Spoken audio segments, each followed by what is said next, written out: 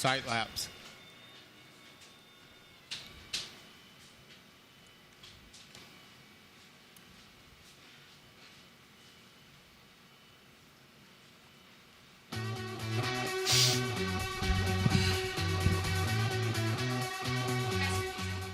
I don't hear anything yet. Don't hear anything. I hear Aaron. I heard Aaron, but I don't have program.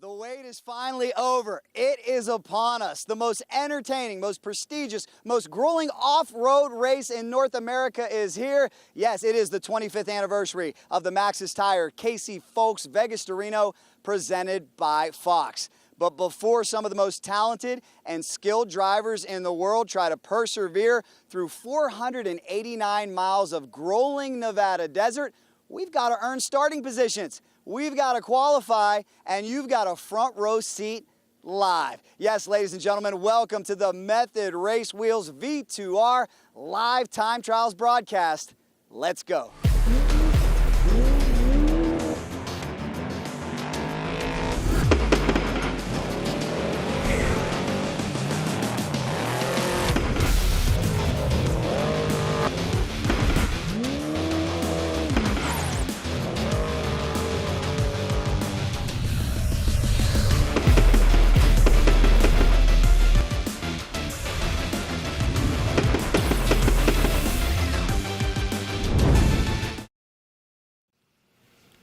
The time is now, ladies and gentlemen. Welcome to a very, very special day. It is the 25th anniversary of the Maxxis Tires Casey Folks Vegas to Reno, presented by Fox. And today, sit back, relax, because we're set to earn qualifying positions in this Method Race Wheels V2R live time trials broadcast. Hello, everybody. I'm Jack Corpella. We've got motorcycle sight laps right now, that all-important first look at this race course. We're in Jean, Nevada, and boy, if this dirt, if this sand, if these rocks could talk, because we got about 40-plus years of motorsports history here. Speaking of 4 decades of motorsports history, I'd like to welcome in a true veteran, somebody who's going to be joining us all day. He is the Chief Marketing Officer and co-owner of Best in the Desert. He is the one and only Brian, folks. Brian, we have looked forward to this. I'm so excited to have you here. I'm telling everybody out there, settle in, because we've got about 10 hours of the most entertaining, thrilling qualifying they've ever seen. That's right, Jack. This is going to be a long day of qualifying, but this is what these guys have been looking forward to, is getting out here. And right now they're doing sight laps, and then they'll do the qualifying lap, and may the fastest man win, and may the fastest man start up front. So like I said, make sure you share this with your friends. Let them know we're on all day. BITD.com, also the Best in the Desert YouTube channel, as we take a look at the motorcycles, getting a look at this course. Now, yesterday I had the opportunity to pre-run this thing, and you want to talk about diversity. You want to talk about throwing some curveballs. There's hard-packed areas. There's sand washes. There's deep ruts. But I think what this qualifying loop is going to be known for is the start is brutal, deep holes. You can't rest on your laurels here in the beginning. Yeah, it's not. The first mile of the course is real deep hoops. In the first half a mile is in deep sand, deep hoops. You make a hard right, and then go into another gnarly hoop section. We're watching the guys go through there right now. And then it drops into some sand wash. We got some sand wash, a lot of rocks, so a lot of diversity in this course. And then the last half, 3/4 of a mile is a big fast straightaway, so it gives these guys a chance to really put it down and open up the throttle. Well, we're blessed to have Brian along with us. We will have multiple guests. Another man we're blessed to have is motorsports veteran. He's a 7-time Baja winner. He's headed for the Hall of Fame. Let's kick it down to another member of our broadcast team, Bob Bauer. Wow, it is so good to be back in the desert. For me, it's been a COVID hideaway, and I'm here with my friends. I'm here in the desert. I'm a happy man. And you know, Jack, getting into the Hall of Fame was something, you know, I didn't promise my mommy when I was 9 years old I was going to the Hall of Fame. Total surprise to me. Frankly, I don't really believe I belong in there, but it's been a long career that just started out as an irresponsible act, and I kept it up. So I'm glad to be here. I'm back in the desert. We're going to have some amazing stuff today, because you're so right about that race course, or excuse me, not really race course, but the qualifying course. Man, it's got every opportunity for a good driver to make a bad mistake. You certainly said that one, Bob, and we are blessed to have you. And I don't know if we have enough time in this broadcast to get all the Bob stories in, because he filled us in on the car ride here, and we were thoroughly entertained. I wish we could have been live there, but what a wealth of knowledge to have along with us. Yeah, Bob Bowers is a well-recognized name in this industry and behind the camera, and we're grateful to have him part of the show. Great aerial view here of Jean, Nevada. Now, guys, I got to tell you that there's so much history here. There have been a lot of other sanctions, Best in the Desert included, that have contested events here, and that's why there's so many pieces of track. I talked to Jeff Phillips of Best in the Desert, and he said, we kind of just took the best areas we could find, and I complimented him. I said, you get into mile marker number 2, it looks like the whoop section at Anaheim Supercross. I said, is any of this man-made? He said, absolutely not. This is all natural. This is from 30-plus years of racing out here. Yeah, I think that we really started racing here in the mid-'70s. Scott Harden, who's going to come into the show here shortly, he could probably answer that a little better than me. But we've been racing out here since the early '70s, and it's just grown and grown. And I know me personally, I have a lifetime of stories and history of racing out here. So it's you know, it's a racing mecca right outside of Las Vegas. So we do it, a lot of car races, a lot of motorcycle races. So it's definitely a good area to do what we're doing right now. We are off to a great start, and I'll tell you who's looking to get off to a hot start. That's our defending champion in the motorcycle category, Mr. Dakar, Ricky Brabec. Just talked to him moments ago. He's pumped, he's amped. When we come back, we're going to hear from Ricky Brabec. Stay tuned, everybody. The Method Race Wheels V2R live broadcast. We'll be right back.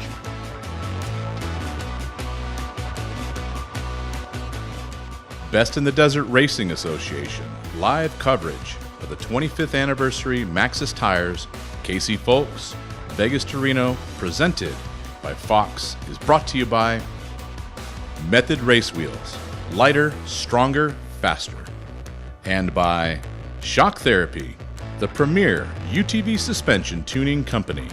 We put you first. And by Rugged Radios, communications for all environments. And by Beta Motorcycles, rideability. And by Hurling Racing and Fusion Off-Road. It's a family thing.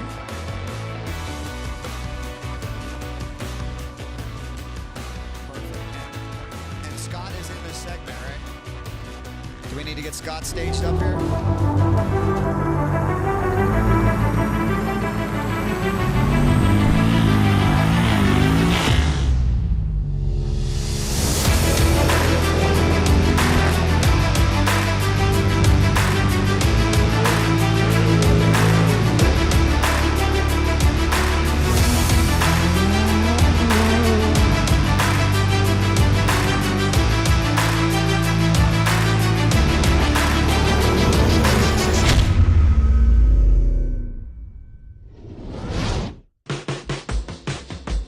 With the most user-friendly power delivery on the planet, it's no wonder our tagline is rideability. Beta offers a complete range of off-road two-stroke motorcycles to fit most riders' needs. With 5 models to choose from, including the 125 and 200, 250, and 300, or the entry-level Cross Trainer. Go to betausa.com to locate a Beta dealer near you.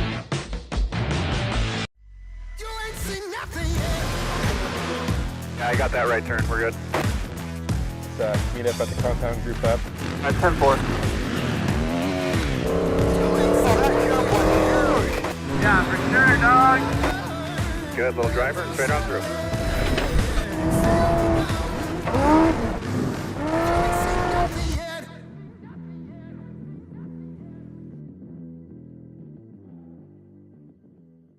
Shock Therapy, the premier UTV suspension tuning company. We test daily with the leading manufacturers in the industry to perfect our shock tunes and race-proven components for all UTVs. Whether it's high-speed racing or slower trails, we have a suspension tune that is perfect for your driving style.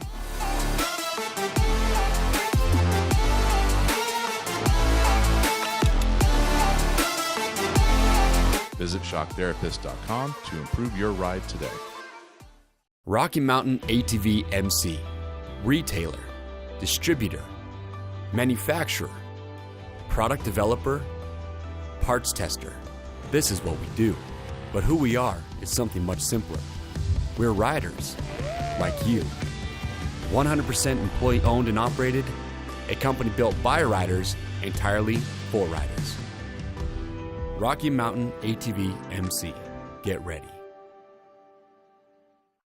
MAV TV Plus is the premier motorsports streaming channel dedicated exclusively to motorsports fans all over the world, featuring the most entertaining racing across the country.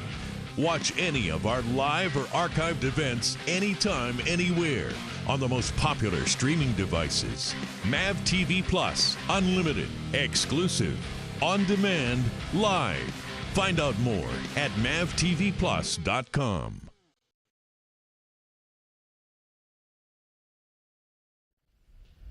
We welcome you back, everybody, to the Method Race Wheels V2R live broadcast. Motorcycles at the ready. Give this some shares. We got some of the biggest, baddest, most talented two-wheel racers in the world ready to earn their qualifying position for the longest, most brutal race in North America. It's going to be awesome. And we've got our own AMA Hall of Famer and expert joining us in the booth. We told you we were going to have a lot of experts along today, and I am pleased to introduce a marketing expert, a multi-time Baja winner. The resume goes on and on and on. We're going to get into it. But Scott Harden of Best in the Desert is here with us. Scott, very appropriate we bring you in because this is the site of your first professional race back in 1973. Boy, we've come a long way, haven't we?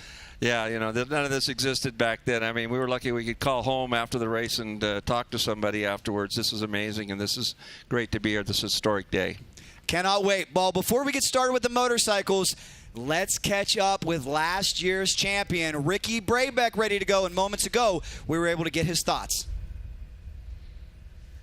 With Ricky Brabeck here at the start of the Method Race Wheels qualifying time trials. And I tell you what, this man has bitten off a big one. This is the Dakar bike. Ricky, there's a big difference in your bike and all the rest of these guys in the field. What's the deal?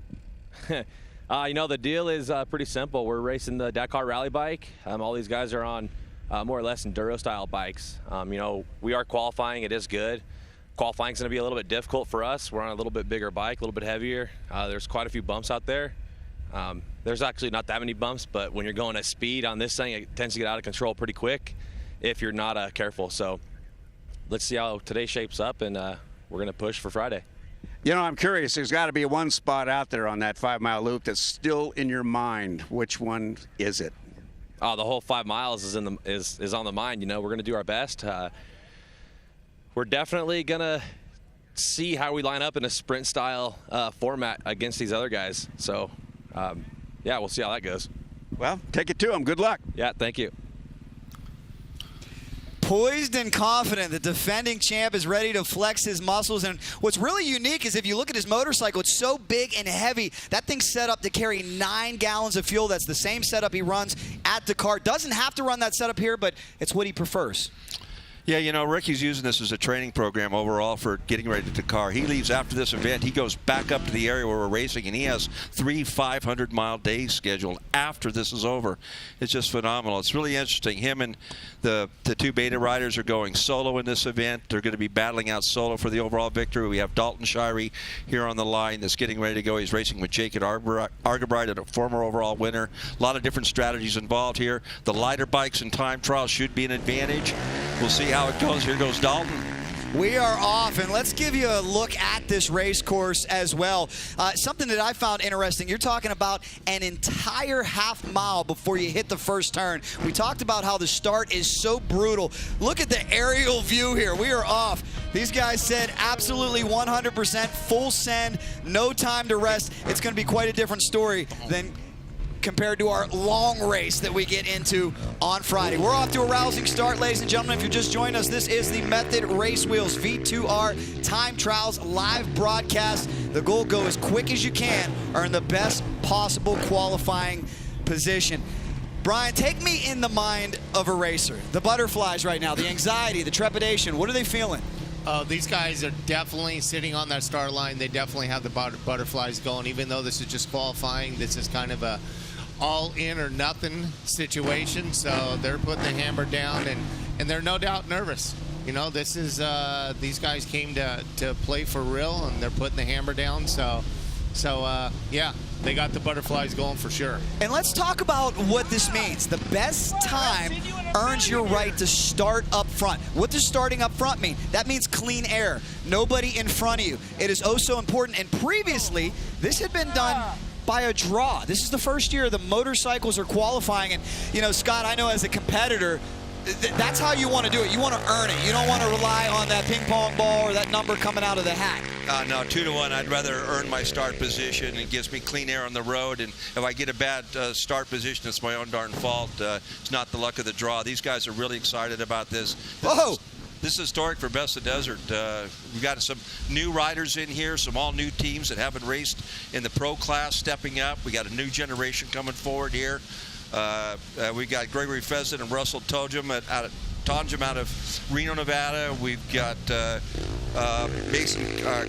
have Jim Herrero and Colton Lynn out of Arizona, Kingman, Arizona. These guys are all stepping up. They want to be the future Ricky Braybeck of this world, and it's great to see.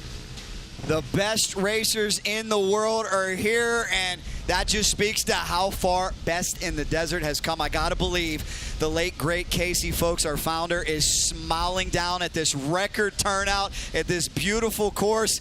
Brian, you would know better than anybody, but I certainly hope we're making your father proud. I gotta believe he's smiling down on this one. Yeah, absolutely. I mean, this is the first time we've done something like this with this live broadcast, and glad we did it for the Casey Folks Vegas to Reno. We honor my dad by doing this, and I have to believe he's looking down, giving us a thumbs up, and happy that we're showcasing our racers and Best in the Desert. And if you guys are just joining us, again, I want to drive home. We're going to be here all day. We're going to cover this to a completion. The Method Race Wheels V2R Time Trials live broadcast will include the big trucks. We'll get into 1,200 horsepower later on in trick truck. We'll get into 6,100. But right now, it is all about the two-wheeled gang, the motorcycle racers. And what an opportunity they have, because I'm looking at the temperature today. It's going to hit 100 degrees. Right now, only about 82. Very comfortable. A big advantage for the motorcycle, Scott. Yeah, they're going to be out of here before they even break a sweat. Here comes Shirey. Man, that kid's really been on the gas. He's coming off some injuries, and him and Argabride both, but they both say that they're 100% and they're ready to go for Vegas to Reno. They're going to be a threat. It's going to be interesting to see how it plays out with Ricky on the big rally bike. Ricky just on the line, getting ready to launch here. He's definitely at a disadvantage here in a short sprint like this. It's going to be interesting to see how he does, but like I said, if anybody can do it, that guy's the first American Dakar winner. He's a hero among heroes, quite an accomplished rider. So we have factory Honda here, we have factory Husqvarna here today, and we have factory Beta riders here representing, going for the overall win. It's pretty exciting. You know, it's a big time race when all the factories are here, and why wouldn't they be? The most prestigious off-road race in North America. And recently, via a USA Today poll, one of the most prestigious races in motorsports. How about that, Brian? Yeah, that was pretty, it was quite the honor to have USA Today even put us in that poll, let alone come in. I believe we came in 7th. So, yeah, it's quite the honor, and it's quite the testament to you know, my dad's legacy and everything that he put together and the hard work he put into Best in the Desert. So let's watch Breivik here in this big rally bike as he goes through these hoops. This is going to be the hardest part for him compared to the other bikes, the pure off-road bikes, the enduro bikes as he calls them.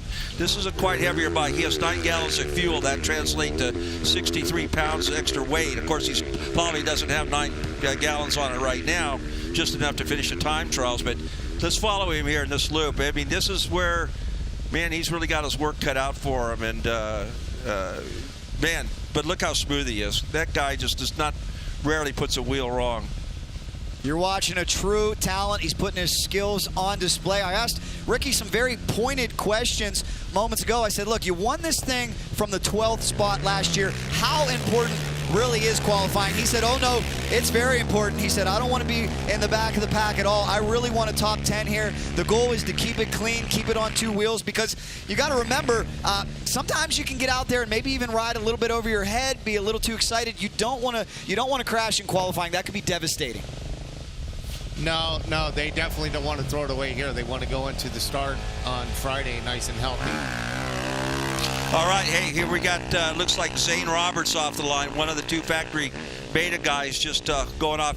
You know, he's had a tremendous year this year in the AMA National Hare and Hound Series and finished 2nd overall at our World Hare and Hound Championship recently up in Tonopah, right behind his teammate Joe Wasson.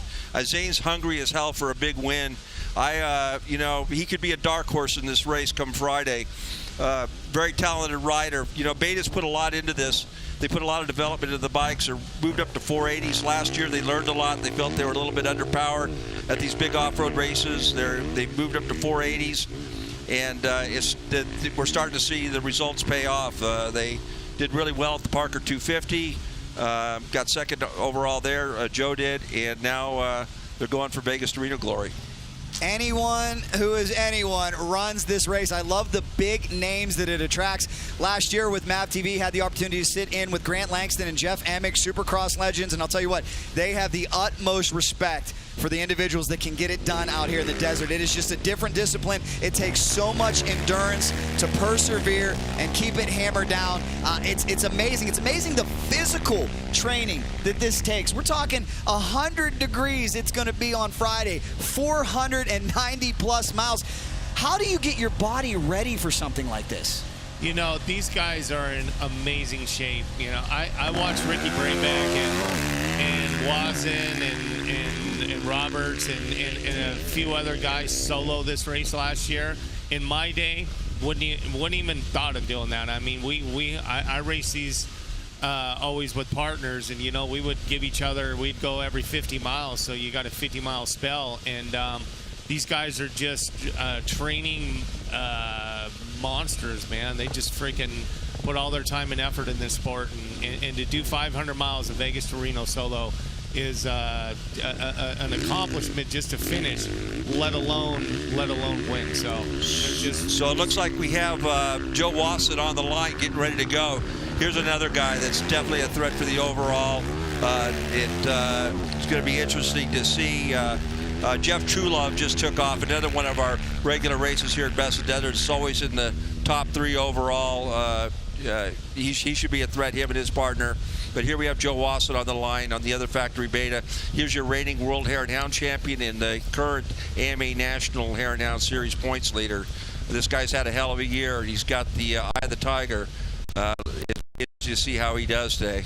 We told you they'll come from all different series, all walks of racing. That's what it's all about when you've got one of the most prestigious and popular events out there. So we know Mr. Wasson can get it done in the woods. Can he get it done in the desert? It all starts here.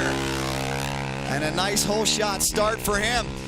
Now, only one sight lap. That is it. That is your only look at this course. There was no pre-run whatsoever. Again, take me inside the mind of a racer. How do you deal with that? You really don't know what's coming around the next turn.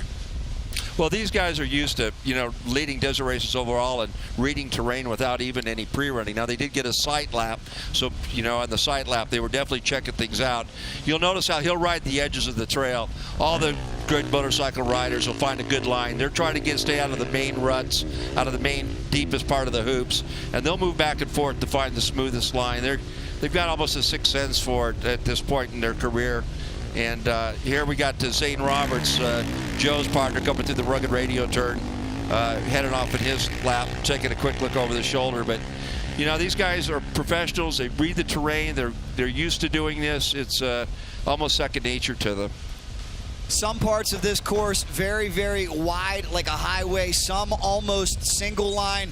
I want to thank Brian for letting me take the UTV out yesterday, but I got to say we almost got stuck at one point. It's deceiving. It goes from hard pack to, we found a section where we sunk down about 3 or 4 feet. So I got to imagine as a motorcycle guy, you really want to make sure you stay out of that part.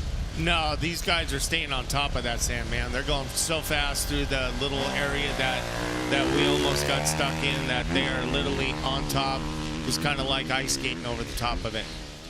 2 more motorcycles left to go. That was Steven Abrams out of Meridian, Ohio, come down. Again, another couple of guys that are stepping up to the Open Pro Challenge. Like I said, it's great to see these young guys come up and take off. We have our current reigning Best of the Desert champion, Hayden Hines, on the line with his partner, Trevor Hunter. They are always in the hunt for the overall. That's why they carry the #1 plate. A quick mention, our current reigning series champion, lead points leader, Nick Garvin, who's won the first 2, or won the Parker 250 overall and has been a dominant force at Silver State 300 overall, has been a dominant force this year, is out with injuries. We're wishing Nick a speedy recovery, and hopefully we'll get to see him back out at the races here real quick. The battle for the overall title at this race is something that's a big deal between the motorcycle guys and the car and truck guys. The motorcycle guys have dominated this race in the early years of the race. This is the 25th year. Interestingly enough, it's almost dead even between motorcycles and trucks for overall victories at this point. I mean, this race could actually tip it in favor of the motorcycles over the cars and trucks.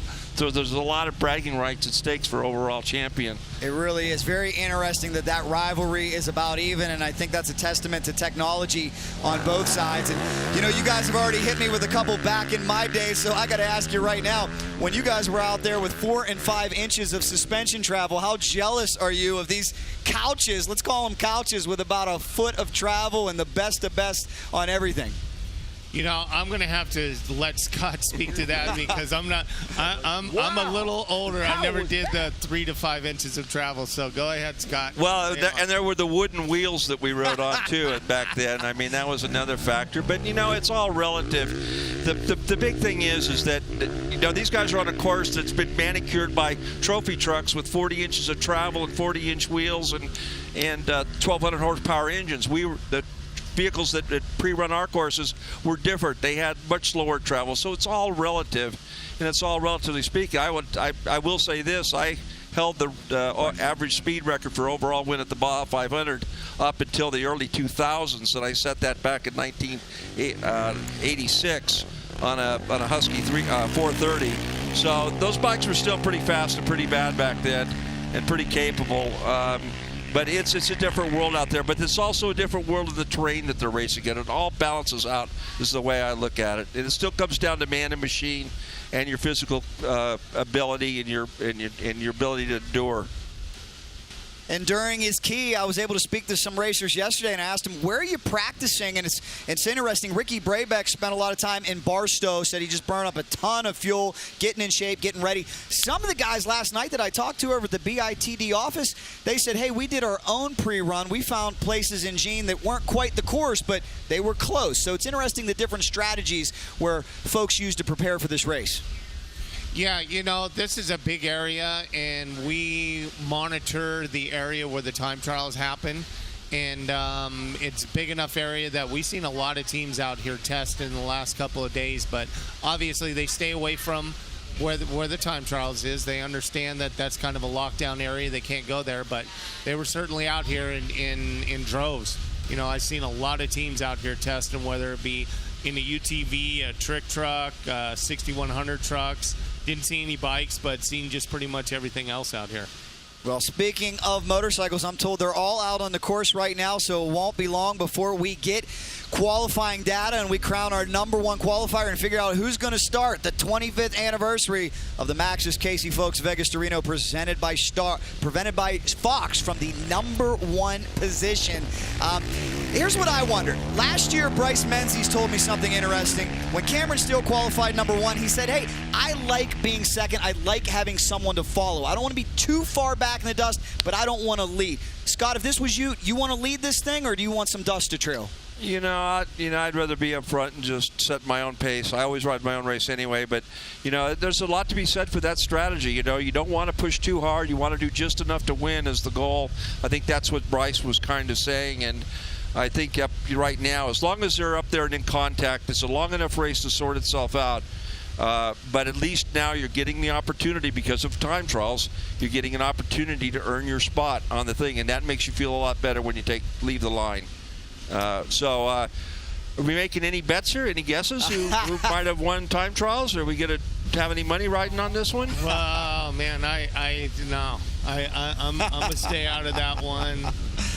Yeah, he's an official. Come on, let's not get him in trouble. Yeah, I guess I can if I had to. I mean, we are in Vegas, roll the dice. It's hard to bet against Ricky Brabeck on anything, but the way this field is stacked with people coming from all corners of the country, it's wide open. And especially now, this is what I love about the dichotomy. We're going to go 489 miles on Friday. We're only going 5 here. It's a whole different skill set. No, I agree. I'm kind of leaning towards Wasson or Shirey. Maybe is the fast guy here today, just because of the advantage with the lighter bikes and stuff. But these guys are, man, this is the cream of the crop right here that are racing. This is going to be interesting to see, and it is a short race, so it's going to come down to just seconds. For sure, I would think the guys with the motocross, supercross pedigrees would have an advantage here. Just like when we get into truck racing, I think the guys with short course experience are the ones that really shine in qualifying. So. Well, I think we have. I think I was might have been pretty good at my prediction. We'll see. Guys, we are continuing motorcycle qualifying. It is the Method Race Wheels V2R Time Trials live broadcast as we take you high above Gene, Nevada. So much history here, guys. We're just getting started. We told you it's going to be an awful long day, a thrilling day, an exciting day. We invite you to put this up on your smart TVs, watch it on your device, whatever you want, but just stay with us and give us some share and let the off-road motorsports community know we're live in Gene and will be all day. That'll do it for the motorcycles. We've got results coming up, and when we come back, we've also got UTVs, a record turnout for UTVs here in fabulous Las Vegas. We're about 30 miles south in Gene, and boy, take a look at this course. We got a track map we'd like to show you. We've talked a lot about it. It's 5 miles. Okay, remember, this has been the location of the Mint before in the past. This has been the location of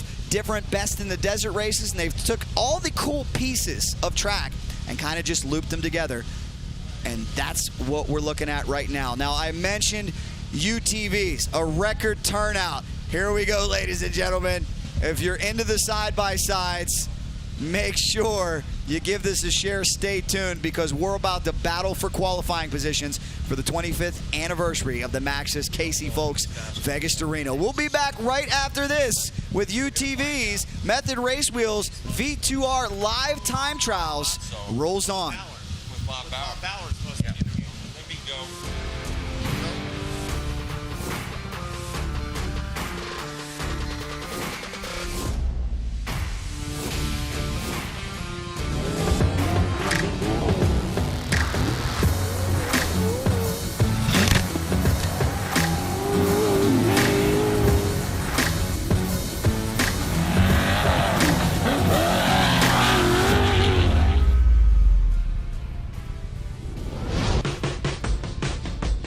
With the most user-friendly power delivery on the planet, it's no wonder our tagline is rideability. Beta offers a complete range of off-road two-stroke motorcycles to fit most riders' needs. With 5 models to choose from, including the 125 and 200, 250, and 300, or the entry-level Cross Trainer. Go to betausa.com to locate a Beta dealer near you. Shock Therapy, the premier UTV suspension tuning company.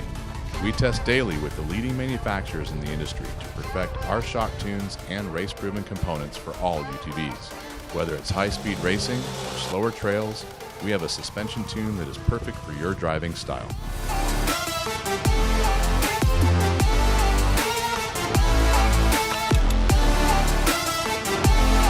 Visit shocktherapist.com to improve your ride today. Ready for any challenge. Maxxis Tires can handle even the most punishing off-road conditions.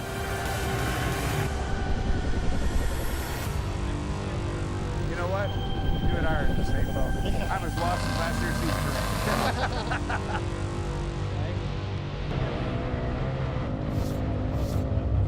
Maxxis Tires. Tread victoriously. Rocky Mountain ATV MC. Retailer. Distributor. Manufacturer. Product developer. Parts tester. This is what we do. But who we are is something much simpler.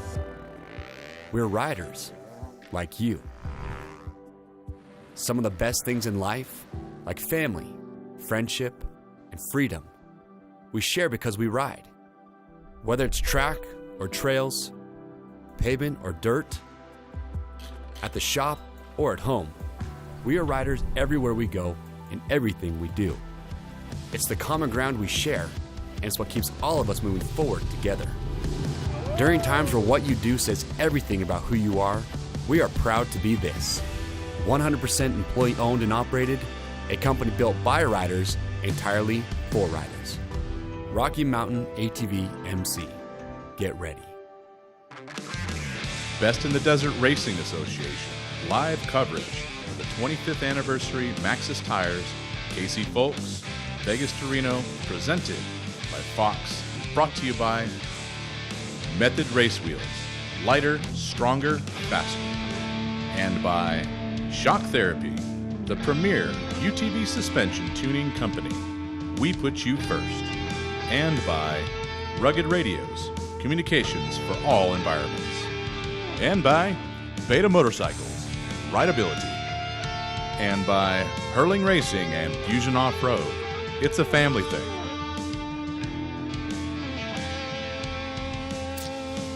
We're off to a great start as the Method Race Wheels V2R live broadcast rolls on. Motorcycles just finished up. We're going to have results for you later on the day. They're making sure everything's official. We've got UTVs at the ready. And we also have, standing by with Bob Bowers, I understand Delton Shirey, who just came off the track. Bob?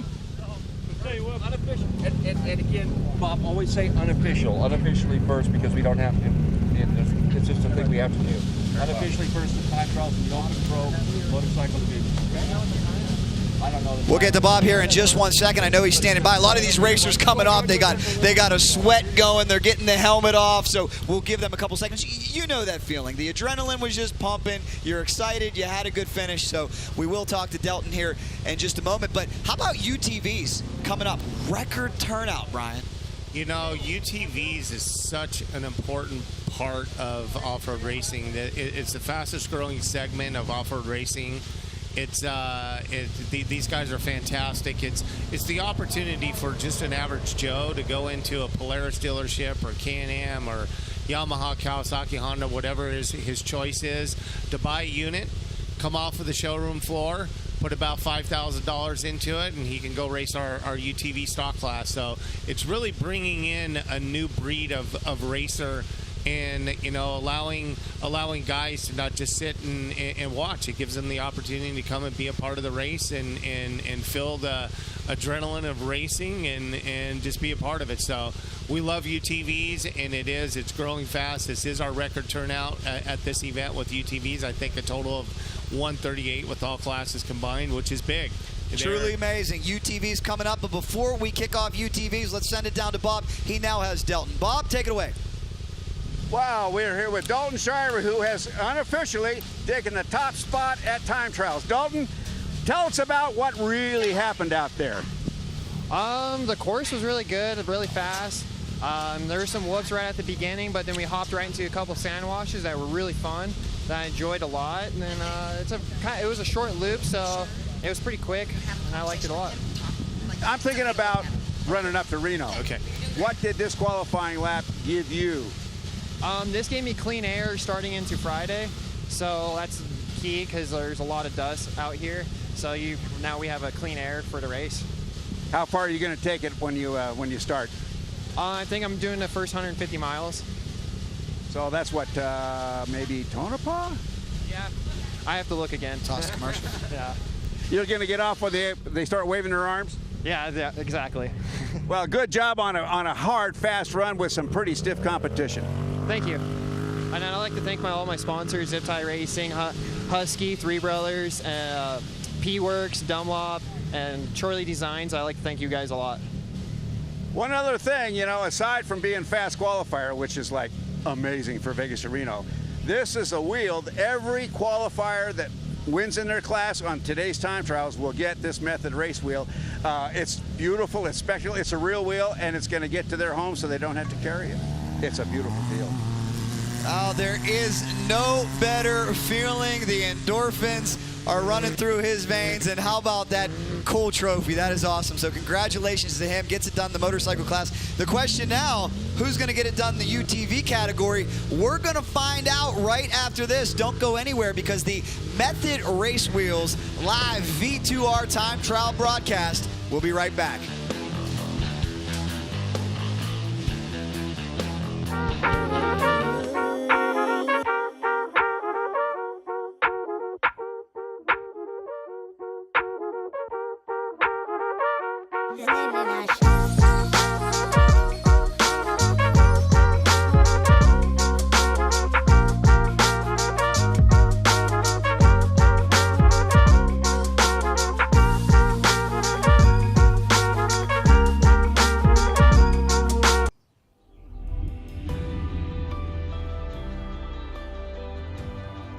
Rocky Mountain ATV MC, retailer,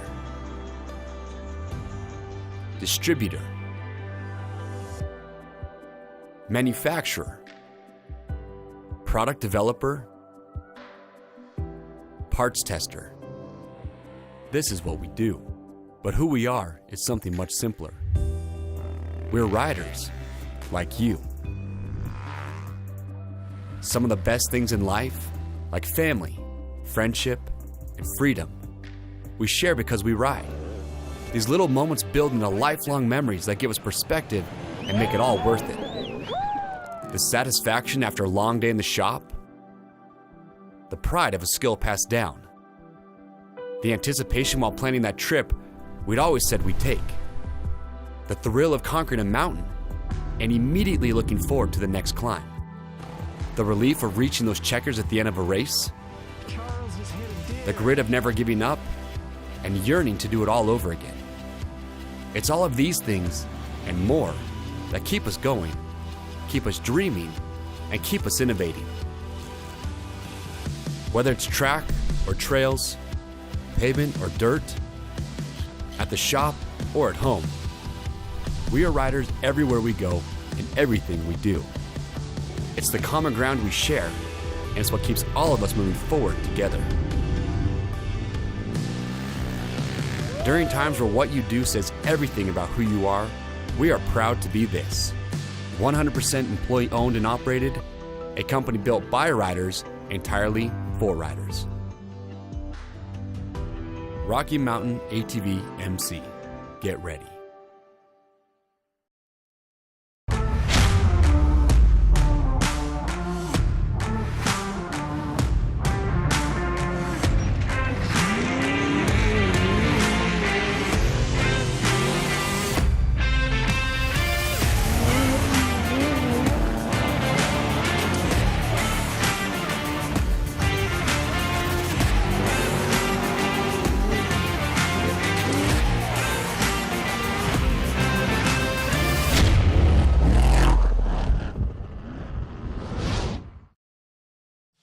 Best in the Desert Racing Association, live coverage of the 25th anniversary Maxxis Tires, Casey Folks, Vegas to Reno, presented by Fox, is brought to you by Toss right to that, Aaron. Method Race Wheels. lighter, stronger, faster. And by Shock Therapy, the premier UTV suspension tuning company. We put you first. And by Rugged Radios, communications for all environments. And by Beta Motorcycles, rideability. And by Hurling Racing and Fusion Off-Road. It's a family thing. Welcome back to the Method Race Wheels V2R Time Trials live broadcast. We're off to a great start. We've got the Turbo UTVs ready to go. They are lined up as far as the eye can see. Right now, they're getting into their all-important sight lap. That is their only opportunity to take a look at this qualifying course before they make it count for position heading into Friday's big 25th anniversary of the Maxxis Tires KC to Folks Vegas to Reno presented by Fox. Well, we got a great opportunity for you because earlier, Justin Smith took us for a lap around, so why don't we let you at home check out this race course? Hey guys, this is Justin with Shock Therapy. We brought our race car out here to take a look at what Best in Desert has to offer on this qualifying lap. So hop in and go for a ride.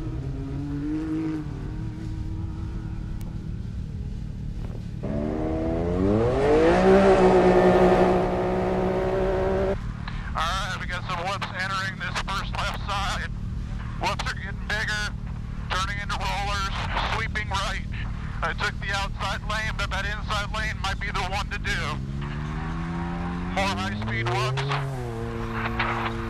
Couple big G-outs, need to check out for braking bumps into a sharp left 90. Dropping into the wash. Keep it pinned in the wash. No whoops. Hard right. Easy to miss. Big rolling whoops. High speed left and right. No rocks or whoops to worry about. 90 left, brake check. Into the whoops. Banked right hand. Turn into a left hand sweep. This is going to be easy, 80 to 85 miles an hour. Big checkup. 90 right sweep. Still about 50 or 60 miles an hour. Right hand turn. Missed it again. You're going to have to be on your game not to miss these sharp ones.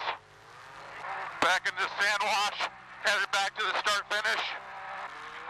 Left 45. Getting into some rough stuff, rocks mixed in. Whooped out right sweeper. Into a left hand 45. 90 left sweep. Into a sharp left 90. Back into the sand wash. Big nasty kicker. All right, power line row, pin it. Keep your foot down. 80, 90, 95 miles an hour through the finish line.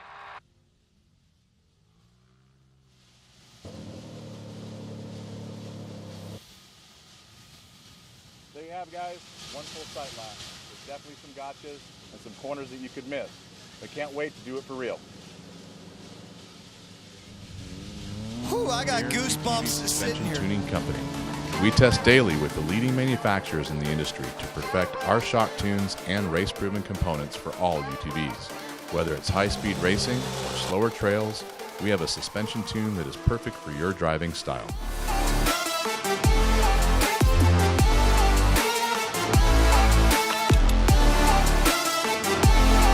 Visit shocktherapist.com to improve your ride today.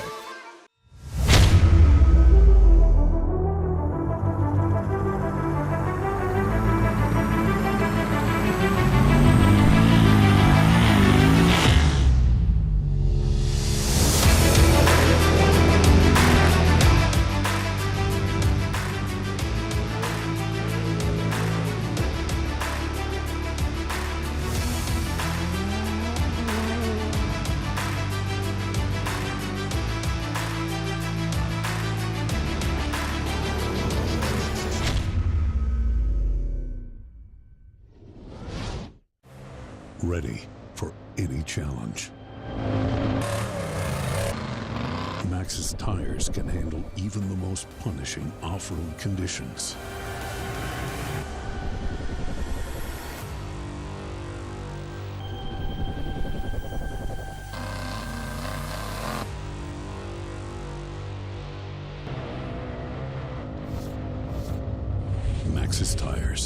tread victoriously.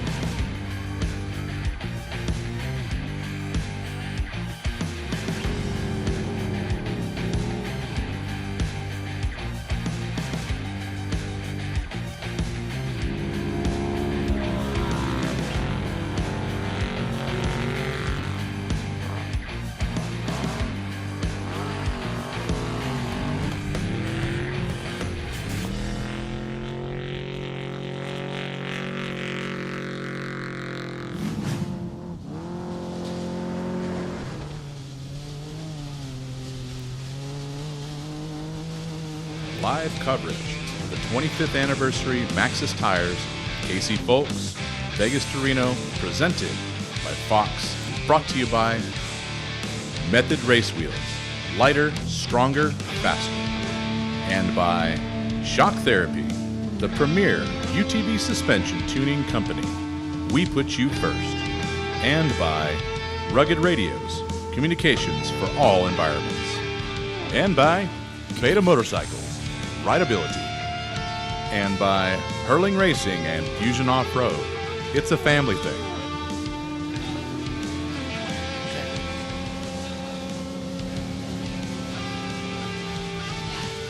We welcome you back to the Method Race Wheels V2R live broadcast. I'm Jack Rapello alongside Brian. Folks, we are so excited. UTVs at the ready. We have so many people to thank, and we're going to do this throughout the 10+ hours we will be live today. But before we go any further, I want to get some more information and send it down to something very special from our partners, our friends at Shock Therapy. Challenge is a really cool race. 2-day race, 3 laps one day, 3 laps the next day. And the fans can come out and watch it. The action is real close to the track. It's a different race because in a perfect world, we don't really have to touch the car unless we absolutely have to. One of the races where all of our team members and families come out and help out.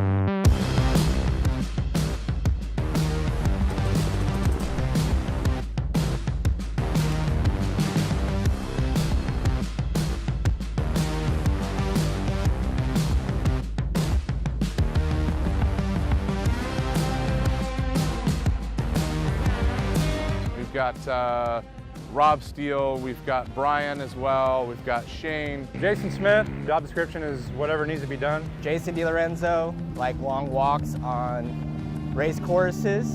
My name is Tony, and I am the race car mechanic for Shock Therapy Off-Road Racing. My name is Darren Hunt, and I'm the team manager for the race team. And my duties are to keep everything under wraps and make sure everything gets done, make sure we have an awesome team.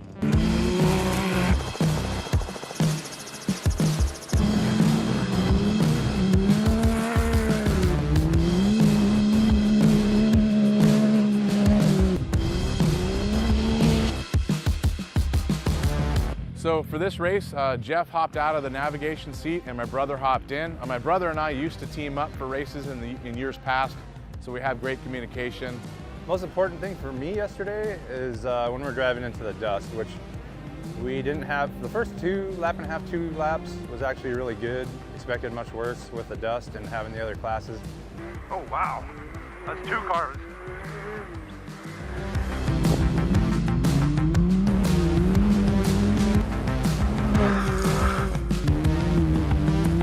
Third lap, we caught a lot of the rally class guys, and also we had lost all of our charging with the alternator and stator system. We didn't have a voltage regulator on the stator because it's a 2021 engine, so we were relying on just our alternator, and we had a malfunction with some components in the alternator. So we got about 2.5 laps that we were running just on the batteries alone. We started losing some power, we lost the GPS, we lost the horn, we lost boost on the engine, so our pace dropped off tremendously. Brandon Sims passed us Jake Carver passed us, and we went by a couple more rally guys before we finished lap 3. There goes Carver. So our first and second lap had us up in about 10th place, but that last lap put us back to 20th, which is where we start on day 2. We're starting 20th. I mean, the best we can hope for is a really fast lap time, as long as the other cars in front of us don't slow us down. We didn't finish because we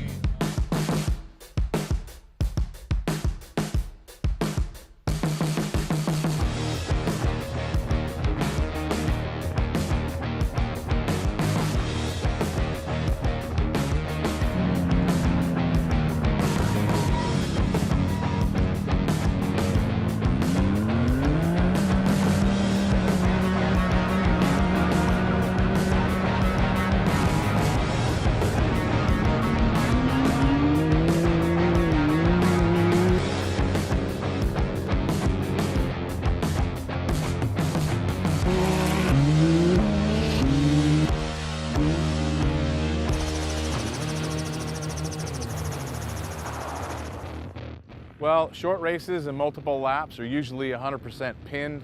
No one's holding back. The pace is really high. But there's a lot of cars on the same course at the same time, so the dust is definitely a factor.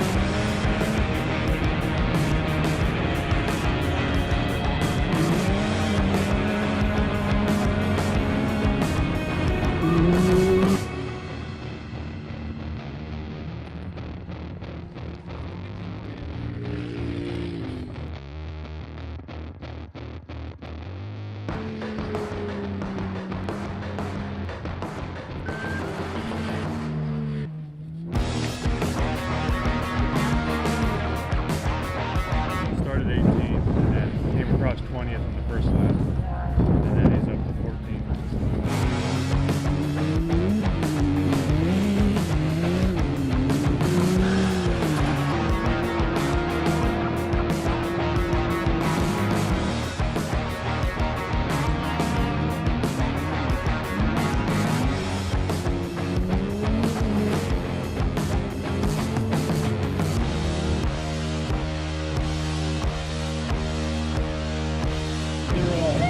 Shock therapy car.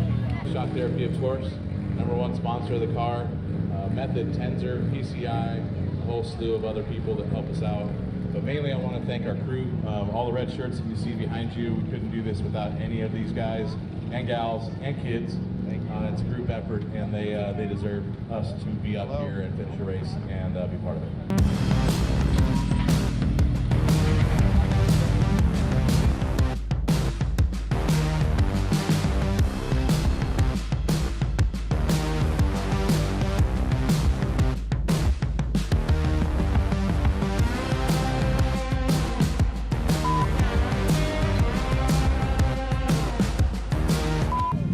Like a good neighbor.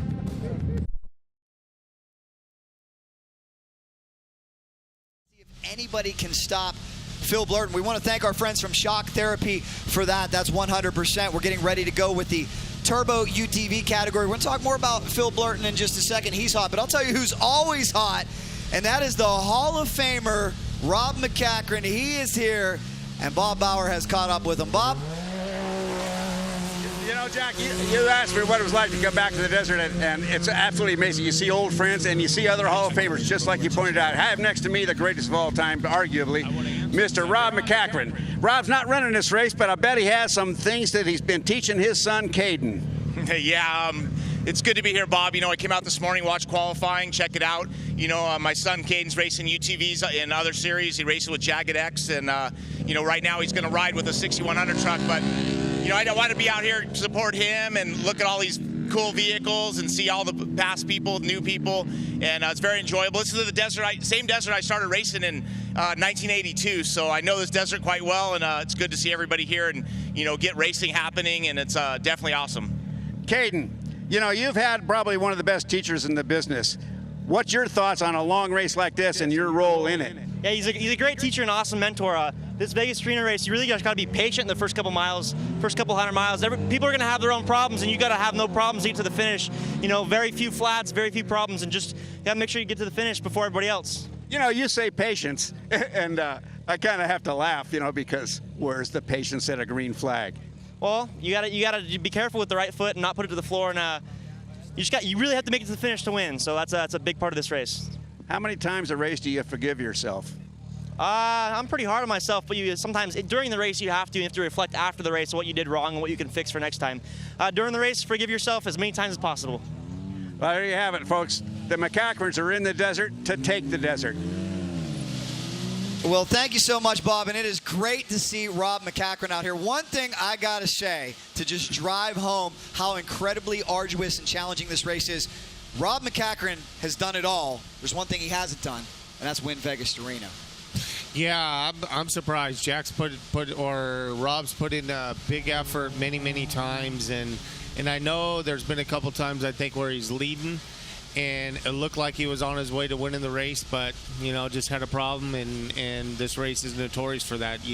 Just like his boy was saying, you can't be fast for just 200 miles. You got to be fast for the full 500, and you know, 500 miles, so many things can happen, and he's been a victim of that. That's what you have to love about how competitive and fickle motorsports can be. I mean, look at the late, great Dale Earnhardt, one of the best ever. He could never get it done in Daytona. You know, almost the same situation here for Rob McCachran. Last year, he had a great run going and unfortunately was injured, but it's so great to see him back. And how wonderful is it to see the second generation coming along? It is great, and that's what this sport is all about. You know, it's one generation after another. I know my father raised me and my brother. We started racing at 5 years old, and you know, me personally, I've seen multiple generations. I've seen as many as 3 generations. I mean, I kind of date myself on that, but yeah, you know, that's kind of the way we do it. We bring our families into this, and the next thing you know, your kids are racing, and then they have kids, and their kids are racing. It's just what off-road racing and motorsports in general is all about. Well, I think what is wonderful about what we're doing today, and again, a testament to Best in the Desert being the leading, foremost, premier off-road racing organization, is we know media is changing. We know the world's changing. Motorsports in general is in a bit of a pickle because these Gen Zers, they don't want to put the phone down always. Some of them aren't real sure how to use a screwdriver, but we've got a group of individuals, you know, second generation, third generation, like Rob McCachran's son, that are coming up and developing that passion, that love, that same spark for this sport that you had. And I think a live stream like you're doing here this weekend is a big step into cultivating that next generation that we need. We need to pass the torch to. When my dad passed away and kind of handed the torch to my brother and I, it took me about a year to really get grounded, and then I really started opening my eyes and paying attention to what my father had created and what he had passed down to us. And it wasn't long before I realized that, you know, social media, live stream, it plays such a big part in our sport, and it kind of walks hand in hand in what we're doing. And with today's technology, you have to be at this point in order to showcase Best of the Desert, to showcase our racers, showcase our sponsors. This is definitely the wave of the future. I tiptoed into it, and I did a lot of research before we got to this point, and I think we've created a great team, a great staff to get us through this event, and then you know, we'll see what the future holds.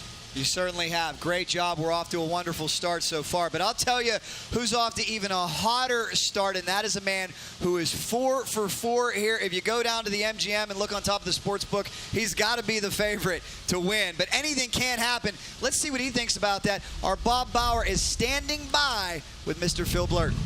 Well, we've got Phil Blurton here, and I tell you what, he's a man of many words. No, not a lot of words, but a lot of deeds. 4-time took this event. Phil, this is going to be your 5th, right? Man, we hope so. You know, we've won every single Vegas arena we've entered, and this year we get to qualify for it. We actually won Silver State, so we were maybe going to start first, but now we get to go out here and put on a little bit of a show.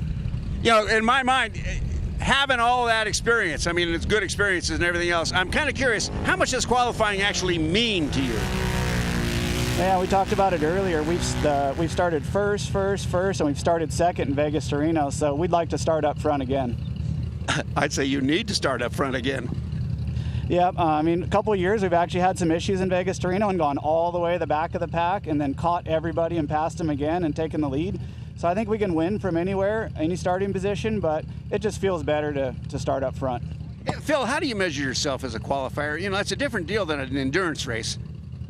You know, we only get to qualify once a year, and that's typically at King of the Hammers. So, but I've qualified decent there, and you know, coming from a motocross background and racing short course with Bo, you know, we like to go fast in a short amount of time. Well, I hope you go way fast today. Thank you. Brian, I was going to ask you what you think the secret sauce is for Phil Blurton, but I think he just led us into a little bit of that insight. Supercross background, short course background. I think it's these well-rounded, diverse drivers that really excel out here. What do you think? You know, I think Phil has been incredibly successful over the past few years. And I you know, anybody who wins in any serious motorsports event is first and foremost, they have speed. They have, you know, the ability to go fast, but you know, in this type of racing, attrition means so much, and I think Phil is just a really, really good driver, and I think he's smart, and I think he understands that, you know, you do have to be fast, but sometimes the fastest guy doesn't always win the race because he breaks stuff, and I think Phil's just all around. I think he's got good componentry. I think his vehicles are very good. He spends a lot of time at it. I think he's fast, and I think he's smart, and he just puts together a good team and a good program, and right now he's definitely the guy to beat. Not only did he win his class last year, he finished 23rd overall in his UTV. That's very impressive. Well, how can he do in qualifying? Remember, this is the first year they will qualify, no random draw. We're going to find out right after this. Don't go anywhere, guys. The Method Race Wheels V2R live broadcast. We'll be right back.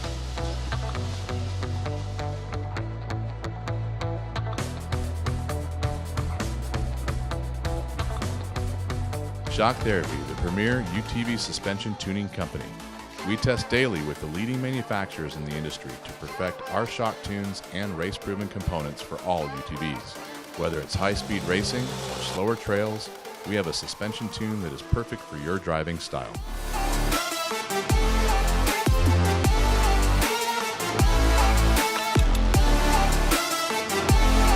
Visit shocktherapist.com to improve your ride today.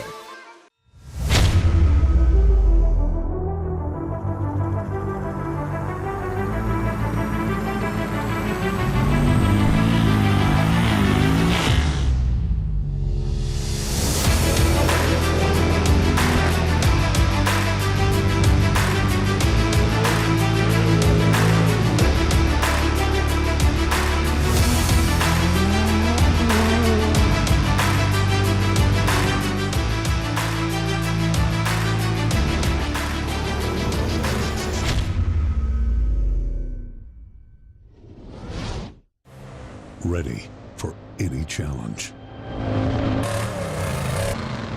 Maxxis Tires can handle even the most punishing off-road conditions.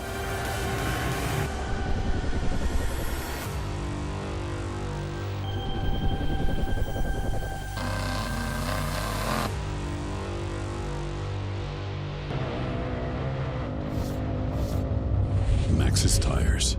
Tread victoriously.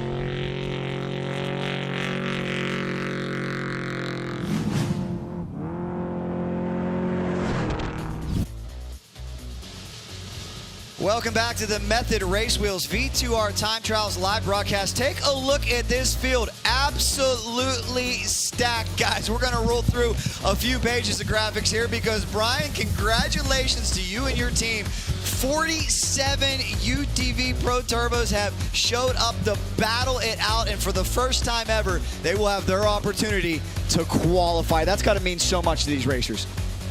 It does. I think it's a great opportunity for them to get out there and be able to qualify. Like Phil said, I mean, the way we did it previously is whoever won the previous race was able to qualify or start first in the following race. But giving everybody the opportunity to start and qualify for their starting position, I think is a huge advantage. Well, when you talk about a favorite, as I said, I think MGM Sportsbook would have Phil Blurton up there at top. But how about Mitch Guthrie? He won the Parker 250. Could he be the one to end the hot streak here of Phil?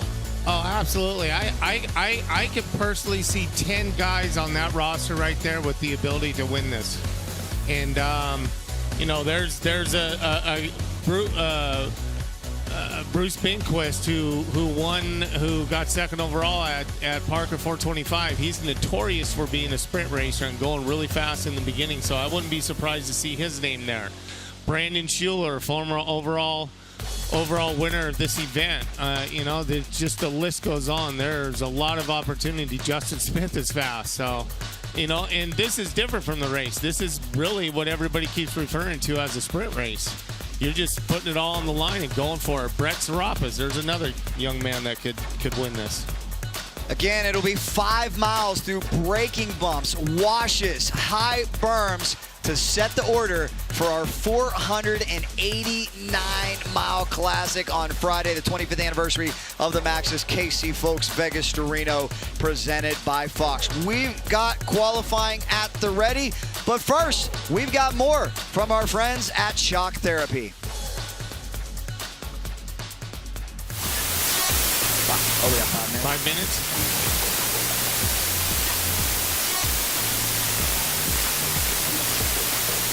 Hello? Justin, the founder of Shock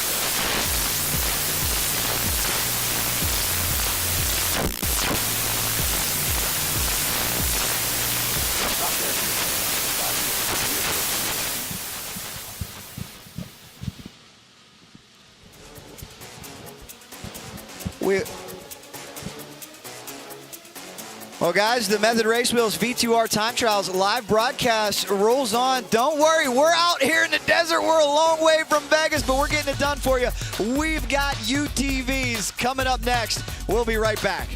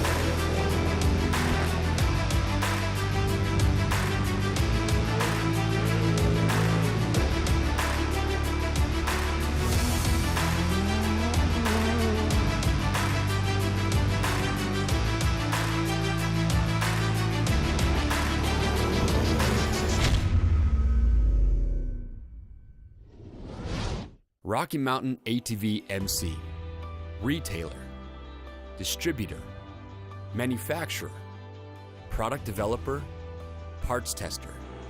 This is what we do. But who we are is something much simpler. We're riders, like you. Some of the best things in life, like family, friendship, and freedom, we share because we ride. Whether it's track or trails, pavement or dirt, at the shop or at home, we are riders everywhere we go in everything we do. It's the common ground we share, and it's what keeps all of us moving forward together. During times where what you do says everything about who you are, we are proud to be this. 100% employee owned and operated, a company built by riders, entirely for riders. Rocky Mountain ATV MC. Get ready.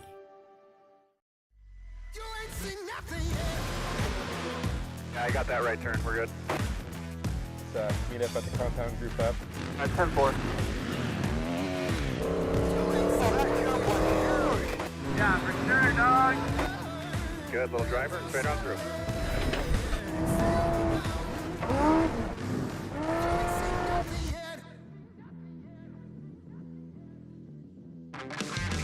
Best in the Desert Racing Association, live coverage of the 25th anniversary Maxxis Tires, Casey Folks, Vegas to Reno, presented by Fox, brought to you by Method Race Wheels, lighter, stronger, faster, and by Shock Therapy, the premier UTV suspension tuning company. We put you first. And by Rugged Radios, communications for all environments. And by Beta Motorcycles, rideability. And by Hurling Racing and Fusion Off-Road. It's a family thing.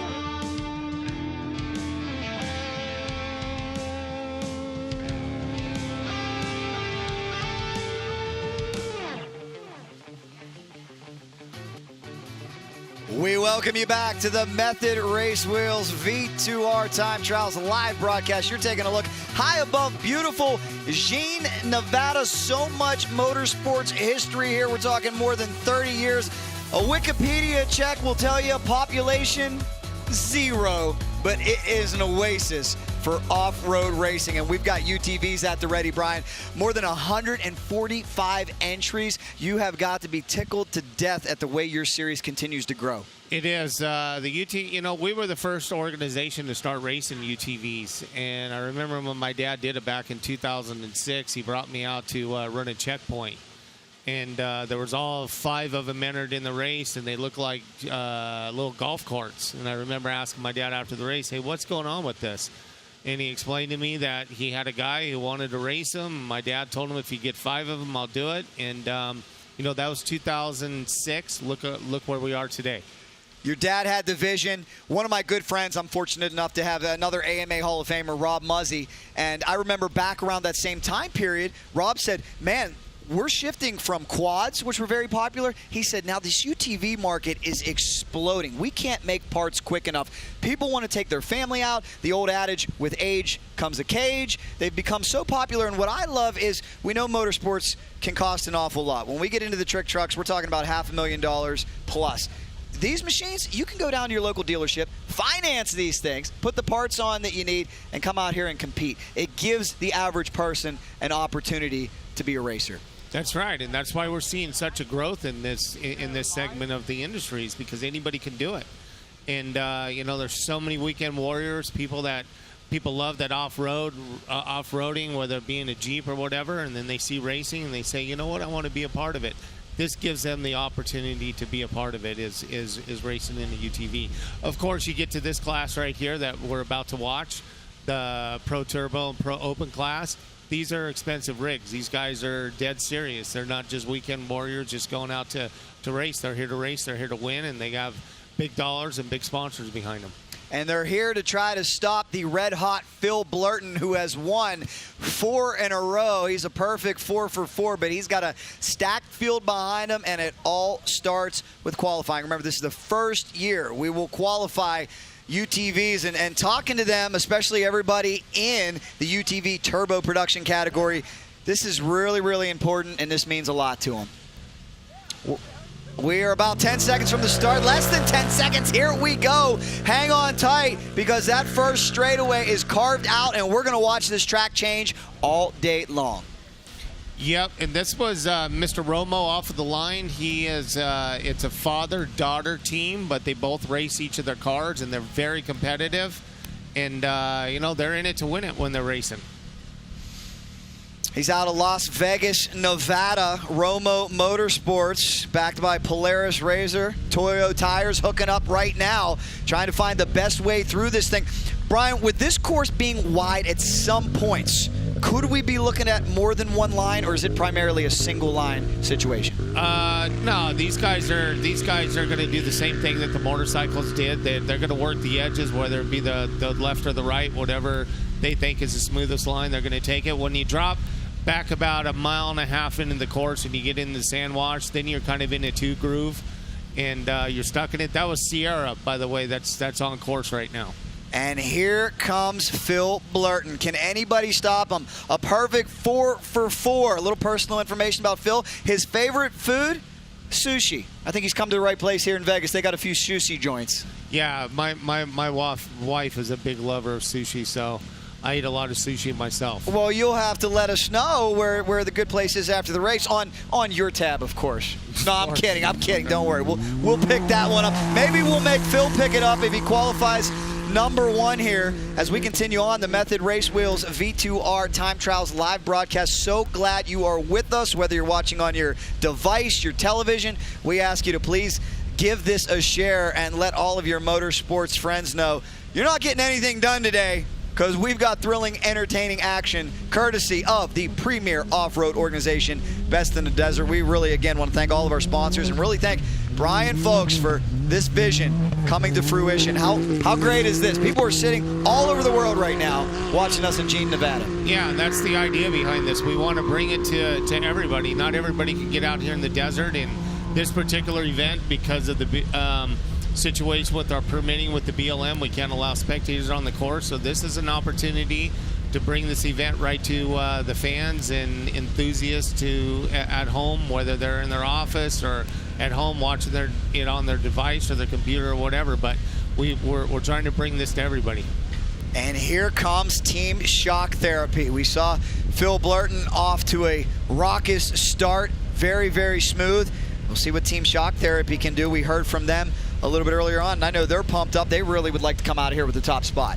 Yeah, absolutely. There's Sierra on the course, and looks like she's, I think, in the back section, or maybe she's making her way up to the big road that takes you to the finish line. It changes quickly, and that's what I really want to know. Is it yourself, or is it Jeff Phillips who's really cruel? Because on the sight lap with Justin Smith, he talked about how smooth it is, and then all of a sudden here comes the sand washes, and it just gets really rocky. It really catches people by surprise. Yeah, I think Jeff did a good job with the race course. I mean, you know, there's a lot of race courses that have been raced out here, so you got a lot of opportunity to connect. Look at Justin, he's moving it. He sure is. Yeah, I think Jeff did a good job making the course diverse, and with some sand wash, some hoops, and some rocks.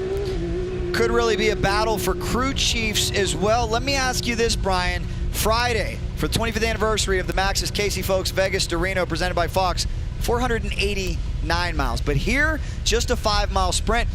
How different is car setup going to be, if at all?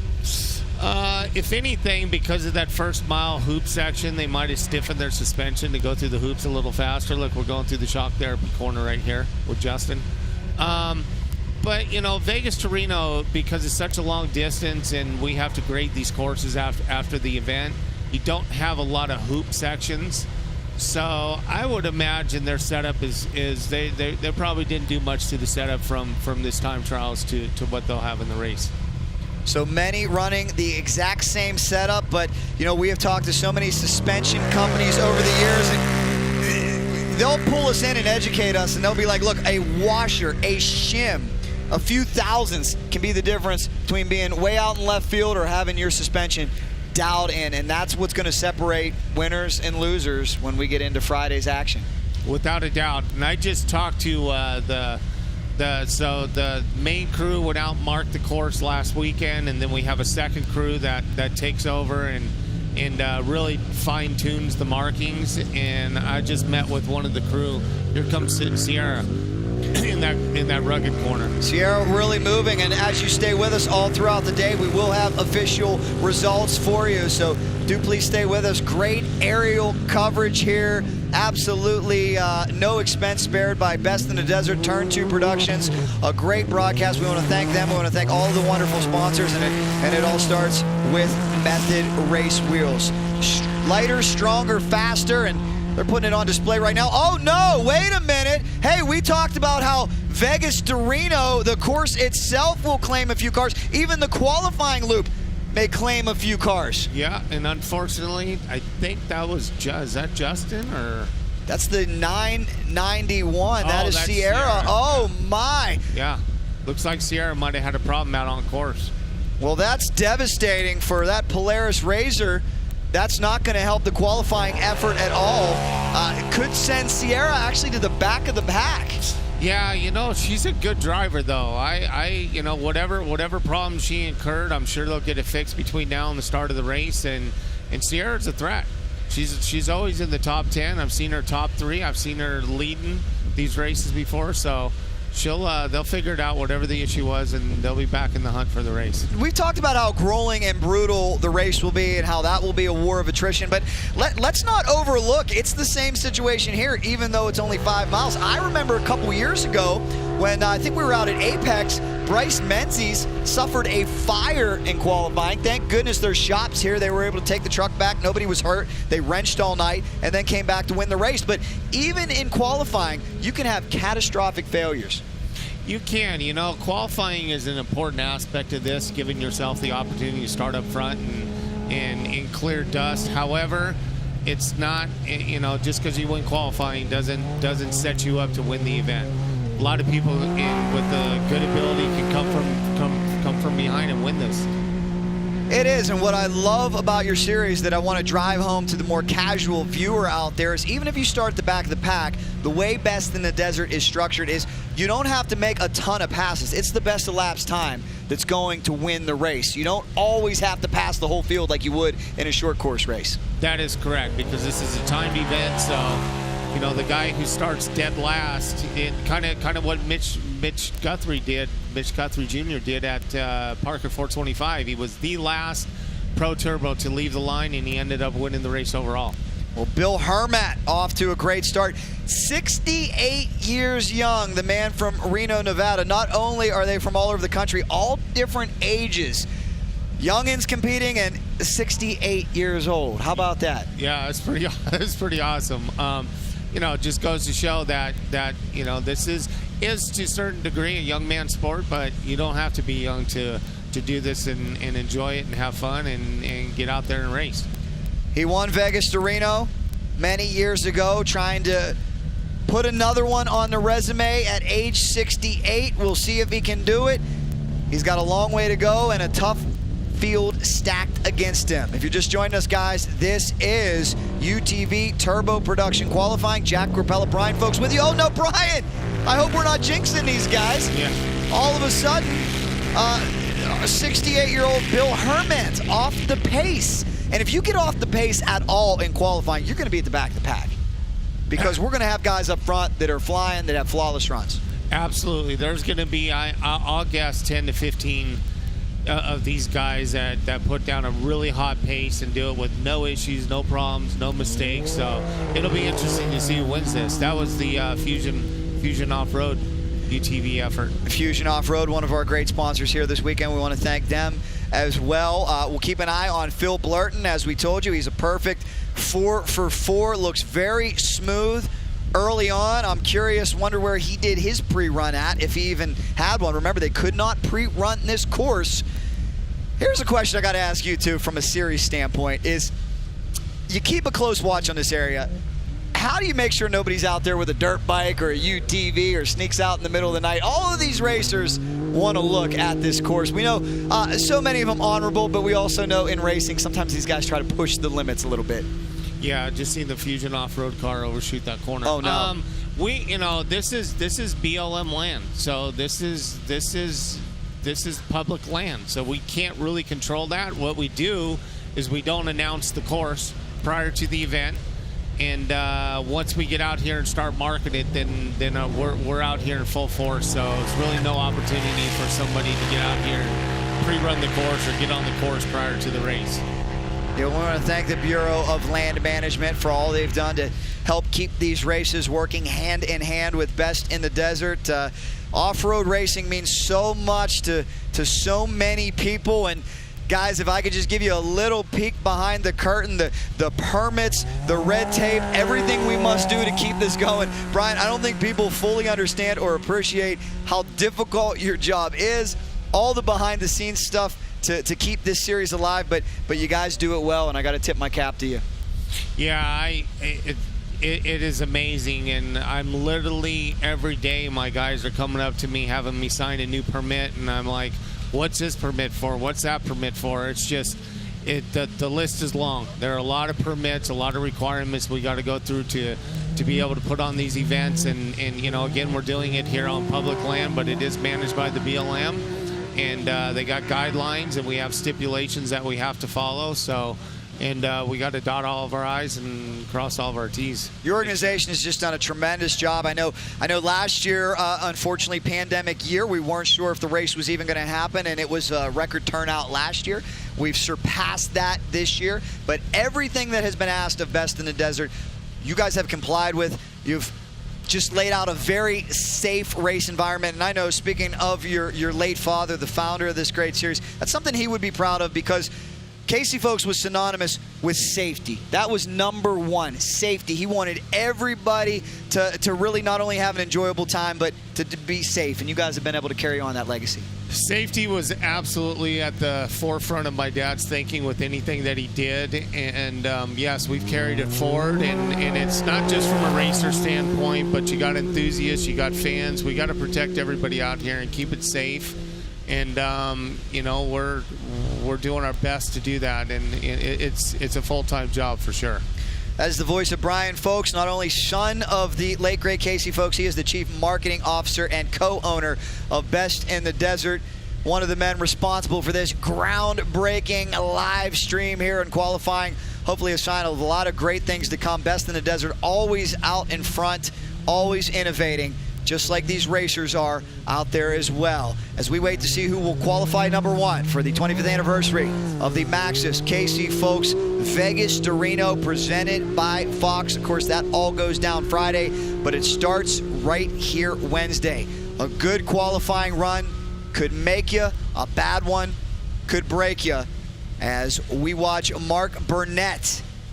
Yeah, we were just watching 991. That's PJ Jones. That is the son of Parnelli Jones. It is a who's who out here. So many legends. When a guy like Rob McCachran peeks his head in, gives you a quick thumbs up, it's pretty cool. It tells you everybody is here for qualifying. Absolutely, yeah. Rob just peeked his head in and gave us a thumbs up. So it was good to see him. Good to get that from him. And he understands the importance of what we're doing. He's a guy who's made a career at this and makes a living at it, and sponsors are a big part of what he's doing. And in order to keep the sponsors coming and keep them happy, we got to have this in front of the public. And the 905 Monster Energy team blasting off. Got to catch up with them last night, actually outside the BITD office. It's kind of the epicenter, the mecca. That's what I love about this week. It's like Super Bowl week. It's like All-Star week all rolled into one if you are an off-road racing aficionado, because there's always somebody to talk to. There's always something going on at the hotel. Your office seems like it's open 24 hours a day. As I stopped down there, these guys were late, but they told me they actually took advantage of a site nearby for their pre-run, because I told those guys, I said, yeah, you can't get out on the course, but they were like, we found something pretty close to the conditions that we'll be running in. Yeah, they were probably pretty close nearby here. Like I said, we've seen a lot of teams out here in the last couple of days kind of doing their test and their final last-minute testing. So I thought that was PJ. That might have been PJ, maybe not. look at how thick and loamy, and look at the visibility. As we give you an aerial view, you can see the dust rising up. We were blessed by the man upstairs with a little rain shower yesterday. That's complimentary track watering for the folks here at BITD. But when it hits 100 degrees yesterday and already getting close to 90 today, that track watering doesn't last very long, does it? Yeah, no, not in these temperatures. It would have had to come in and rain for about 4 hours to actually wet the dirt. Wet the desert the way it needed to in order to keep the dust down. But you know what? This is desert racing, and everybody knows it. This is part of the deal. It's dust, and just part of being a good racer is learning how to drive in the dust. But during qualifying, we've got them spread out enough. Nobody should be in the dust, and they should be fine. But race day certainly will be a lot of dust. You're taking a look right now at the UTV Turbo production of Peyton Pinkard and Steve Rich. Right here, Las Vegas, Nevada, out of Awareness Racing, trying to navigate their way through this tricky race course, being very deliberate. You don't want to make a big mistake here. We've heard a lot of racers say, okay, it's a sprint, full send. But in the back of their minds, let's talk about what racers don't say. You want to avoid that big mistake. You don't want to go too fast here. Well, too over your head, should I say. Yeah, you're 100% right, Jack. Nobody wants to wad the car up and roll and flip and damage the car or even bust the front end or whatever may be able to happen out here, you know. But at the same time, they're hanging it out. They're putting down the fastest lap they can to give them the opportunity to be up front. And so, you know, they're really on the ragged edge here. They're driving at, you know, the highest level they can, going as fast as they can, but while trying to maintain the car and not put it upside down. It's great to see all the different manufacturers out here as well. I know last year with the Lucas Oil Off-Road Racing Series on the short course, there was a big battle between Can-Am and Polaris, and that battle continues right here at Best in the Desert. It's anytime you can get the factories involved and get their interest involved in what you're doing out at the race course, it's a wonderful thing, and you certainly have the attention of a lot of the factories. Well, it's funny you mentioned that. We actually revamped our UTV rules for 2022, and it was a very long process. We met with a lot of race teams, a lot of car builders, a lot of drivers, and once we got close, we had a kind of a blueprint of what we wanted the rules to be, and then we brought all the manufacturers together.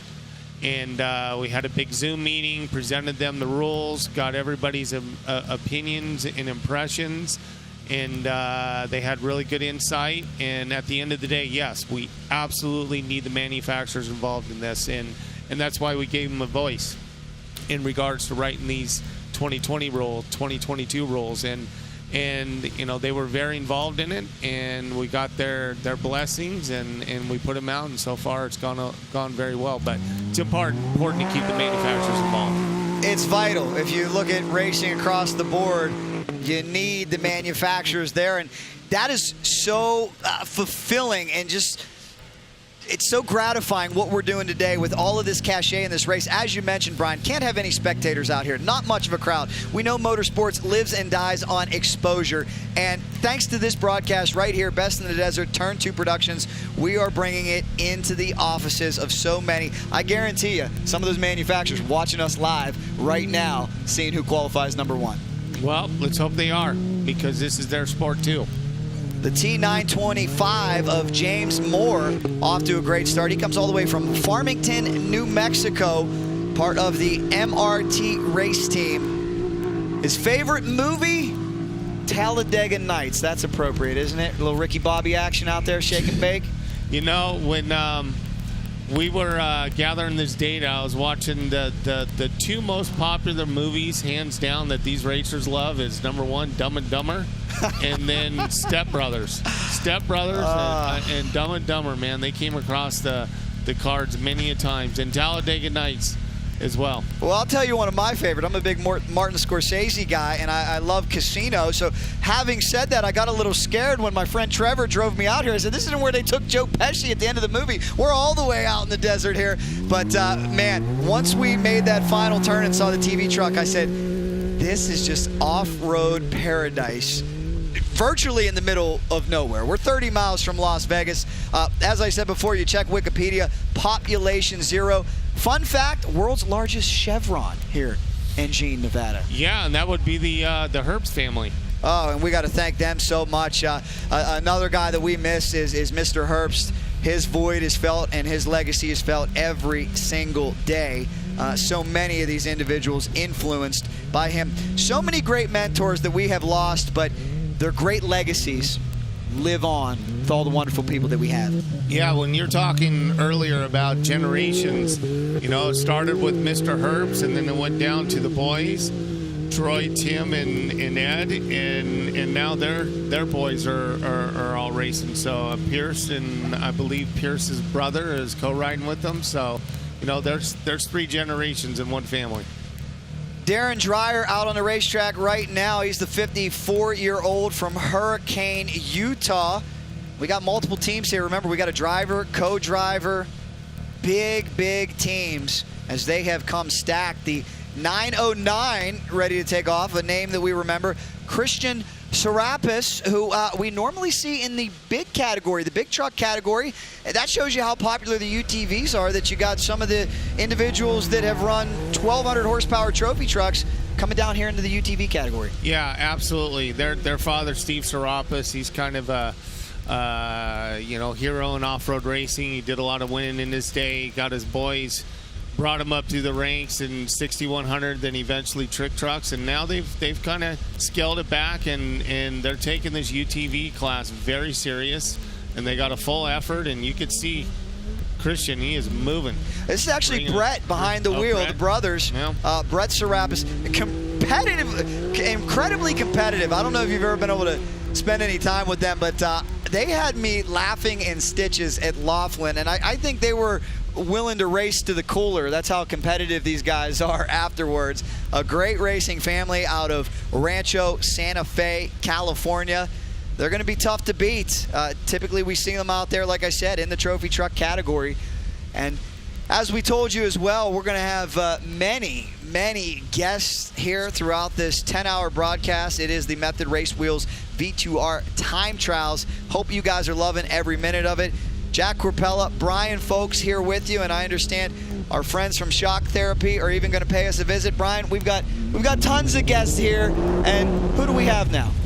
We have Justin Smith, the owner of Shock Therapy, and Justin just finished his qualifying lap and jumped out of the car and took off the seat and got the race shirt on, and he's here to join us. Justin, thanks so much. We really enjoyed the sight lap that you provided, and we also enjoy the fact that we know you're busy. You take the helmet off, you got a good sweat going.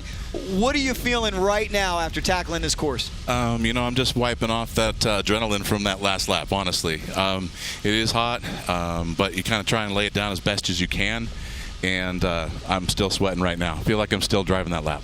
Well, you did a great job out there. We can't wait till we get official data. We'll let everybody know where you stand. One thing I noticed that you talked about in that sight lap is in the beginning you're talking smooth, and then all of a sudden we get about halfway through and you're like, wow, it's getting rocky. So I told Brian, I said it's either him or Jeff that's a little cruel with that surprise, as they kind of lulled everybody to sleep, and then here comes those sand washes. Well, I tell you, it wasn't on purpose, but I had thought about some evil ways I could try and psych people out, but no, we did not do that. And when I say rough, it wasn't the rough in the typical sense of rock gardens that you're in. It's just that the sand washes are so smooth and clean that it lulls you to sleep when all of a sudden there's just one rock that could pinch a sidewall. And that's what we were talking about. It's easy to hit if you aren't looking. Well, what we've noticed, even with a short 5-mile course, we've already seen some drivers run into problems. We've seen some people off to the side. We've seen some mechanical issues. And what we were talking about moments ago is everybody knows that's coming on the 489-mile big race, but it can even happen here in qualifying. That's a fact.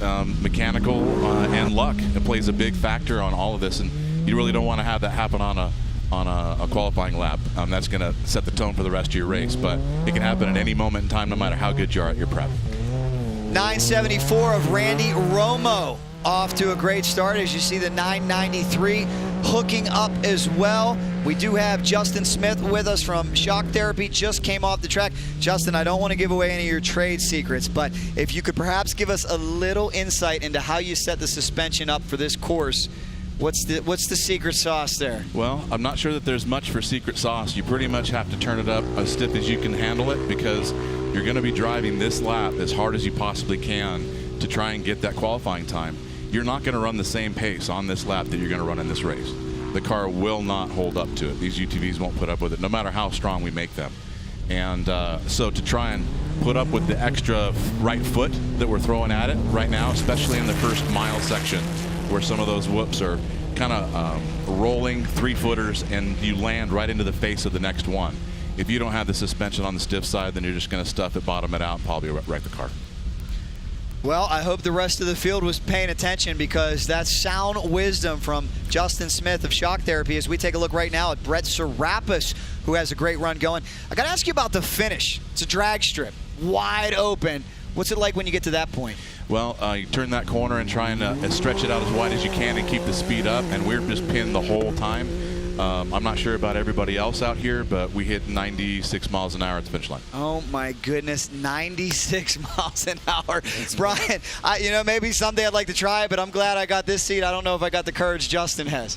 Well, we were just talking about when UTVs first got introduced in off-road racing, they looked like little golf carts, and now Justin's just saying that and that wasn't a long distance. That's not a 3 or 4 mile section. He got 0 to 96 pretty quick. Yeah, they're pretty impressive. They're more of a 10 car than they are a UTV of old. That's a fact.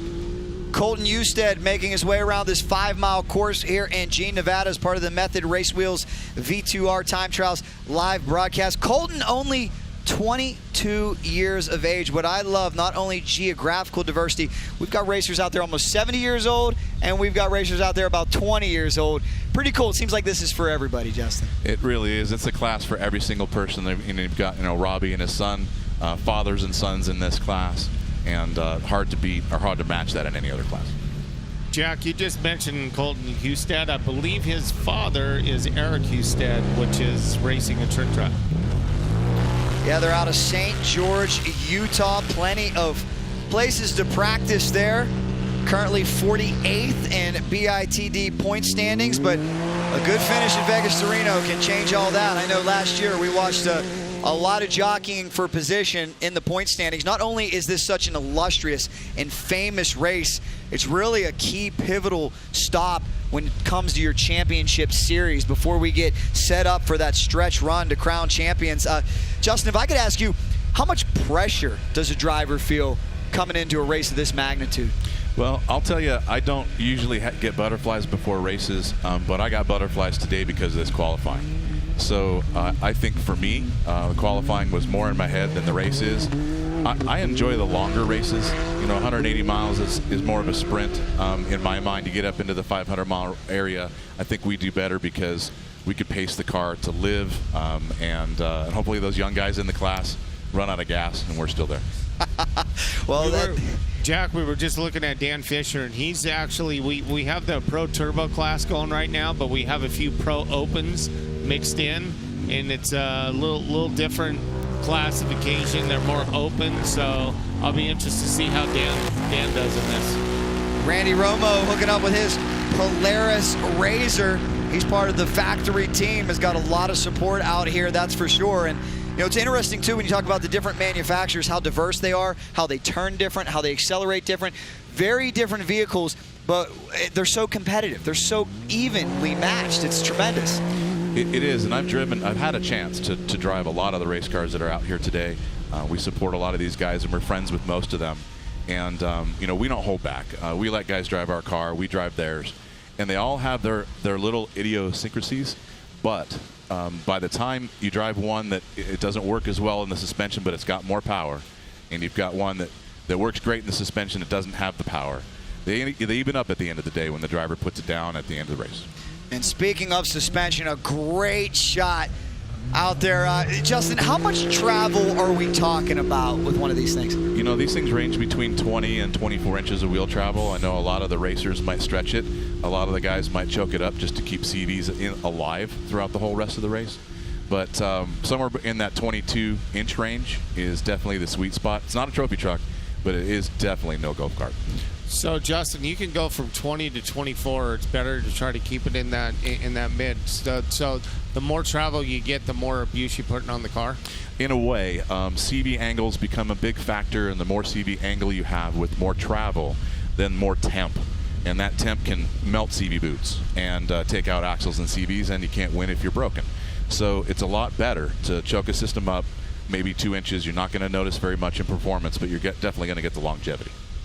Well, the 978 of Dustin Jones is out there having a great run. The 918 ready to blast off. This is Justin Lambert, not too far away, comes from Bakersfield, California, 46 years of age. Brian, you nailed it. His favorite movie, Dumb and Dumber. I think we just need to say that for everybody. Everybody loves Dumb and Dumber out there. Justin is a really good guy, and he's got his own company, and he does a lot. Justin could probably speak a little more to that, but Justin is a really sharp guy, and he's a good racer. So he's a threat to win this. He is. He's a threat for this #1 spot in qualifying. He's a threat to win this race. He's great in long distances, excellent in Mexico, and watching his car go through that rough section, he's definitely got it dialed and he's got his foot down. I would concur with that. Oh, and you know, Brian, you talked about how you're going to space out vehicles and everything, but I still see a little bit of dust out there. There's just not much you can do about that. If you're at the back of the pack, vision could be an issue here. What do you think? I think we are seeing a lot of dust, but that's the car kicking it up. I think by the time, I mean, these guys are going in 1.5 minute intervals. So by the time, providing the car in front of them didn't have any issues, by the time the next car comes through, I think the dust is pretty clear. What do you think, Justin? I would agree with you. The 1.5 minutes seems to be the right amount of time. On our lap, we were starting to catch just a hair of dust at the last straightaway. It was perfect, and I think that was just having to do with wind direction. It wasn't because we were any closer to Phil. And compared to what these guys are used to and what they've seen from Mother Nature, this is probably a walk in the park. I can say after being at the Parker finale last year, I now know what it's like to be inside a sandblaster. I think I still have sand in my teeth and in my eyes from that race. Unfortunately, we just had some brutal winds there, but that's another thing too. You know, that's part of the sport. You got to be ready to endure any type of condition Mother Nature's going to throw at us. Last year at Vegas to Reno, it was scorching hot, and we get to Reno, and here comes this giant rainstorm for the finish.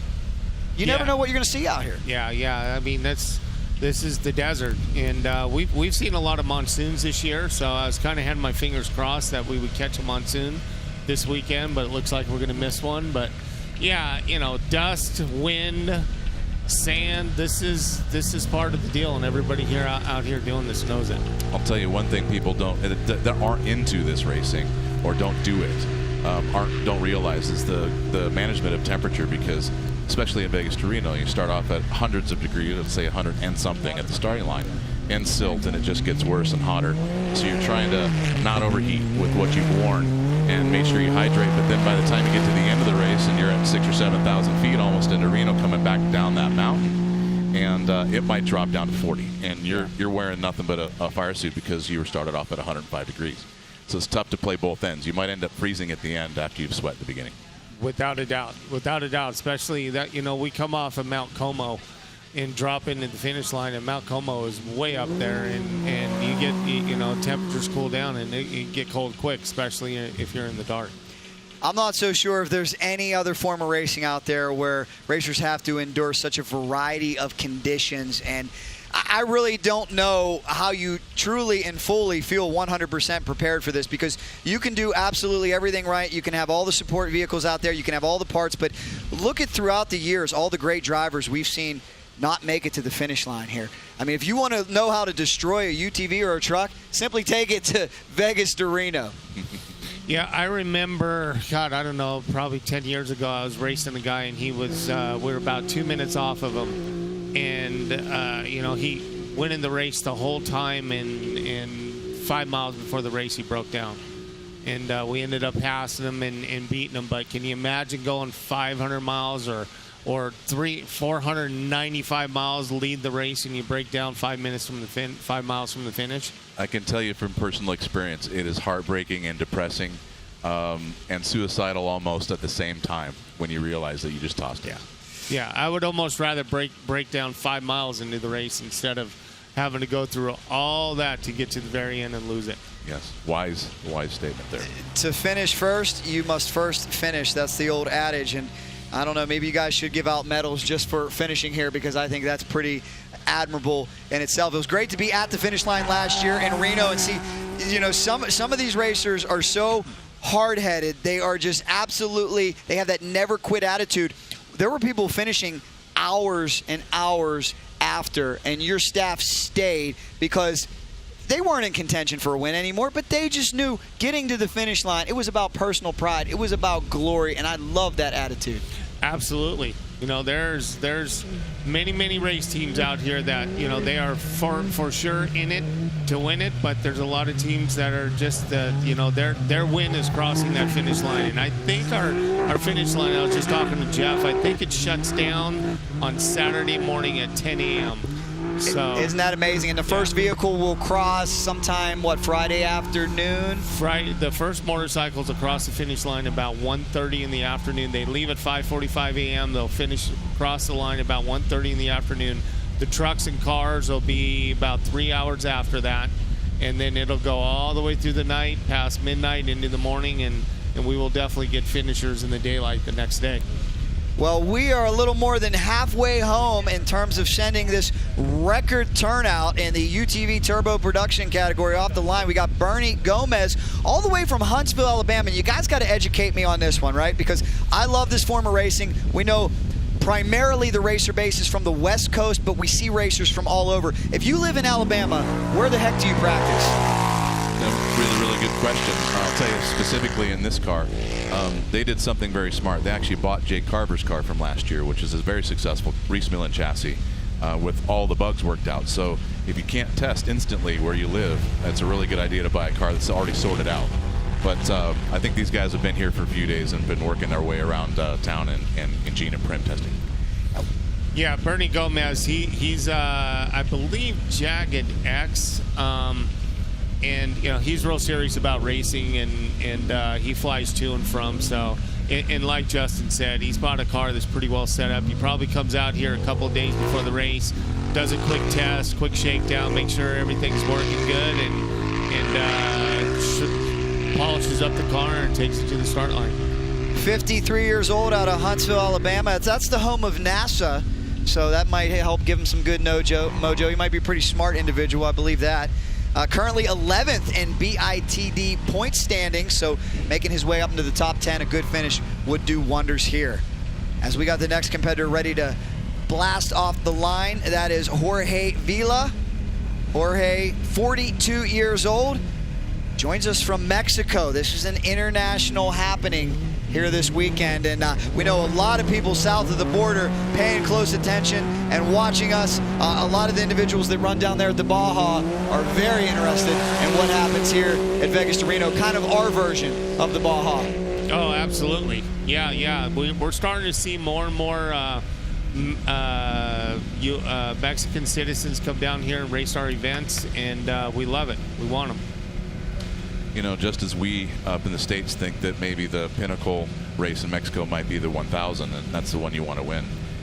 All those guys down there feel that Vegas to Reno is the pinnacle race up here, and that's the one that they want to win. They want that trophy bad. They're going to come here and get it. So much prestige, so many bragging rights on the line. You got to go through hell to reach that finish line first, but when you do, it will last with you forever. A true international happening. Hope you guys are loving this live coverage. We're breaking ground for the first time ever. We're live on YouTube for the first time ever. The UTVs get to qualify. And this is something I got to ask you about, Justin, that's very interesting. Okay, last year, it's a draw. This year, you get to earn it. How much more does that mean as a racer that you get to control your destiny here? It's night and day. I mean, all the guys in this class were excited when that was announced. And I think everybody's been making plans to do the best they can. I know, as I said earlier, you know, it's about the first time I was a bit nervous in this qualifying versus a race. So that'll tell you, it means a lot to everybody here, and they're excited to have it.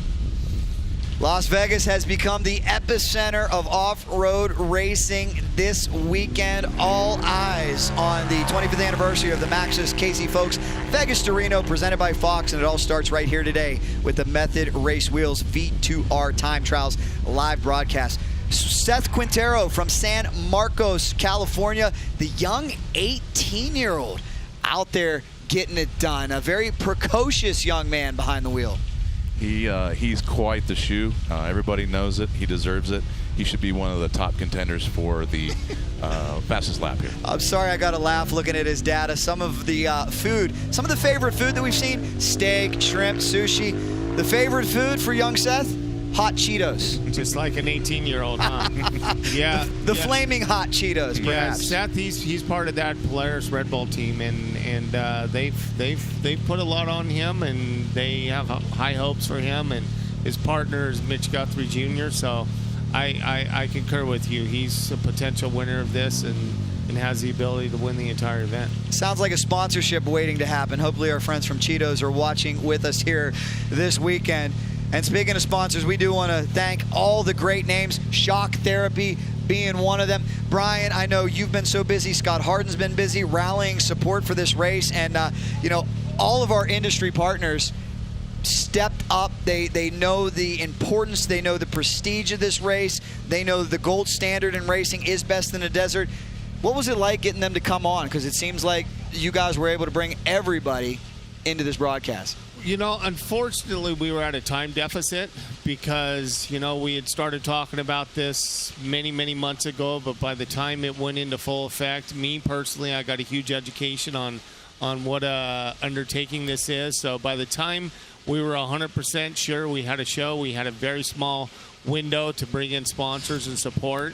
And Justin was one of our phone calls, and Justin's immediately right out of the gate said, I'm in. What do I need to do?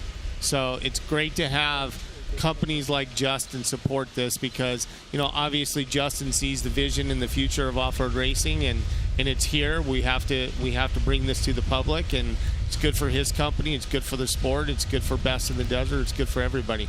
Well, Justin, we really appreciate your support. If you don't mind me asking, not to put you on the spot here, but what's your age? How old are you? I just turned 50. You just turned 50. Happy birthday to you. So here's what I got to ask you. We talk about how media is changing. So many Gen Zers, millennials, it's all about live stream. But even for yourself, at 50 years of age, I think it's clear to say with your support of this broadcast, you recognize how important live streaming is. Absolutely. I mean, it's the new, it's everything.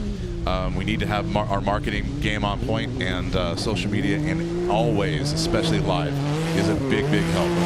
We push it on our end, and you guys are doing a great job on this. Well, thank you so much. We know that live results is what it takes in this ever-changing world. Everything has changed so much. Best in the Desert has a wonderful TV package now complemented with this live stream. It is amazing. Well, guys, what I'm hearing is we may have an incident out on course. We're going to check in on that as soon as we return. Right now, we're going to step away for just a moment. Don't go anywhere because the Method Race Wheels V2R Time Trials live broadcast will be right back after this. Shock Therapy, the premier UTV suspension tuning company. We test daily with the leading manufacturers in the industry to perfect our shock tunes and race-proven components for all UTVs. Whether it's high-speed racing or slower trails, we have a suspension tune that is perfect for your driving style.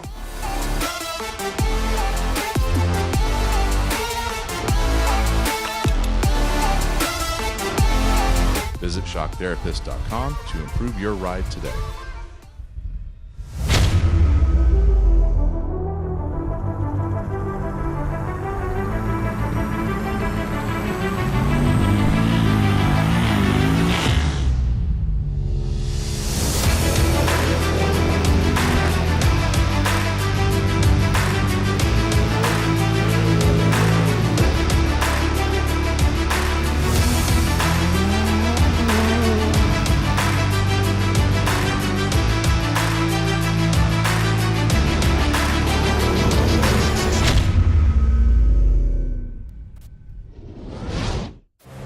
Ready for any challenge. Maxxis Tires can handle even the most punishing off-road conditions.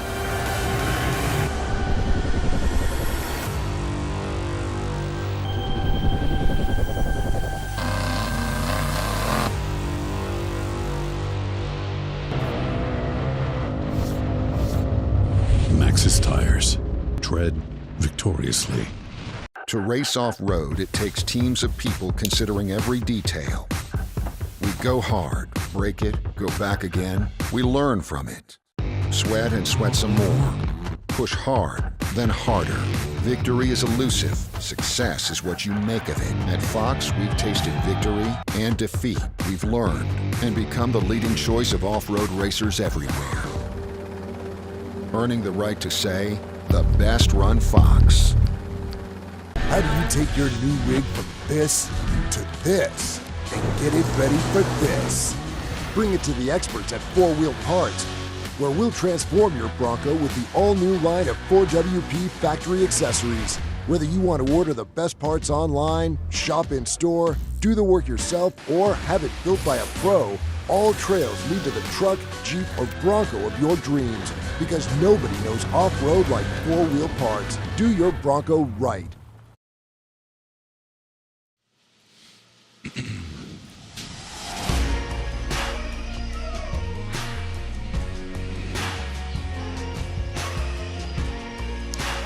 The Method Race Wheels V2R Time Trials live broadcast is off to a great start. Right now you're watching UTV Turbo. Jack Corpella, Brian Folks, and Justin Smith here with you. Blessed to have Justin with us. He just came off the course. Nobody knows it better than him, but Justin, from what I understand, we have a little bit of an incident out there, a rollover, and that is apt to happen sometimes in qualifying. Oh, it's definitely going to happen. These guys are just going for it. There's nothing to be left behind here, and if they do, they're going to start late in the field. Nobody wants it. So they're going to send it. Well, the good news is I'm hearing they were able to rectify that situation rather quickly, flip the driver back over, and he is back on the gas, and that's what you got to love about the cage, the suspension, and all the wonderful technology here. Speaking of technology, there's nobody better to speak to that than Shock Therapy. How quickly are these machines evolving? Incredible rates, possibly exponential, kind of like the computer industry. One of the racers who had just started and is on his lap right now during the commercial break was Bruce Brinkquist with BDI Racing and Geyser, and it's possibly one of the most technologically advanced cars that are in the field. Full carbon fiber panels and computer tech that a lot of people are just learning about right now. And Bruce is in the aircraft industry and aerospace, and that is what is trickling down into this class. It's pretty impressive. Well, we're back underway. Brandon Sims out of the gate here. He's out of Prescott Valley, Arizona, 29-year-old. Doing a great job out there. And again, we want to commend Best in the Desert for being right on top of that rollover. Top-notch safety team here. That's what this organization is all about. We have told you over and over and over again, the late great founder, Casey Folks, he was all about safety. And Brian, you and your team are carrying on that legacy to perfection. Well, we're working hard at it, and it's a huge effort with a lot of people, big staff, and everybody works their butts off. So we're doing our best to keep the legacy growing and keep it alive. You guys do an excellent job of that. The person that was just on the course there was Brandon Sims, who has been a champion in the past. Definitely a contender for the fastest time today. And looking through that whoop section, he did not hold back one bit. No, he's in full send mode, and you know, you tell me, Justin, with that whoop section right before turn 2 reminds me of something we see out the Supercross races. I asked Jeff, I said, come on, you guys had to make that, right? He said, no, not man-made. He said, that's what happens from 30 years of racing out here. Sometimes there's some cool sections that the trucks dug out. You nailed it. The trucks build them up, and they're lined up just to knock UTVs over, that's for sure. These things are hard to tell by looking at these video feeds how big they are, but they are honestly about 3 feet deep, and the problem with that isn't that they're 3 feet deep. It's that the timing of those changes throughout this whole section. You'll have 100 yards of them, it's just fine, and the car's up on top and no problem, but then all of a sudden the timing changes and they spread out, and you just stuff it right in the face of the next one.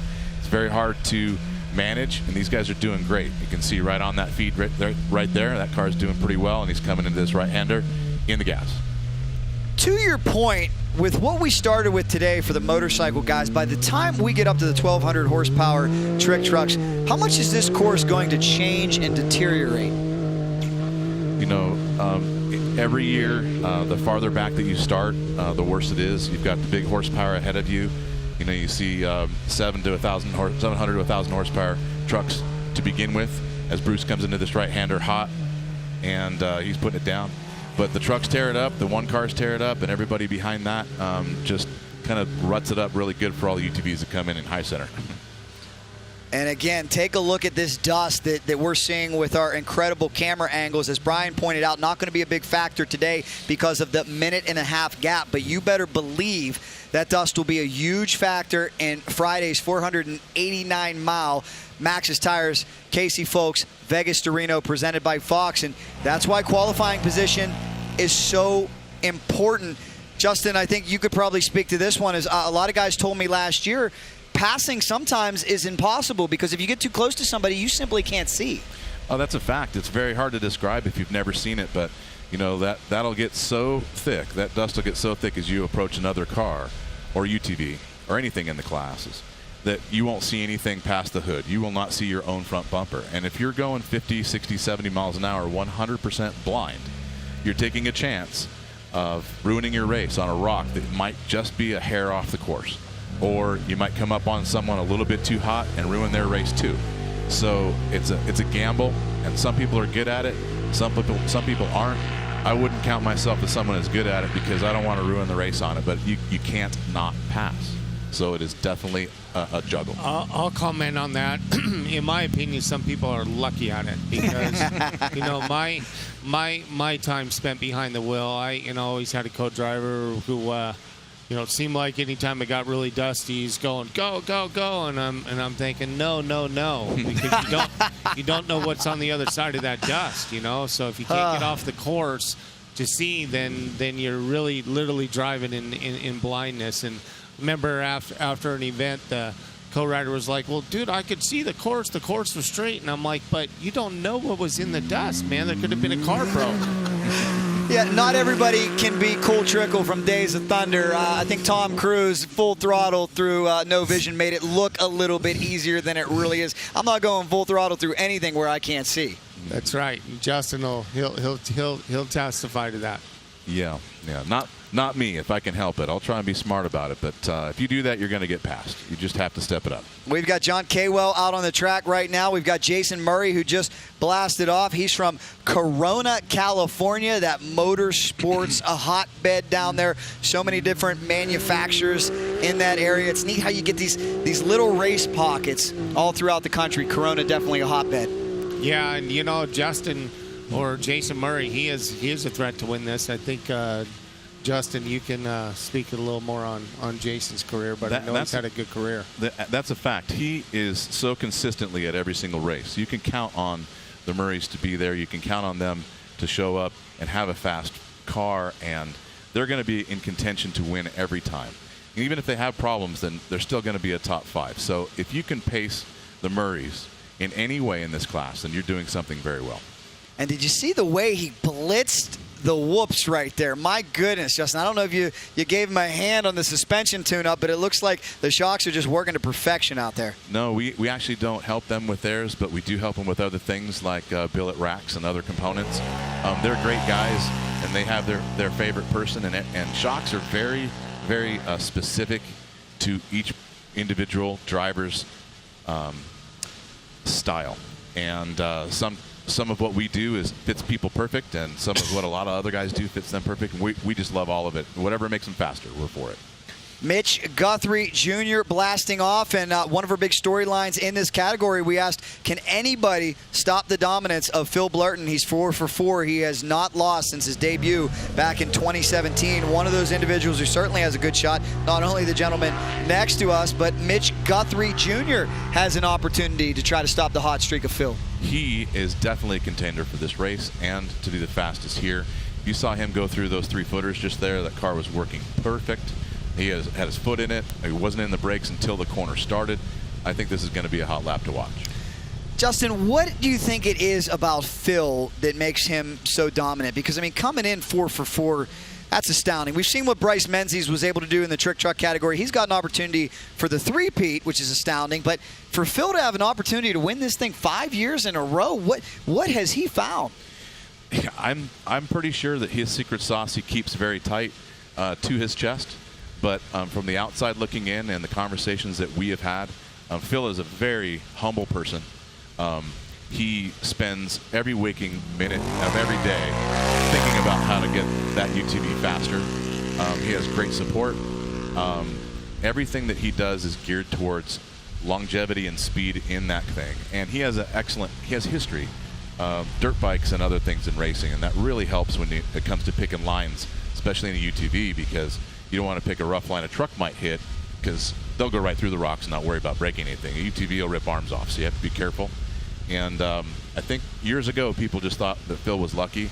About 3 years in, everybody realized, nope, it was actually talent. You can't be lucky that long. And he is quite amazing, and I think most racers would do themselves a favor if they watched what he does and try to emulate that. I think he has a high racing IQ as well. Yeah. I think he's smart. He makes good decisions, and you know, doesn't damage the car a lot. I have yet to. We were talking earlier today. We couldn't come up with a race in our recent memory where Phil got a flat tire. And there's something to be said for that, because a lot of times what people call it bad luck or misfortune or hit a boulder, but when you can keep the car clean and keep your tires inflated that many consecutive races, there's skill to that. I remember Justin Lofton, he's one of the best, and he had a long conversation with me about how there's a technique on squaring up in front of these rocks and just making sure you don't knock a bead off one of these things. Even that in and of itself is something in your skill set if you're a driver. It is. I mean, sometimes you have to pick which rock to hit. You're not going to pick, you know, which rock you're not going to hit. It's which one you're going to hit, and you want to make sure you hit them square right in the tread. Well, we are off to a great start, ladies and gentlemen. We're continuing on here with the Method Race Wheels V2R Time Trials live broadcast. We've got Justin Smith, Brian Folks here with us. We're breaking ground, the first time ever Time Trials live on YouTube and BITD.com. We invite everybody to follow all of those social channels that BITD has. It just seems like they grow each and every day. The cool kids, Gen Zers, loving it. Brian, you got an Instagram, Twitter, anything like that? You down with it? I have it, but I don't pay attention to none of it. I barely even, I downloaded. I finally was in my Facebook the other day, and I was like, wow, I've got 4 pictures, and I got thousands of pictures on my phone. It literally took me like 45 minutes just to figure out how to download more pictures to my Facebook page. Well, you make me feel better. You didn't accept my friend request. I thought you didn't like me, or I thought we weren't friends, but now I know, okay, he just wasn't in there. As Ryan Piplick on the track right now, he's one of the top guys for Method Race Wheels, somebody to definitely watch. Another individual who's going to have an opportunity to maybe stop the dominance of Phil. Yes, Piplick is always up in the top, as somebody that you have to consider as excellent competition in this class. I think you're going to see him, without any problems, finish up in the top 5 no matter what. Justin, I'd like to ask you about this. I saw you had a heck of a sweat going, and you look like you're in great shape. What's the physical training like for this? Because it's not just a mental workout, it's also a physical workout. You know, everybody's got their own thing. I think it's even more important when you're talking overnight races, if you're going to run without a second driver. That, for me, I try to stay up the amount of time that the race might be, you know, the week before. So if it's a 24-hour race, I'll go 24 hours on, 24 off. If it's a 12-hour race, I try to stay up during the time of the race. So at least you kind of work your body into the timing. You don't have, say, a jet lag that would otherwise occur. Other people definitely work out more than me, that's for sure. And it can be a workout, but the majority of this is going to be water management. You want to make sure you're hydrated, because by the time you think that you have a problem, it's too late. And when you're concerned about driving fast, you're not concerned about getting a drink every 10 minutes or 20 minutes, and that's hard to do. Train yourself for that. Fitness and being in shape is a big part of this, as Cole Clark blasts off, the 26-year-old from Colorado. Brian, we go back to the days when you started. We talk about how the machines have evolved. Not only have they come a long way, so has training regimens. We know you had to be in shape back then, but with what we're seeing now with dietitians and trainers, did that exist back then? No, you know, in my motorcycle career, I just rode a lot. And I remember I signed a contract, and it said that I had to go to the gym, you know, X amount of time, and that lasted about a month. I'm just not a gymmer. My wife will tell you that. It irritates her. But today, these guys are in absolute top physical shape. It's not just working out. It's what they eat. It's what they drink. It's everything that they do. So, yeah, I would have struggled really, really bad in my career back in if I was racing at this time. Jacob Carver off to a great start. You know, last year at Short Course, I had an opportunity to talk to Jeremy McGrath, and you know, it's funny because some of those guys back then, the old school mentality was just win on talent, right? They were like, McGrath would win, he'd be on his way to Lake Havasu after the party would start, and that would be it. Then here comes a guy named Ricky Carmichael, and Saturday night he's on the exercise bike getting ready for the next race. So guys like that same mentality has carried over here to desert racing. You got workout machines and animals that you got to keep up with. It's hard keeping up with these young bucks that are in such tremendous physical condition, I'm sure. Without a doubt, and you know, and car. What I noticed racing the car, I didn't necessarily get physically tired, but I got mentally tired. You know, by 250 miles in the race, I was just like, I was tapped. You know, my concentration, didn't want to continue to concentrate, and I was ready to get out of the car. But these guys, you know, a lot of these guys, I don't know, Justin, are you going start to finish? I am. It's kind of important to me, even in, let's say, the Baja 1000 or anything else like that.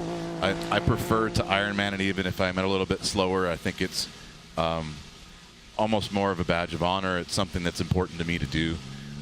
You may not be the fastest doing that, but it makes me feel good. But I think that you touched upon something with concentration. It's hard to describe to a lot of people that it's so much on your mind, so much to deal with to drive to the level of 100% for 12 hours straight. You know, a lot of people can't drive on the freeway in traffic fast for an hour, much less get off the freeway, do it in the desert, and do that for 12 hours straight. It's a lot it wears on you. It physically drains you because of the concentration, and like you said, if you're not drinking water, it's worse, and that adds up. It's like taking a test, and you got to have all the right answers. It requires a whole lot of resolve and a whole lot of concentration, not only physically but also mentally. As Russ Bowers on the racetrack now, he's out of Stockton, California, with his co-driver Kenny Smith. Russ gave us the most interesting response to his favorite movie. He has no favorite movie. I don't think he watches much. Some of these guys just eat, breathe, and sleep racing. And we get it. Yeah. We don't got time for movies. So just before Russ, we had Jake Carver off the line, and that was a brand new car for Jake. As we talked about, he sold the other one, and this is a brand new two-seater with 80 miles on it. He had completed that car last week, drove it last week, and showed up, and here he is. Wow. Yeah. The 911 ready to blast off. Cameron Meister out of California City, California, ready to go with his co-driver Cameron. And you know, something we haven't talked a lot about is the importance of that co-driver. Justin, this is the individual you look at for navigation. This is the individual you rely on if something goes wrong. How vitally important is that person sitting next to you? Extremely vital. It's almost impossible to quantify because you cannot drive fast if you don't know what's coming up. Everyone else knows by looking at the GPS and their co-driver calling out 90 rights or 90 sweeps or 30-degree rights, however they want to use their code words. Very similar to rally. The better that your communication is with your navigator and your driving, the faster you're going to be. You know what's on the other side of that corner if they've done their job right, and that makes you fast. And it takes a special person to be able to do that, because I can tell you, having been in that coast seat a few times, you know, it takes a special person to absolutely go full throttle on the edge as a driver. But when you're also experiencing that and you're not in control, it takes a special person, that's for sure. I think it's harder in the right-hand seat. I agree. Honestly, I've done that in trophies and class 10s and 1s, and I do think that the right seat is much harder. It does take a special person. That takes somebody who can't get sick, who doesn't get sick, sea, air, or roller coaster of any kind. They have to have ultimate trust in the driver because they're not looking where they're going. They don't know if he's hot on and too hot for the corner or not. And a lot of times I can tell if I'm overdriving by the volume of my navigator, because he'll go 90 right, 90 right, 90, 90, and then all of a sudden start screaming it, right? Well, that's how I know I'm over my head, and also it's his job to pep you up if you're driving slow. I figured out how important the co-driver was last year when I watched Jason Voss hit the Laughlin Leap at about 120 miles an hour, fly 150 feet. I said, Jason, how did you do that? He said, it's all my co-driver. I have complete, utter trust in him, and he was able to set me up, and that's how we stayed safe. you know, on a lot of those big jumps and a lot of these, you know, rises that you come over the top of, all you're looking at is sky. You can't see what's on the other side. You don't know where the course is.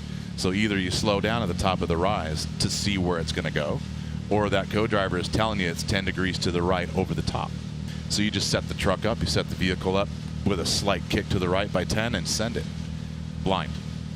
Got to have trust. Absolutely, you have to have trust, that's for sure. Speaking of Jason Voss, we want to continue to send thoughts and prayers out to him with his recovery here. He's definitely on the up and up after sustaining a rough crash at the finale last year. But, you know, it's good to know that I'm sure he's watching. Mr. Vegas to Reno, he's won this race many times, and we hope to have him back real soon, Brian. Yeah, we do. We miss Jason, and, you know, he's a big part of the trick truck class, and his whole family, his whole team. They were important, and I'm sure he'll be back. And I wouldn't be surprised if they're out testing the truck right now. Dean Wheeler Jr. off the line right now, 21-year-old from Phoenix, Arizona. Appropriate favorite movie for him, Dust to Glory. That's what he's looking for this weekend, a little Dust to Glory, as you see plenty of it here in Jean, Nevada, a 5-mile loop. We do appreciate Justin taking us around this loop so much. Justin, what would you say is the most difficult part of this qualifying? I would say two things. It's going to be the first mile of the course because of the 3-foot whoops. If you get the timing right, then you can whoop, bike, and over. Oh my, guys, we told you this is apt to happen. That's 9/11 out there. We do have the safety crew right on top of it. Sometimes you go out there, you show a lot of aggression, and the way this course gets carved up, that can happen. And that was the second point of this lap that I was about to make, almost perfect timing. The other is that the sharp lefts and rights, 90s or 180s that are here, are sandy. And you dig a tire in, it's going to be real easy to bicycle that vehicle, as we just saw. That's Cameron Meister out of the vehicle. Good news. We got the safety crew right on top of it. And, you know, we've talked so much about safety. These racers are required to have top-notch gear. And that's very, very important. Brian, could you tell me a little bit about some of the safety equipment that we have? I think belts, good belts is first and foremost when you're inside a vehicle, and then obviously a good neck harness. And what are your thoughts? More the better. And in the safety when it comes to cages, you're looking at chromoly tubing everywhere, 1.5 to 1.75, 95 thousandths wall thickness to 120. You know, you can roll these things at 120 mile an hour, knowing that the cage is going to be there, and you're not going to have be shortened by a couple feet in the seat. So that's key. I honestly think that the safest place in the race is possibly in the car, compared to being on the street, because you know you're not going to have an issue if you do roll one. Keaton Kuntz out of Auburn, California, the 22-year-old on the racetrack right now. He's off to a great start. And we talked about how that start is just so gnarly, so vicious. A lot of times in qualifying, you get to rest on your laurels. Not here, though. 9/11 out of the vehicle, thank goodness. Certainly not going to help the qualifying effort, but the good news is they're okay. But I think they can count on starting at the back of the pack on Friday. Yeah. And again, the safety crew right on top of it. In just a second here, we're going to take another look at what possibly went wrong. There's a lot of opportunity and a lot of real estate out there to make a mistake. Let's take a look. Justin, if you can try to impart some expertise and figure out what went wrong here, please do. This sandy corner's got some ruts in it now. You can see that outside front tire is going to come into this bottom hole right about in the next 10 feet. It'll dig in up against the berm and sends the inside up. And tries to save it. He's turning in. No, just a little bit late. And he really wasn't that far offline. It shows you how easy it is to make a big mistake here. And I think some of our drivers out there today have made this look maybe not quite as difficult as it really is. It's tough to get around there, and some of those parts are treacherous. I think that might have been where we almost got the BITD UTV stuck yesterday. Sorry about that. We were a little concerned. It was in that area. And we figured we got no cell service. We're 2.5 miles away. How do we break it to Brian and Scott? Yeah, we need a truck out here to tow us out. Luckily, that wasn't the case. But certainly I was humbled taking a lap around this thing. And then you go right from that to some of the hard-packed areas. Yeah, you get out of the sand washes and into something that's going to have some traction and lay down some speed. That last straightaway in the course is a ton of fun because After you've run the first mile super rough, and you've run the whole middle portion of the course, all sandy, loaded down, hard floored, and managing the corners and the ruts, it's kind of nice to get that last straightaway and just send it. Yeah, I'm curious, Justin, how did your qualifying lap go? I felt like we did well. To be honest, I don't think that we're going to be a threat to have the fastest time in any qualifying. I think I'm more conservative than that, but I'd be very, very happy if we were in the top 10. Yeah. I feel like I really couldn't have made it much quicker than we did. We put as much down as the car would give us, and I felt pretty good.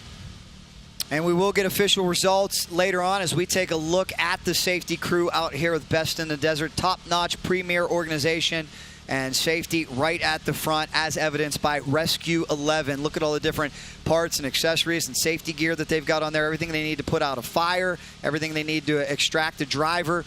They've got all of their bases covered here. Brian, I'm sure in 30-plus years you have seen it all. Yeah, they're part of our safety crew, which is Motor Safety Sports crew, and yeah, they do a great job. They do recovery and safety and medical. I can speak from personal experience that your guys are top-notch.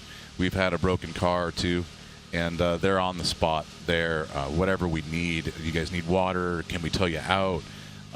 Or if you flip one over, they're there to put it right back on its tire so you can get back into it. They're awesome. This is last car off the line, AJ Alsop, if I'm not correct. Yeah. And we've got Mitchell Alsop coming up as well here in this record-breaking turnout in all. 145 UTVs, 47 here in the turbo production category. It just continues to grow. It continues to get bigger and badder. Justin, what are you seeing down there amongst competitors? Is this something that you think could continue to grow at this pace? Absolutely. Everybody is investing time and money into what they have. They're building new cars. They've got their kids, their sons, their brothers coming in on it and doing multiple car teams.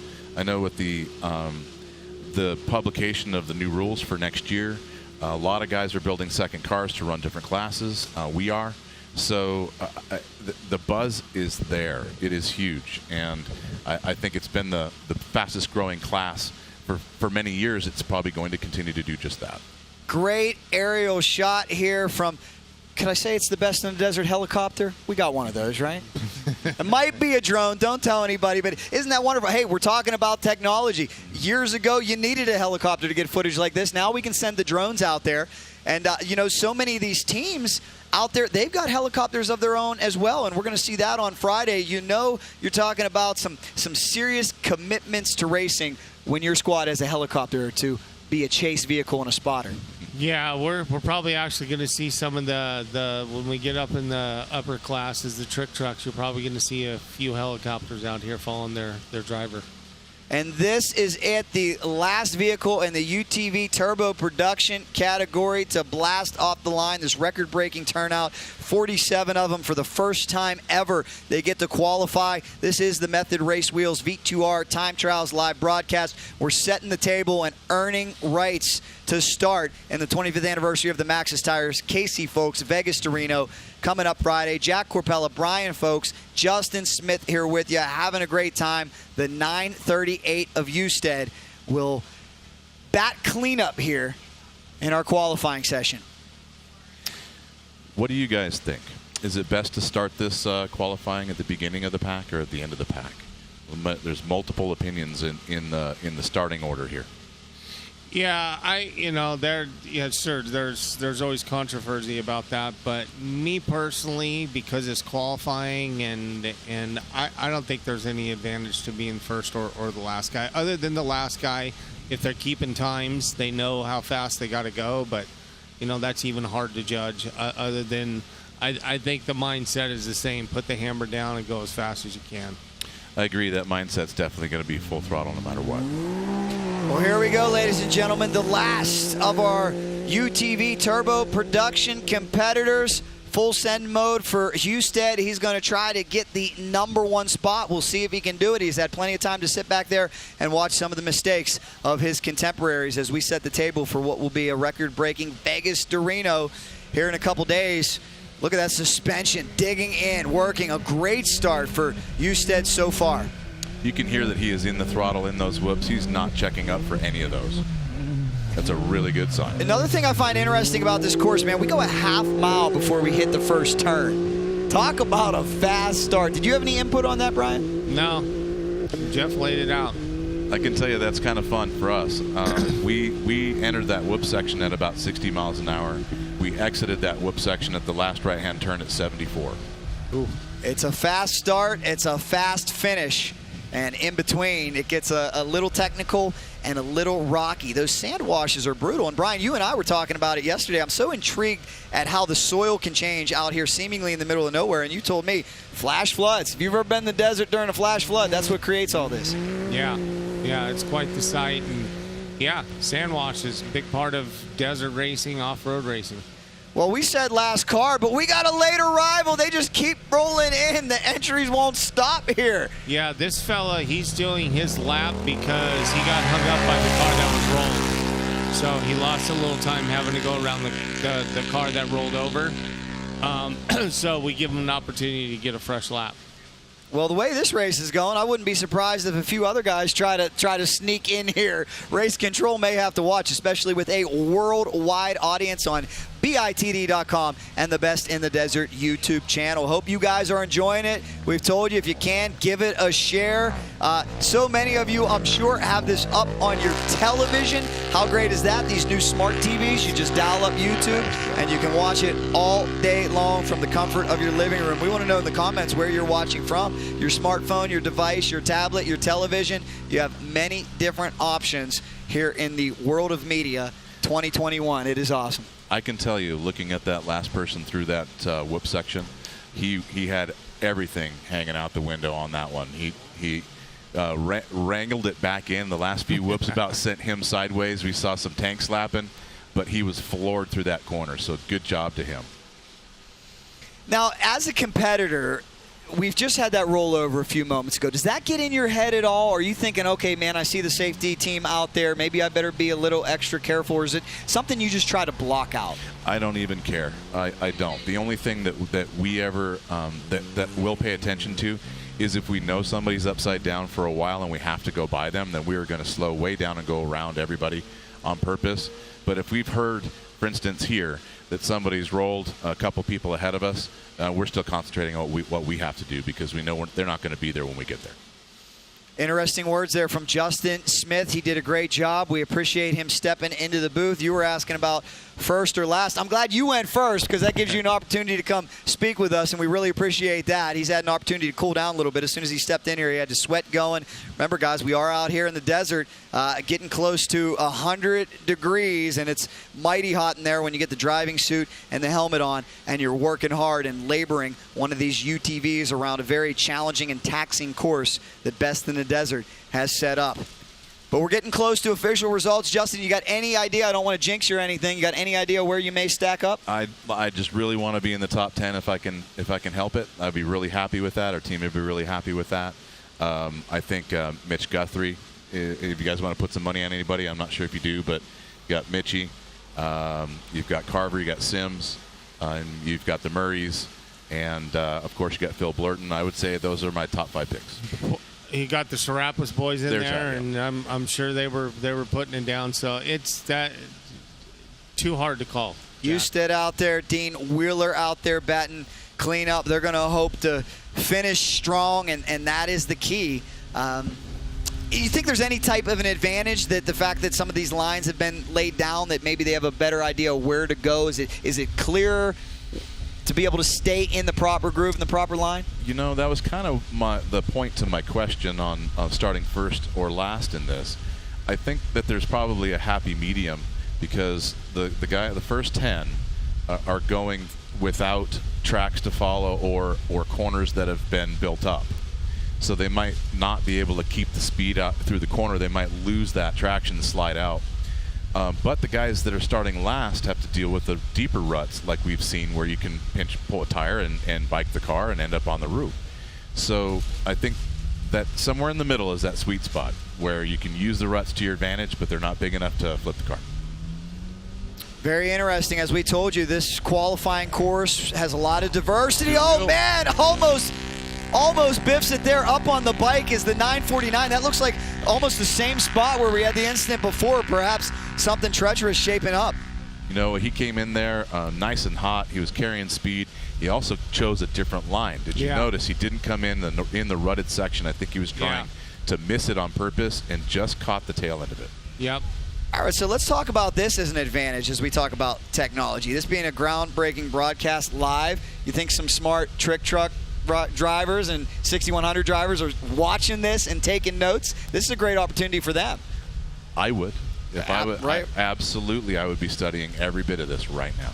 We've come a long way. If you're, I don't know what your father would think of this, Brian. I know that he was all about safety. He was all about big races. I don't know what he would think about a YouTube live broadcast, but I think he would appreciate the innovation and how you continue to evolve and stay out in front.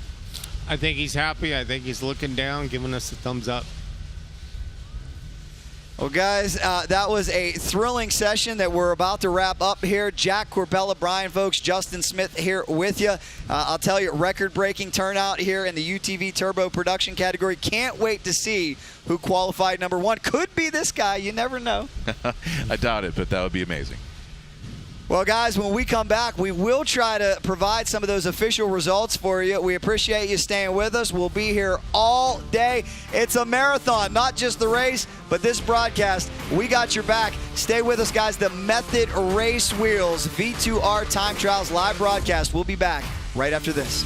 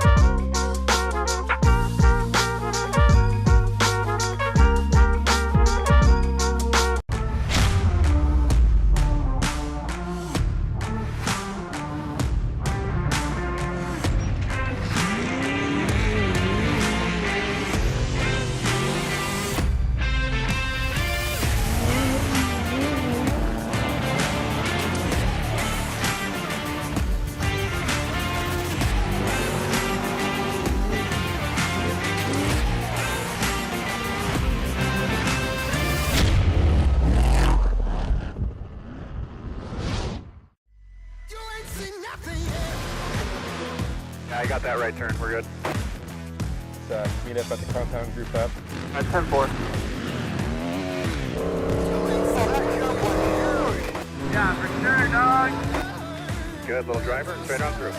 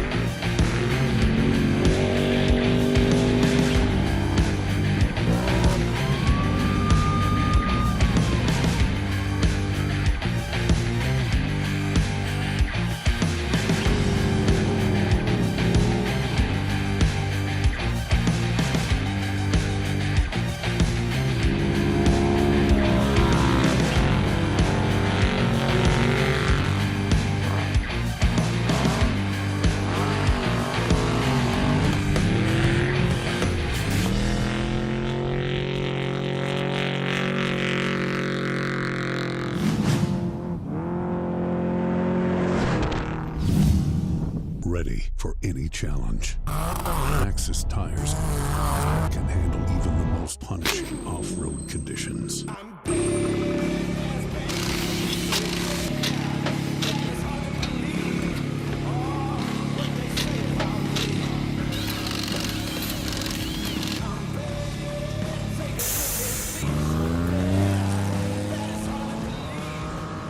Maxxis Tires. Tread victoriously. There is less than 1/100th of an inch of motor oil protecting your car's engine. Friction and heat causes engine oil to experience thermal breakdown, weakening its ability to protect the engine and its parts. Lucas Heavy Duty Oil Stabilizer is specially formulated to resist thermal breakdown, protect vital engine parts, and extend the life of your engine. It also stops smoking, knocking, and oil consumption in worn engines. Lucas Heavy Duty Oil Stabilizer. Keep that engine alive. Best in the Desert Racing Association. Live coverage of the 25th anniversary Maxxis Tires, Casey Folks, Vegas to Reno, presented by Fox, brought to you by Method Race Wheels, lighter, stronger, faster, and by Shock Therapy, the premier UTV suspension tuning company. We put you first. And by Rugged Radios, communications for all environments. And by Beta Motorcycles, rideability. And by Hurling Racing and Fusion Off-Road. It's a family thing.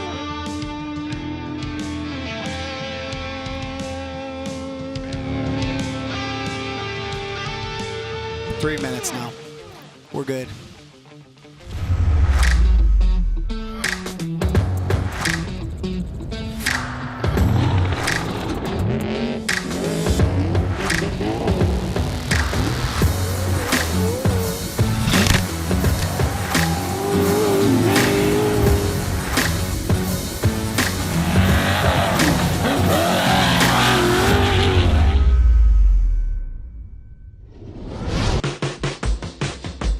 With the most user-friendly power delivery on the planet, it's no wonder our tagline is rideability. Beta offers a complete range of off-road two-stroke motorcycles to fit most riders' needs. With 5 models to choose from, including the 125 and 200, 250, and 300, or the entry-level cross trainer. Go to betausa.com to locate a Beta dealer near you. Shock Therapy, the premier UTV suspension tuning company. We test daily with the leading manufacturers in the industry to perfect our shock tunes and race-proven components for all UTVs. Whether it's high-speed racing or slower trails, we have a suspension tune that is perfect for your driving style.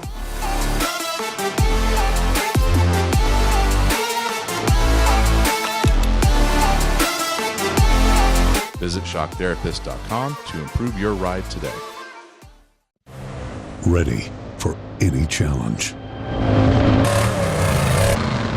Maxxis Tires can handle even the most punishing off-road conditions.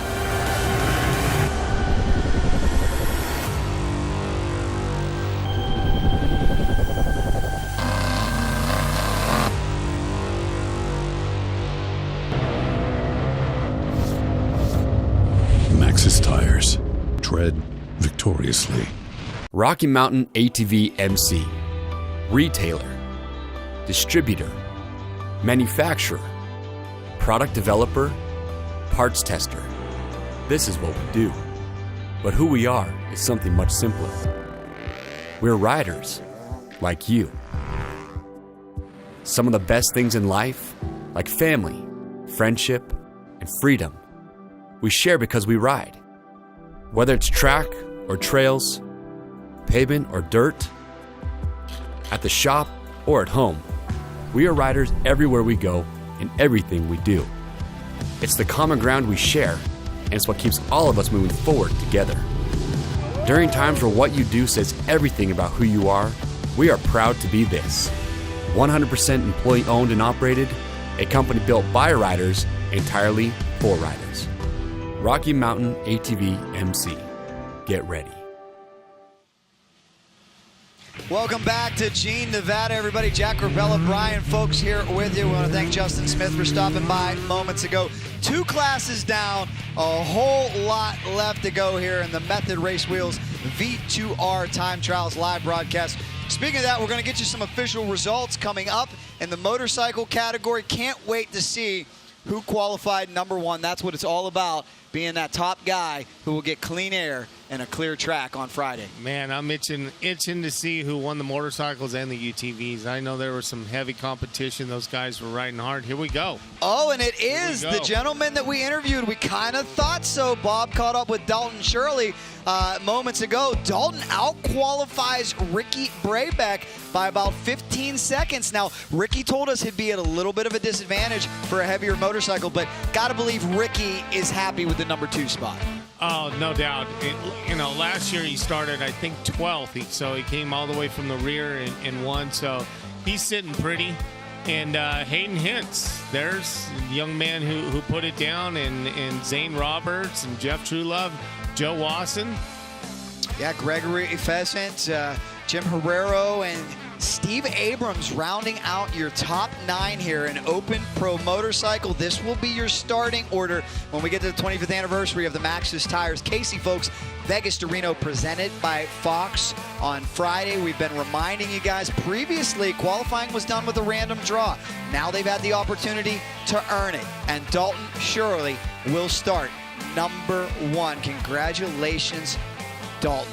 Well, speaking of Bob Bowers, our own Hall of Famer, or soon-to-be Hall of Famer, I should say, he's standing by with somebody who was flying out there moments ago in the UTV category, Mitch Guthrie. Let's send it down to Bob. Well, I tell you what, we're here with Mitch, and he just ran an amazing circuit of this time trial series. Mitch, we don't know officially exactly where you came in, but what are you thinking? I heard somewhere around top 3, so I'm happy about that. All I know is we had a super clean run.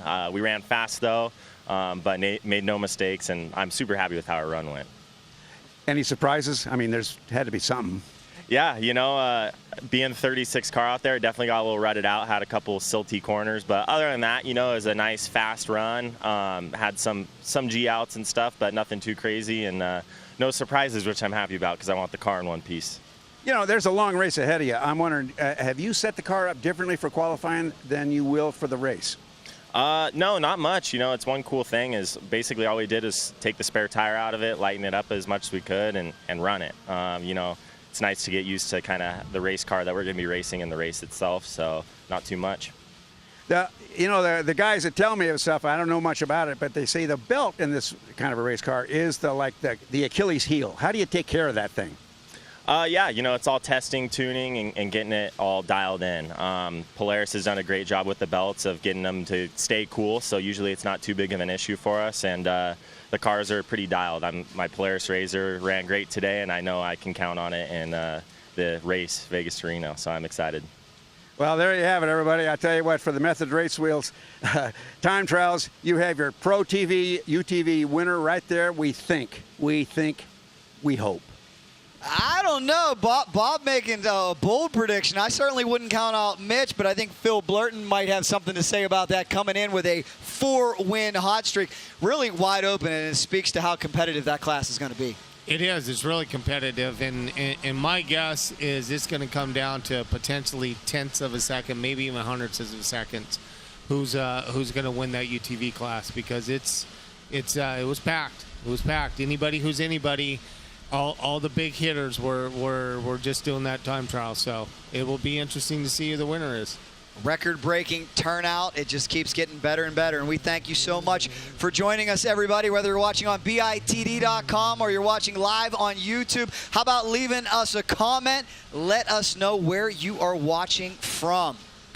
As I'll tell you guys, we're going to step away for 1 second. We'll be right back, though. The action's not going to slow down one bit. The Method Race Wheels V2R Time Trials live broadcast will return right after this.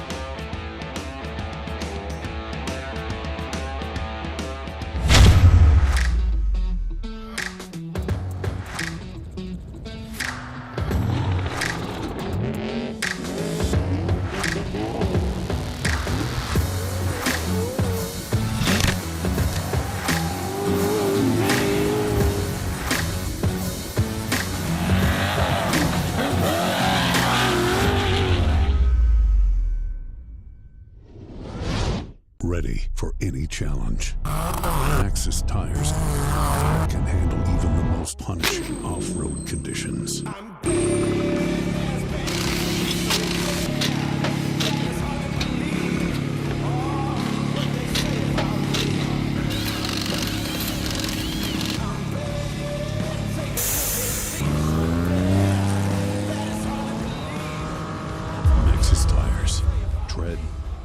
seriously.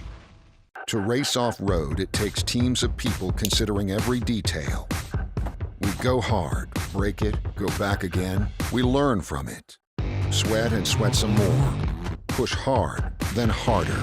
Victory is elusive. Success is what you make of it. At Fox, we've tasted victory and defeat. We've learned and become the leading choice of off-road racers everywhere. Earning the right to say, the best run Fox. Rolling fast down I-35 through the day and past the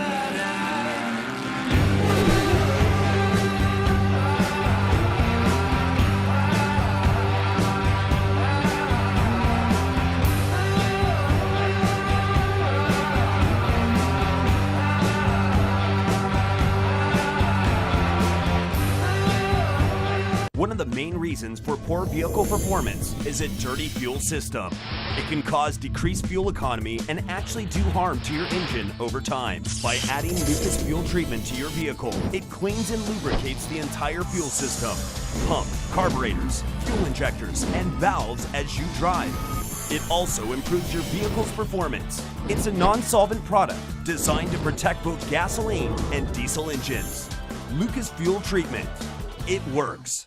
Shock Therapy, the premier UTV suspension tuning company. We test daily with the leading manufacturers in the industry to perfect our shock tunes and race-proven components for all UTVs. Whether it's high-speed racing or slower trails, we have a suspension tune that is perfect for your driving style.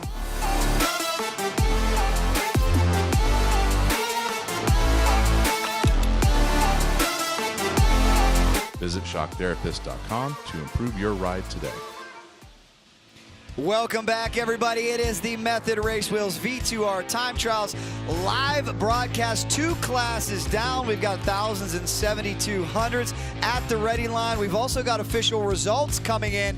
And how about it?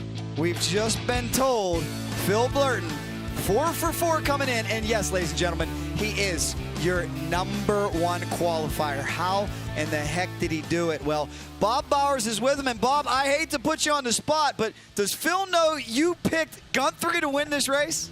You better tell him about that. We better get this sorted out. Well, I tell you, Jack, you are a wizard because my mouth went like a little duck's butt way too soon. We've got Phil Blurton, and he is the top qualifier. Phil, 4 out of 4, you won this thing. Now you had the qualifying. So what's in our future? Man, hopefully a 5, Pete. We'll see, though. It's a long race, but we started first last year and won, so we really wanted to start first again this time. So went out there and just went for it today. I'm kind of curious. You know, it's a very short run. I know that inside the car we make mistakes. How do you treat a mistake when you have such a short distance to go? Do you hammer on yourself? I mean, what happens? I mean, short, long race, nothing. You can't race backwards. So if you make a mistake, you just keep going forward. I feel like we had a pretty clean run there. We had just one little hard G out, but besides that, everything was flawless. Did you go to get the bump stops? Yeah, I think the bumps, the skid plate, all of it. So, well, I'll tell you what, it sounds like a pretty adventurous run. Phil, congratulations. First qualifier, you've got clean air going up there for your class. That's awesome. Thank you. Yeah, definitely not clean air because we got a bunch of cars in front of us, but we'll still go for it. Now, you have almost done the top qualifier. Yep. Tell me about it. We went out there and we were taking it consistent, making our car last and have it for race day. We pushed pretty hard, and then I kind of eased up a little bit in the corners where I could have pushed a little more, but it's a good car, and happy that I got to start right behind Phil and push him all day and try to make him into a mistake during race day. You do any different setup for the car? No, I actually run the same exact setup I just finished the Baja 500 with. Went straight into qualifying here after a solid tear down the whole chassis prep and ready to go again, same setup. So your plan is coming to work? Yeah, I wanted to start behind Phil and try to put pressure on him all day. He's won 4 in a row. I want to see if I can push him. He's my Can-Am teammate, so it'll be nice to push him as hard as we can all day and try to walk away from the field and see what happens. Well, congratulations on second. Go get him. Thank you.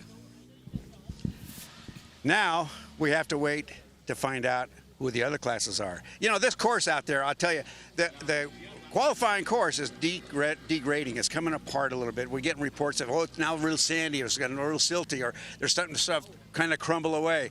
So Jack, you know, you guys got the cameras on it. Bring it to them, because I think we're about to see a great afternoon of really great driving.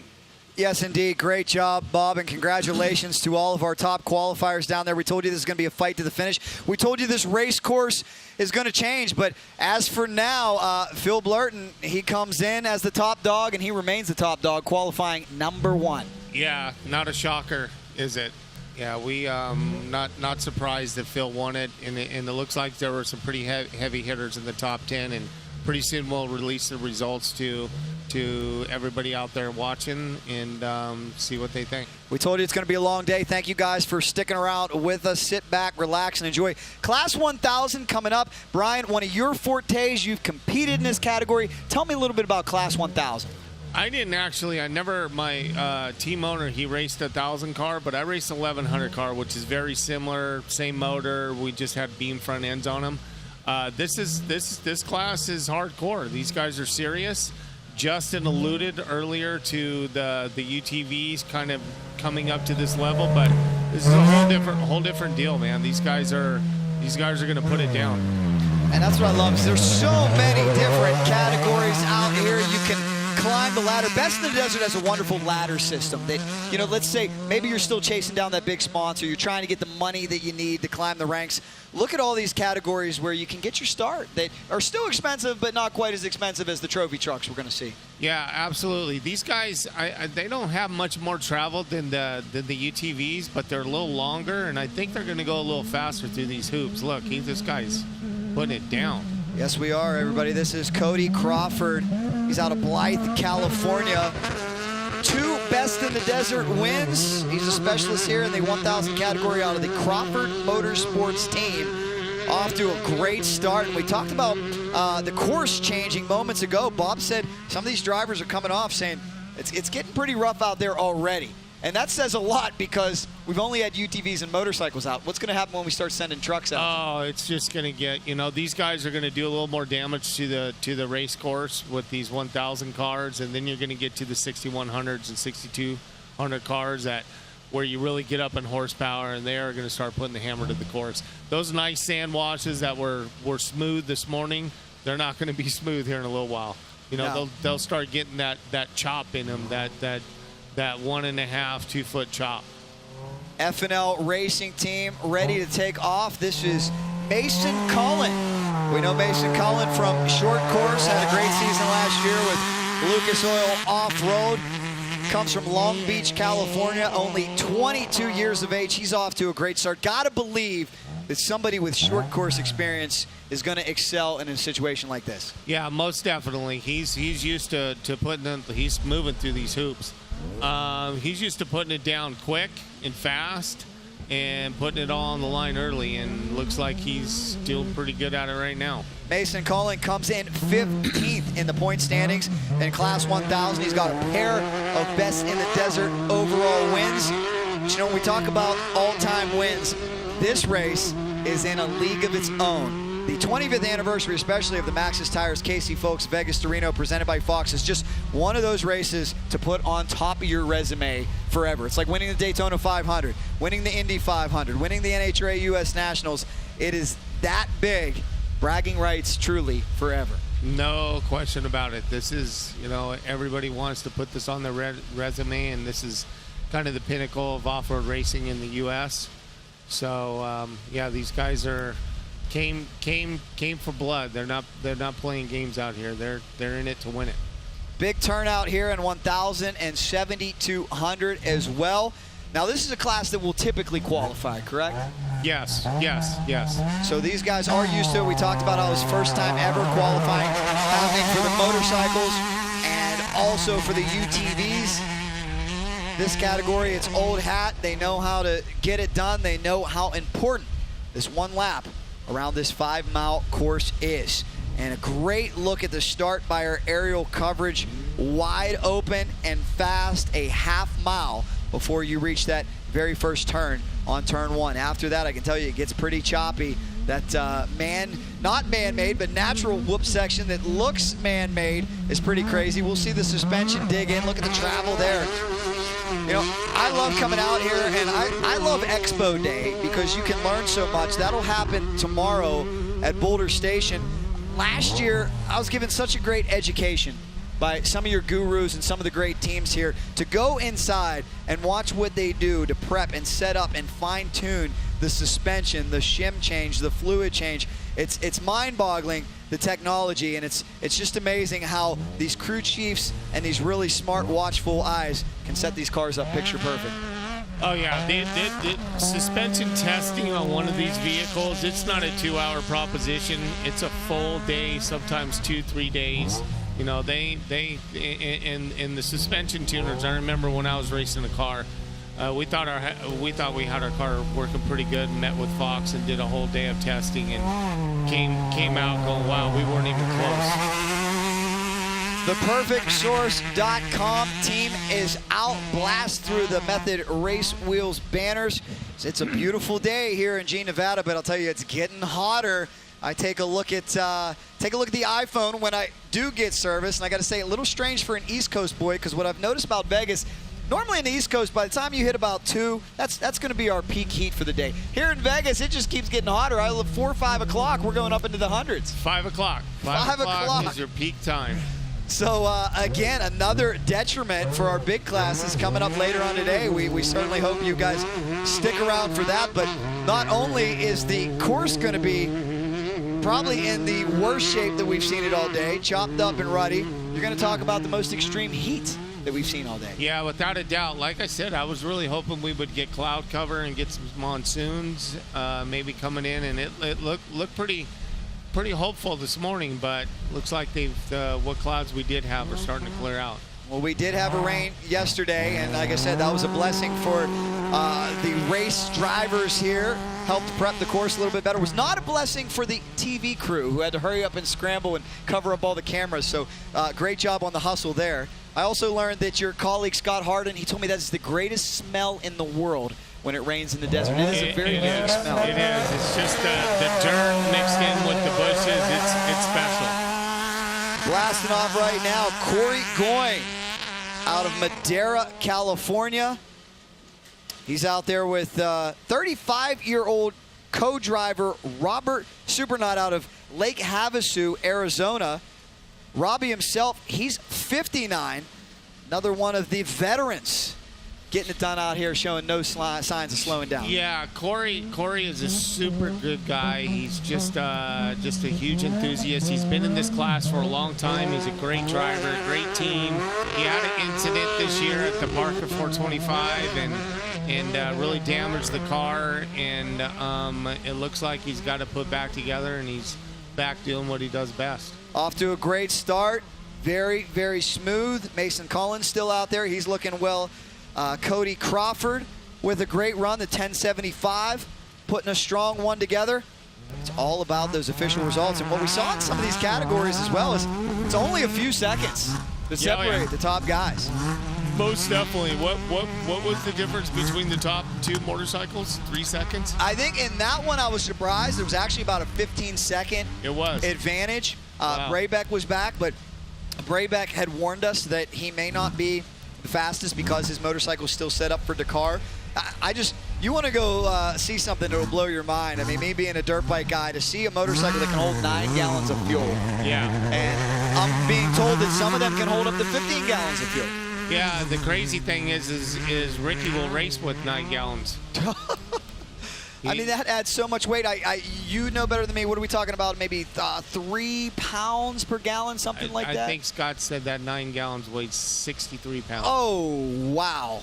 Wow. So that is an awful lot of weight, guys. I mean, imagine putting a 60-pound dumbbell on your vehicle, on your motorcycle. That's what these competitors are doing with the fuel. But you got to have the fuel to make it to the finish. Luckily, there's a lot of different pit stalls set up here. I know the course is a lot different this year when we get to Friday.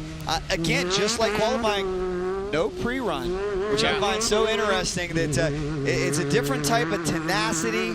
It's a different type of intestinal fortitude that you have to compete in a form of racing where you don't know what's coming up around that next corner. You are relying on the co-driver, and we've seen some crazy things out there. You've seen some crazy things out there. Anything from boulders to animals that may be out there that you've got to dodge, other competitors that are broken down. It's the desert. Yeah, there's, you know, it's desert racing, so a lot of these drivers, you know, they do have good co-riders and they're relying on them, but a lot of them are also just, you know, just have the ability to read the desert, and that comes in time, experience, is that ability to read the desert, and a lot of these guys are using that along with their co-rider. The start just continuing to get choppier and choppier as Wheeler Morgan from Brawley, California. And as my good buddy Trevor pointed out, if they named him Wheeler, they probably knew from an early age they had a race car driver. Well, and right now, Wheeler is the man in this class. He won the Parker 425 going away, checked out from the boys, backed it up at the King of the Hammers, and yeah, he's the man to beat in this class, and I would not be surprised to see that he is your top qualifier. And he's also won Vegas to Reno. He accomplished that feat back in 2019. You got to believe that gives you so much confidence when you enter this race as somebody who's been able to get it done in the past. I know I was taking notes last year when I was talking to Bryce Menzies. I put him on the spot. I said, what is the key to winning this thing? Everybody wants to know. His strategy was unique. He said, look, everybody's adrenaline is pumping. Everybody goes out so hard. He said, I really try to save the vehicle for the first third of the race, and he said, I really don't start turning it on until the end. And that's obviously a good strategy and a strategy that's worked for him, and that's a fact. But you know, he's still putting the hammer down. I'll guarantee it, because you can't back off too much to let the leaders get away from you. And he led this thing most of the way. So. Well, you nailed it, Brian, because Bryce Menzies' version of taking it easy is probably still meteoric and whirlwind to so many of us. As another Brian, this is Brian Church, takes off. He's from Oak Hills, California, 44-year-old, doing a great job. Favorite food? Hamburgers. Got a good hamburgers in Las Vegas? Yeah, actually, I got a couple places. You know, the best hamburgers I've had in a long time, though, are in Beatty, Nevada. Oh. I think the name of the little place is when you come into Beatty. God, I had a hamburger there the other day. Well, you know what? Last year with my good buddy Gio with the television show, we did stop at Beatty and have a hamburger. It was a little quaint ma and pa joint, I believe, known as McDonald's.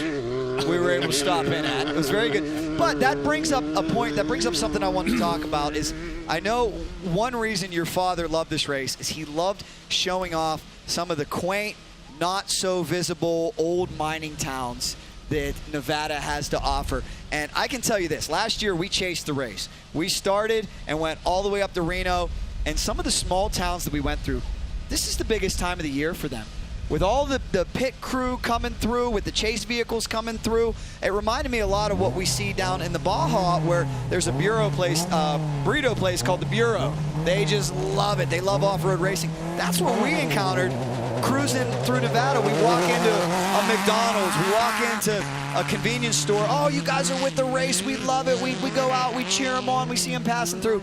It's so neat when you can cover 489 miles and give back to small communities like that, one-stoplight towns. Well, you know, this race and a lot of our races are very, very important to the smaller communities in Nevada. We bring a lot of business, a lot of commerce, a lot of helps their economy. So, yeah, they absolutely love what we're doing.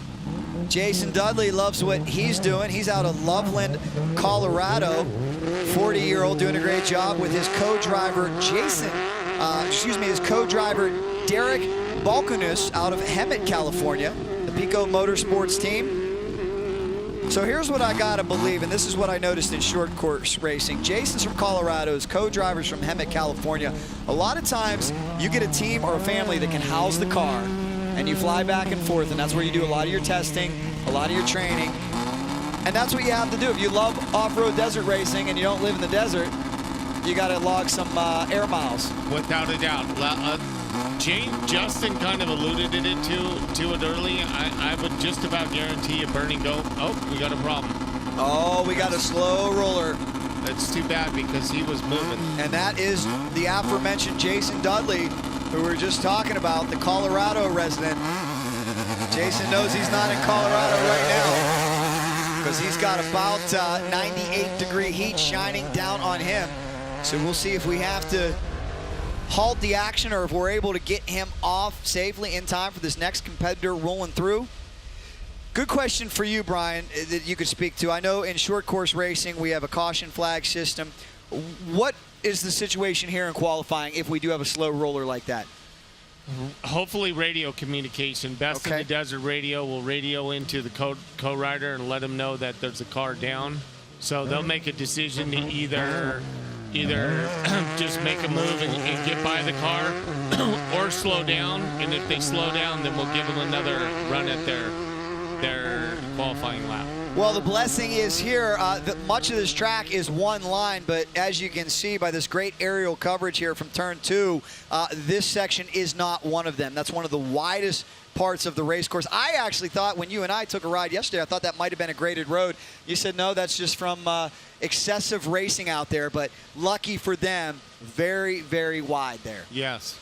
So hopefully there is room to sneak by as we continue to wrap up Class 1000 qualifying. It is the Method Race Wheels V2R Time Trials live broadcast. Jack Corpella and Brian Folks here with you. We are setting the stage for what will be a record-smashing 25th anniversary of the Maxxis Tires Casey Folks Vegas to Reno, presented by Fox. Of course, that all goes down Friday. We look forward to hopefully seeing each and every one of you live tomorrow in person, Boulder Station.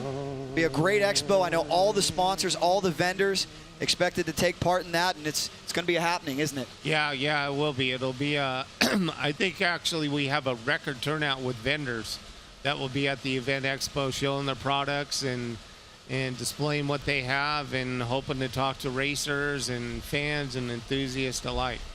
And you guys got to be pleased. Thank the great Lord above that the world is improving. And I know last year outdoors we all had to have masks on. We were doing what we had to do to comply and keep everybody safe. This year, no outdoor mask restrictions. So that's certainly good news. Still some things we're not quite out of the woods yet with this pandemic, but we are getting there. And I want to commend you guys because you've handled that situation so well with everything you have to deal with. We talked about the land management, the permits, and oh, by the way, here's a pandemic for you in case you didn't have enough to worry about. Yeah, I tell you what, it was difficult to get through that last year, and we pulled this race off by the skin of our butts, and we were just happy to be able to do it. And you know, the pandemic, it seems like we feel like we're getting out of it, and then all of a sudden it gets bad again, and we get hit with more mandates and whatnot. So we were pretty worried coming in this race, but it looks like it's going to we're going to get through it and not be affected too much by the pandemic. You guys overcame a lot of adversity. You've adapted. You're flexible. It's one of my favorite quotes in the pandemic. Nick Saban tells his team, adapt or die. Dinosaurs couldn't adapt, so they died. You guys are adapting. We've got a record turnout. We've got a car on the course, and I do believe we're going to step away here for one moment, but do not go away, ladies and gentlemen. So much more coming up. We'll get you an update on 10-11. We'll try to figure out what went wrong, and we've got much more qualifying coming up. It's the Method Race Wheels V2R Time Trials live broadcast, and it will be right back.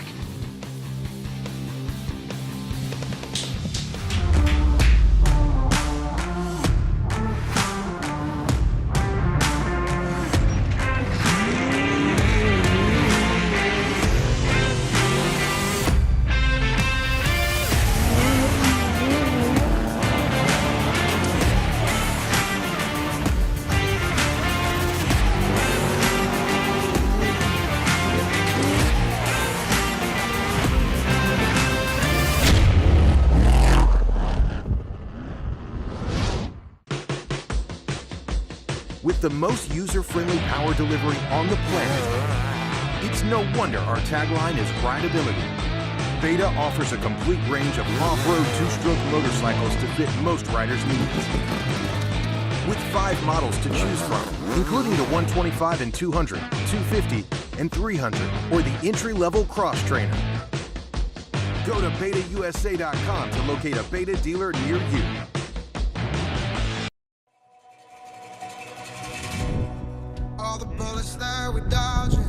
We aren't doing this for the money, the fame, or the props. We do it because we love it.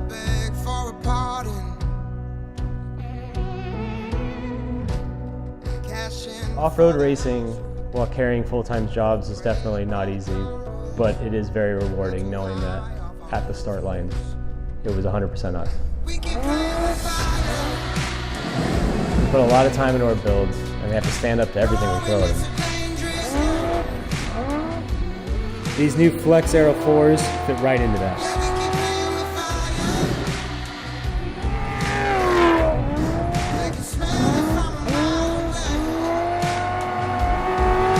Can't go wrong with something that took 50 years to make. See you in the desert.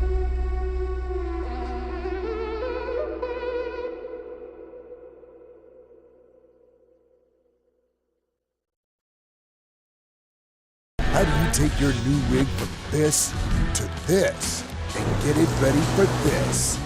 Bring it to the experts at 4-Wheel Parts, where we'll transform your Bronco with the all-new line of 4WP factory accessories. Whether you want to order the best parts online, shop in store, do the work yourself, or have it built by a pro, all trails lead to the truck, Jeep, or Bronco of your dreams, because nobody knows off-road like 4-Wheel Parts. Do your Bronco right.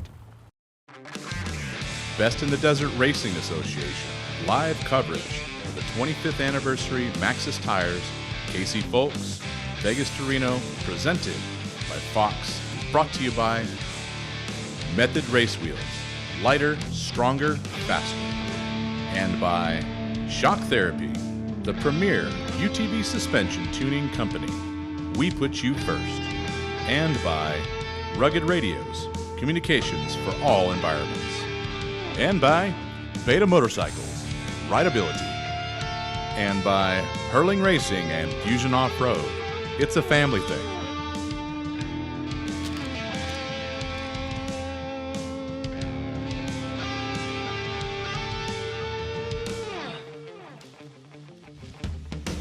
We've got updates and results coming at you, and we certainly want to thank all of our supporting sponsors and our presenting sponsor, Method Race Wheels. They're making this happen, guys. Make sure you support those who support your sport. Get their components. If nothing else, give them a big thank you. The Method Race Wheels V2R Time Trials live broadcast rolls on. Jack Rapella, Brian Folks with you. Brian, time flies. I'm sitting here saying we're already at 6,100. The spec trick trucks coming up, and look out, because we've got all type of action, all types of storylines. A lot of competitors gunning for the win out there in this one. You know, the 6,100 spec trucks, that is next to the UTVs, that's the next biggest class. It's extremely competitive. You got some heavy hitters in that class, and yeah, we had a big turnout. I think we have 38 6,100 trucks and 3 or 4 6,200 trucks. And the 62 or 6,200 cars, they're about to take off too. That class has grown. I cannot wait. I'm so excited. I love it. Hope you're enjoying this as well. But before we get too far ahead, let's take a look back. We've got official qualifying results coming up in the UTV Turbo Production category. We want to take our time with this to make sure everything's official. And this is official UTV Pro Turbo. Phil Blurton. He comes in on the strength of a 4-race win streak, and right now he's still top dog, starting out front with clean air. This is bad news for the rest of the field. You're letting Phil get the whole shot and take off with no dust. It reminds me, Scott was telling me yesterday about a race he entered. He said, I didn't see my competition all day, and sometimes that's the way it can go. Yeah, without a doubt. You know, just because Phil, he's starting out front doesn't mean that somebody can't beat him coming from the rear, but it definitely, you know, He's up front, and that's where he wanted to be. That's where all these guys wanted to be. And I see some heavy hitters in that top 10. Yeah, Dean Wheeler Jr. certainly has a shot. Bob gave us his pick, and that is Mitch Guthrie Jr. to win. Ryan Piplick, another one of the heavily supported Method Race Wheeled racers. Brett Serapis, how about that? I mean, this field is absolutely stacked. Take your pick, ladies and gentlemen. I talked about some of the great sponsors that we have. One great company that we want to give a special shout out to is Hurling Racing. Jeff and Jerry, they do so much. We have something prepared we want to take you to right now. Let's send you to this feature by Hurling Racing.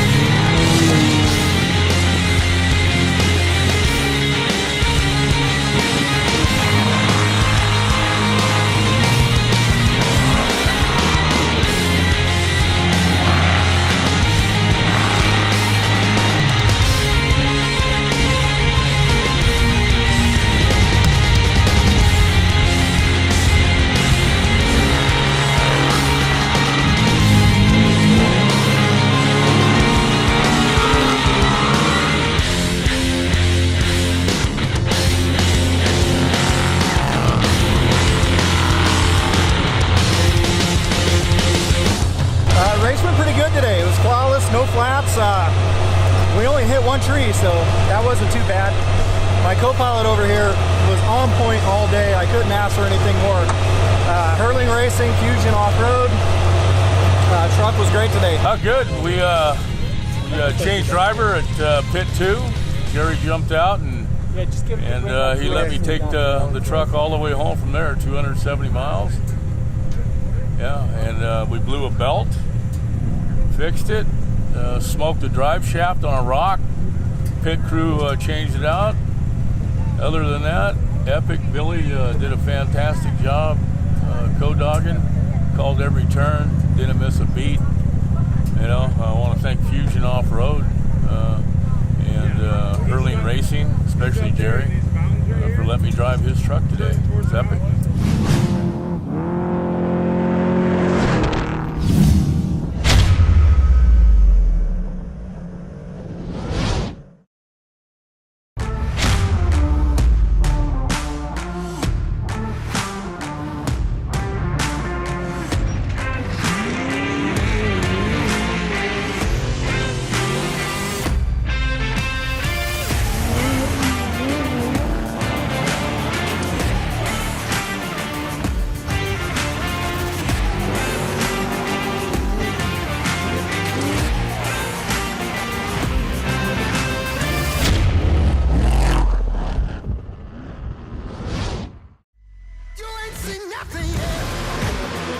I got that right turn. We're good. Let's meet up at the compound group up. At 10-4.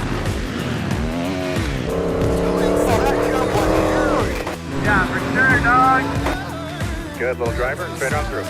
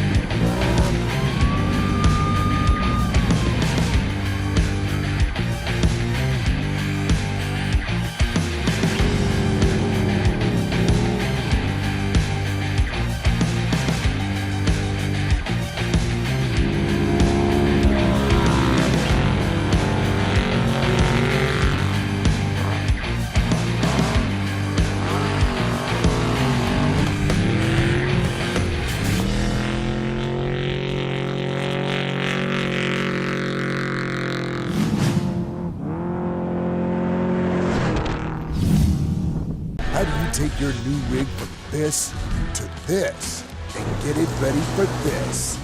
Bring it to the experts at 4-Wheel Parts, where we'll transform your Bronco with the all-new line of 4WP factory accessories. Whether you want to order the best parts online, shop in store, do the work yourself, or have it built by a pro, all trails lead to the truck, Jeep, or Bronco of your dreams, because nobody knows off-road like 4-Wheel Parts. Do your Bronco right. Desert Racing Association live coverage of the 25th anniversary Maxxis Tires, Casey Folks, Vegas to Reno, presented by Fox, brought to you by Method Race Wheels, lighter, stronger, faster, and by Shock Therapy, the premier UTV suspension tuning company. We put you first. And by Rugged Radios, communications for all environments. And by Beta Motorcycles, rideability. And by Hurling Racing and Fusion Off-Road. It's a family thing.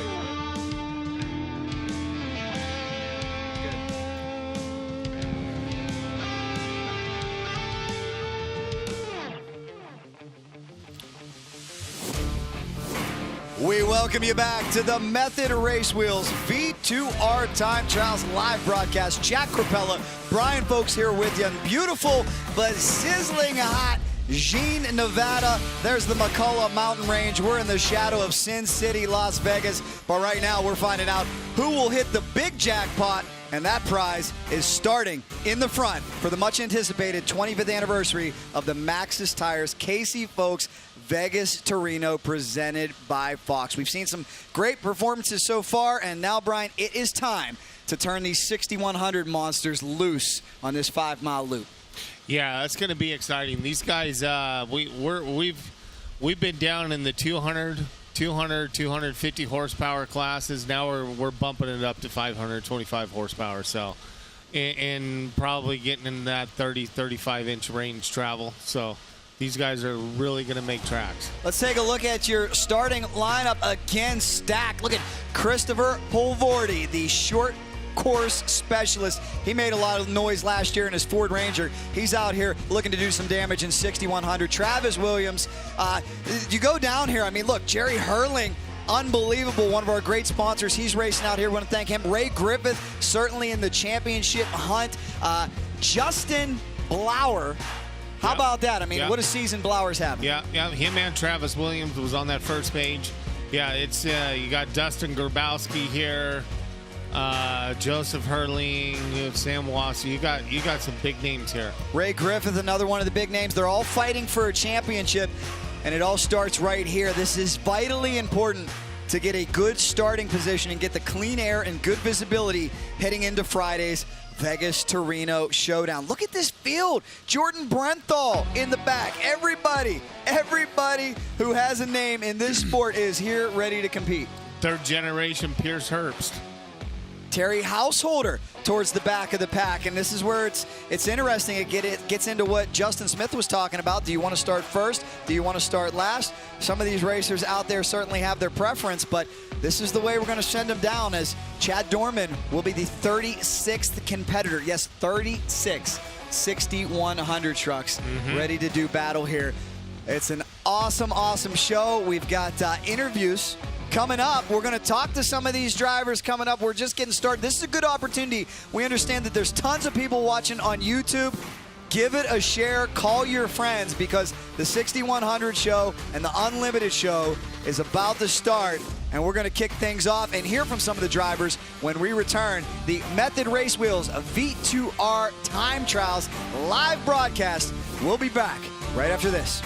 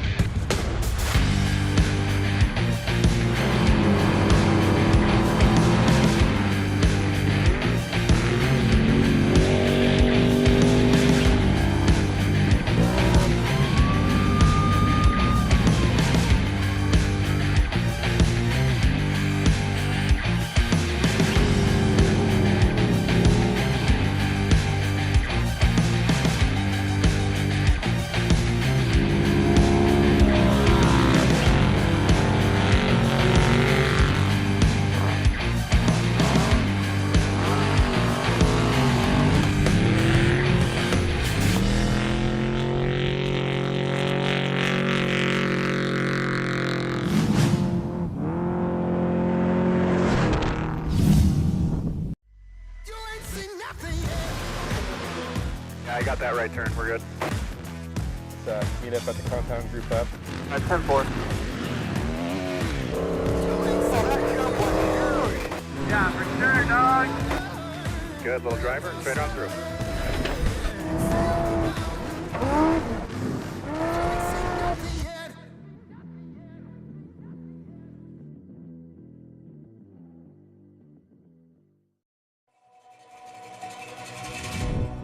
All the bullets that we dodged. We aren't doing this for the money, the fame, or the props. We do it because we love it.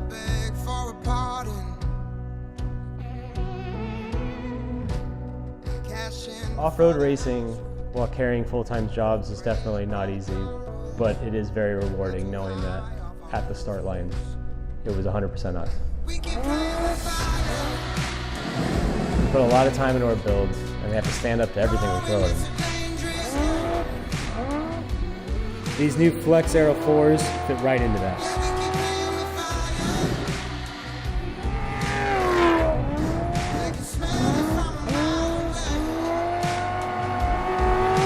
Can't go wrong with something that took 50 years to make.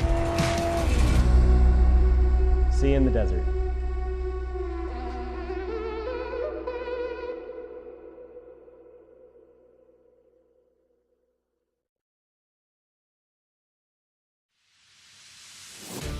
Scenic, vibrant, and beautiful is Jean, Nevada, but don't let that lull you to sleep because this race course is vicious and wicked. I'm Jack Rapella. Guys, thanks so much for joining us here at the Method Race Wheels V2R Time Trials live broadcast. Another member of our team, a future Hall of Famer that we're so lucky to have, is Bob Bauer. And Bob, you have caught up with the red-hot Christopher Polvordi right before he takes off. Take it away, Bob. Well, yes, I am with Christopher right now, and I'll tell you what, this is a beautiful trophy, beautiful 6100 car. Chris, you're first in line. First in line. This is my first big race in this truck, and pretty excited. You know, good place to start it. Get some nice clean air. You know, aside from all the clean air and everything else, I noticed that you're not alone in here. No, I got my crew chief Jimmy in here riding. He's strapped in and ready for a little bit of fun. So would that make him a truck mechanic? He's way more than a truck mechanic. This guy's a genius, engineer. Engineer, that's pretty good. People mechanic probably has a lot to do with it. Definitely, yeah. He keeps this thing controlled while he's sitting there. So this is your first, okay? What's on your mind? How are you thinking? Just go out there, just have some fun, and get in some good clean miles. This first qualifying, you know, don't want to blow it now. And I'm a short course guy, so I like to go fast. So this short course is right at home. Well, I'll tell you what, it looks like we're looking for some good stuff out of Christopher today. Thank you very much, Bob. Yes, Christopher Polvordi, he really heated up last year and found his stride with the Ford Ranger and short course. We'll see if that carries over to desert racing. I'd like to welcome in a man. His resume is too long for me to mention everything. Would have to be on air for about 10 hours, but Mr. Scott Harden, we welcome you back in. AMA Hall of Famer, Baja 1000 champion, and a key part of the success here at Best in the Desert. Boy, we've come a long way from your first race in 1973 to what we're seeing with these motorcycles and these trucks out here this weekend, aren't we? Oh, yeah, it's a long way. That was 1973 Snort 250 I was out here racing in this desert, and, you know, to see where we are today, it's just amazing to see where the sport's going. I'm so pumped just to see how vibrant it is. It's really amazing. Sight laps going down. You know, Scott, we know you're one of the greatest ever on a motorcycle. I was telling the story, making these guys laugh. I was at the AMA Hall of Fame last year in Columbus, Ohio. I walked by your mannequin. I said, hey, that's Scott, because I know you primarily as a brand builder, a visionary, an executive. That's been your role since I've met you. How did you transition from competitive rider to one of the key parts of the success here at Best in the Desert? Casey Folks gave me the best advice I ever got when I was 15 years old. He said, you're not going to make any money racing motorcycles, and you better have a second source of income, and you know, have fun with it while you can. You better have a plan B. And he told me that. It made me go to college, and it's Casey Folks. That's why I'm here. Isn't that the truth? You know, I never had the opportunity to meet Casey. I've heard so many wonderful things about him, and you got to believe he's smiling down on this event. Best in the Desert continues to be the preeminent leading off-road racing series in the world. Casey's vision has just continued to grow and evolve, and I think we're seeing that this weekend with this record turnout. We're still in a pandemic, and we got a record turnout. You know, you've even been blessed with the weather today. You know, it's really not that hot out there. It could be a lot worse, and we got a nice little breeze coming off the mountains and some cloud cover, and it's almost like everything's come together for this because it's beautiful out there. I've never seen much more passion, excitement, people just happy to be out racing and stuff that I see out there with these guys. Just go down the line and, you know, see what they're doing. It's pretty amazing. I think it's ready for a really good day. It is, and for those of you who couldn't be with us, thank you so much for watching on bitd.com. We also understand there's tons of people, thousands of people watching on the Best in the Desert YouTube channel. Our good buddy Trevor peeked in the other day. We were wondering who was, of the other minute, I'm sorry, who was watching. Bryce Menzies is on there. He's already talking smack a little bit, telling everybody he's going to get the three-peat done. So we wondered, would drivers coming up take advantage of this live broadcast? Oh, yes, they are. They're paying close attention and taking notes. Well, yeah, they are. I mean, Bryce is, the kids just kind of been on rails the last 2 years at this event, but I mean, the competition's really stacked up. It's really hard to keep performing at that high a level, and these guys are gunning for them. That Concrete Motorsports truck, those guys have been a powerhouse, and there's Adam Householder, the list goes on and on. I mean, they're all right there. This class 6100, I mean, there's just 4 points separating the first three guys in this class right now. Ray Griffiths leading, and I think Travis Williams is second, and Dustin's third. But there's just 4 points separating these guys. These guys went down to, I think it was 8 seconds difference at the finish. 16 seconds, I think, between first and second last year at this race. That's right. These guys are serious. Yeah, we were on the finish line last year. I was there with you. We rode all the way up to Reno. This big storm hits, and here comes Ray Griffith, and he had to wait and sweat it out. That's one of the unique things about your sport. When you cross the finish line, you don't always know if you got the win or not. You got to wait till they compute the times and officially crown you champ, and Ray got it by about this much. He spent about three of the most anxious moments I've ever seen a human being spend. The release was pretty good. He was pretty stoked. I mean, it was they were doing the math over and over. It was pretty cool. You got to have a lion heart and nerves of steel. You think you get to the finish line and the anxiety's over. No, now you got to cross your fingers and hope that you did enough. That's what makes this sport so compelling and intriguing. And a lot of other forms of motorsports, if you're first across the line, I got the win. No, not here. Sometimes somebody in the back of the pack could have been fast charging, could have avoided the attrition, avoided the big mistake, and will have a better elapsed time. It's all about who can go from Vegas to Reno in the shortest amount of time possible. We got sight laps going on right now. Speaking of which, I think we got Ray Griffith on the line right now. I think that was Ray taking off. Man, he's been on a roll recently. I mean, he's put together a really good program. Real consistent, so he's definitely got a mark on his back as well. He does, and they're continuing to race with a heavy heart. A couple years ago, they lost somebody really, really vital to their team, and they dedicated last year's big win to that individual. And Ray said, every time I go out there, I feel like he's with me. I feel like he's talking to me. He helped prep the truck for so long. So it's nice and it's sentimental when we can have those kind of gestures and honor our mentors and the legacy that so many greats have paved the way for us. Yeah, no, and I think there's a lot of tradition in off-road racing, and and it's just neat to see it get passed down to generation. It's just like Chris, the Polivordi, first race. Do you hear the enthusiasm in that guy's voice? Yeah, this is my first race. I'm here. I'm doing this. That passion still exists. It's really, really good to see. And I've seen it out here more than today than I can remember a lot in recent times. We certainly have 6,100 sight laps underway. That means official qualifying is coming up next. Don't go anywhere, guys. Give this a share. If you're on YouTube, hit subscribe. Stay locked in. We got your back. The Method Race Wheels V2R Time Trials live broadcast will be right back after this.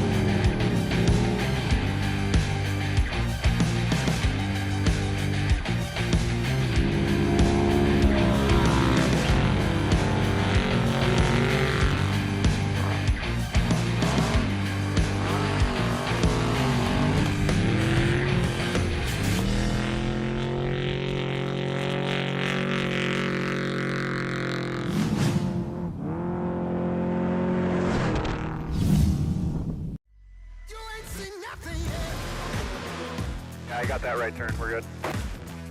Let's meet up at the compound group up. That's 10-4. Yeah, for sure, dog. Good little driver. Straight on through.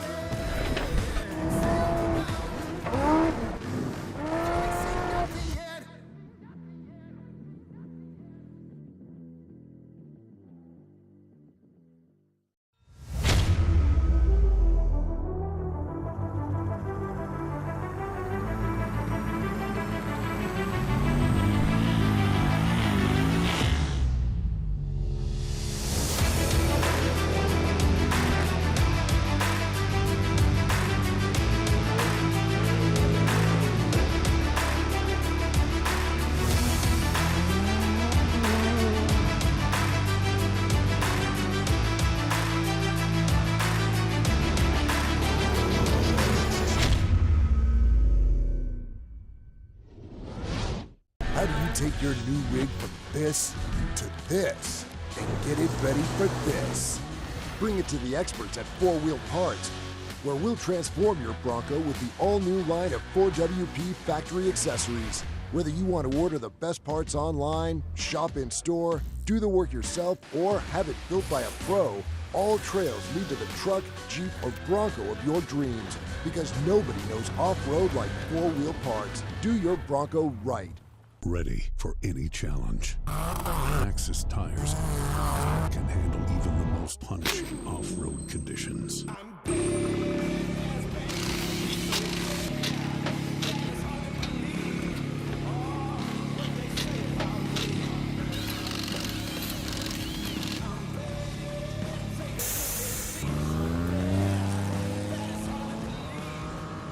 Maxxis Tires.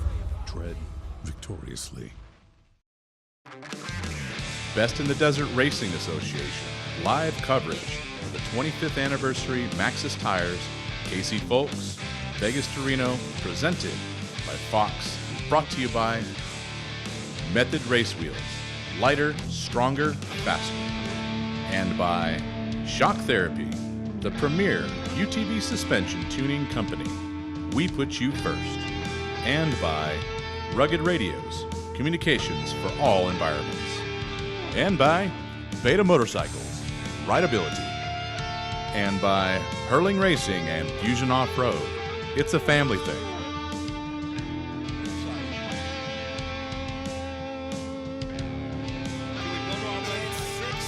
100 time as the Method Race Wheels V2R Time Trials live broadcast rolls on. Welcome back to beautiful Jean, Nevada, the scenic and vibrant surroundings, the perfect backdrop here for our Festival of Speed as we earn qualifying berths for the big Maxxis Tires Casey Folks Vegas to Reno presented by Fox. Now, for some not in the know, they might say, hey, you're out in Jean. There's nothing that goes on out there. You're out in the middle of the desert. We've got more than 40 years of motorsports history right here. Some of the biggest, baddest races of all time have gone down in Jean.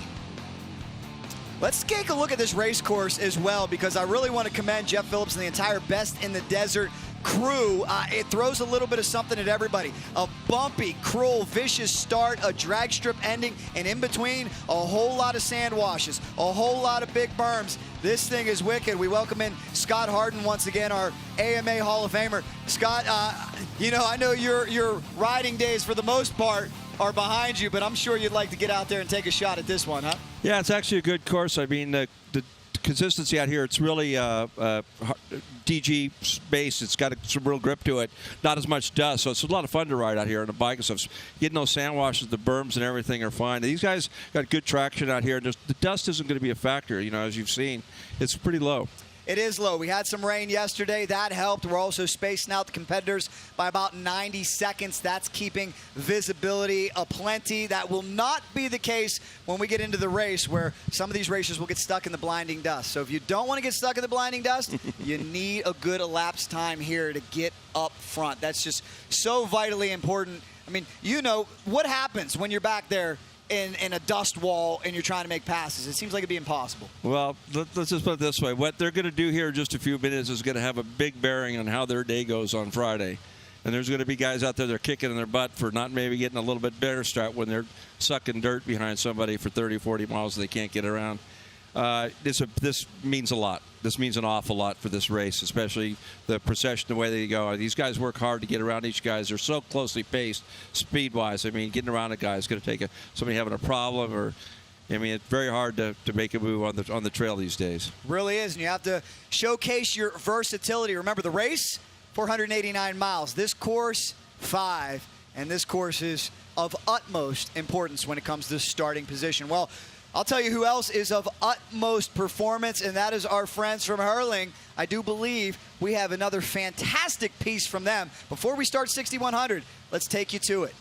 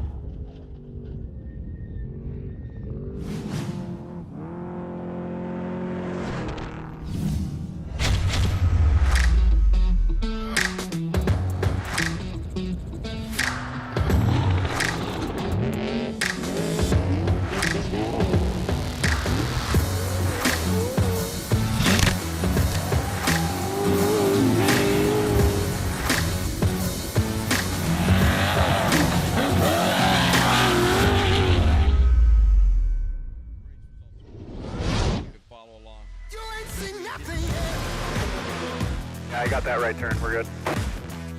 Let's meet up at the compound group up. 10-4. Yeah, for sure, dog. Good little driver, straight on through.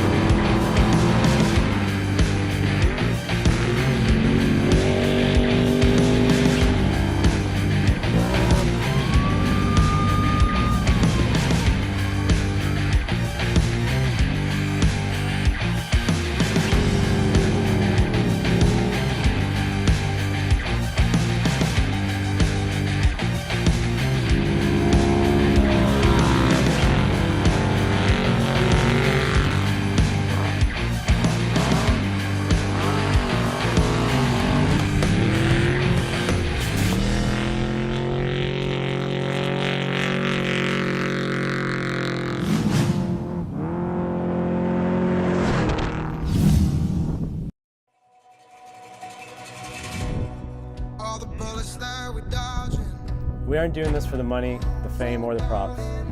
We do it because we love it.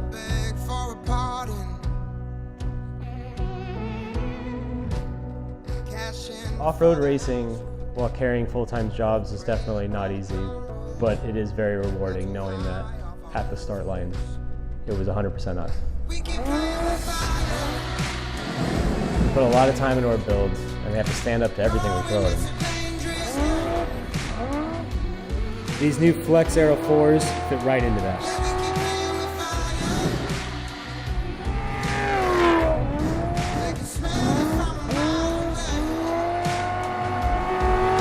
Can't go wrong with something that took 50 years to make. See you in the desert.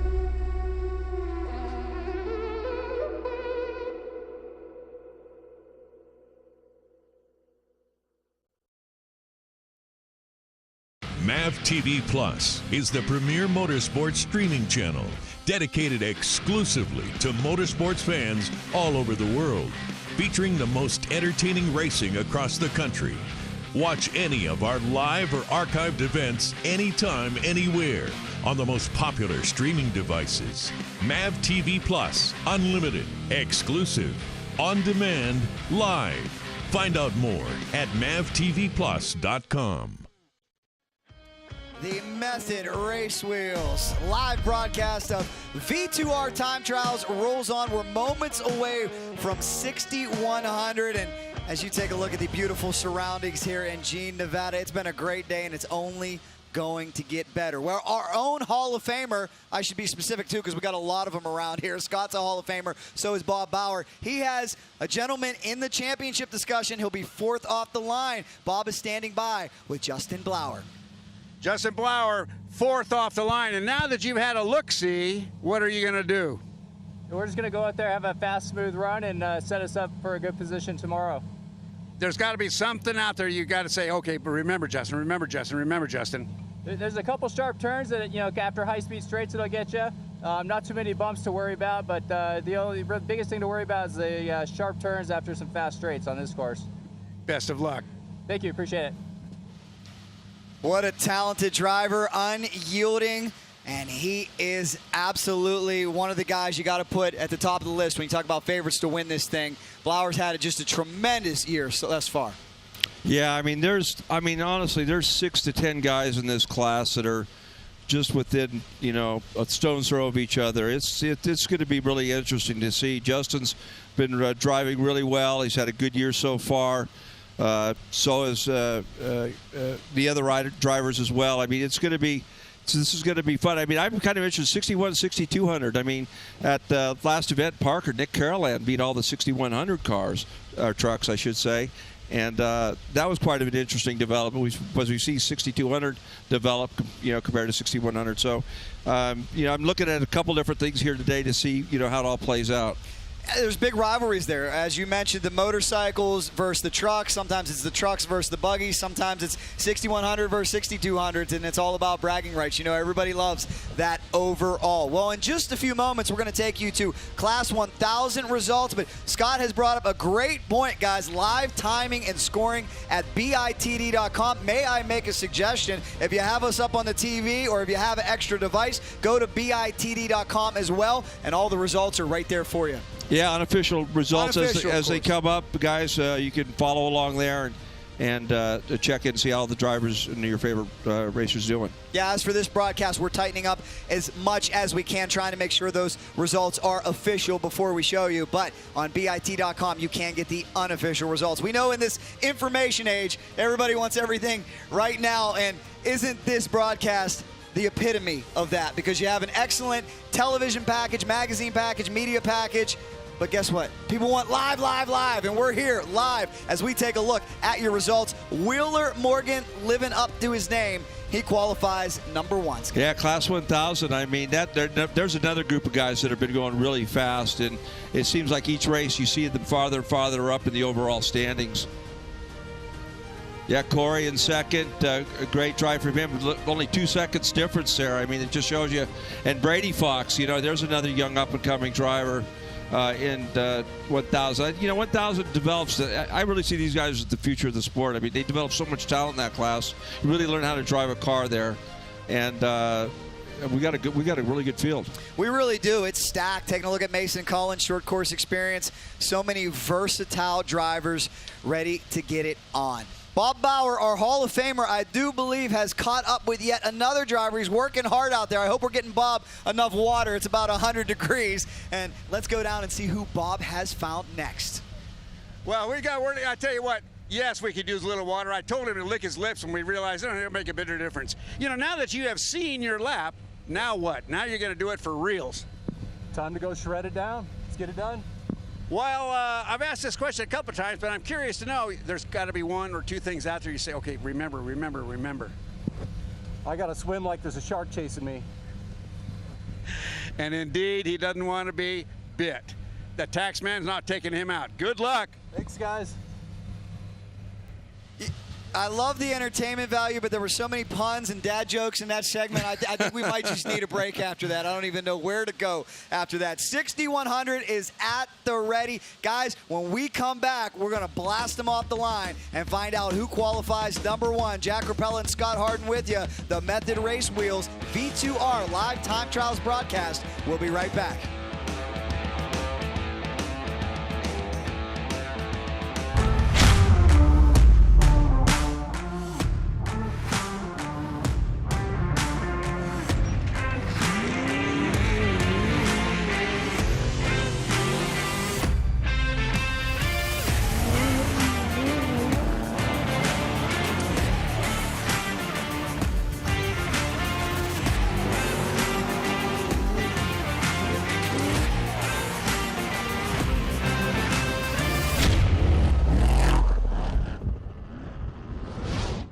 To race off-road, it takes teams of people considering every detail. We go hard, break it, go back again. We learn from it. Sweat and sweat some more. Push hard, then harder. Victory is elusive. Success is what you make of it. At Fox, we've tasted victory and defeat. We've learned and become the leading choice of off-road racers everywhere. Earning the right to say, the best run Fox.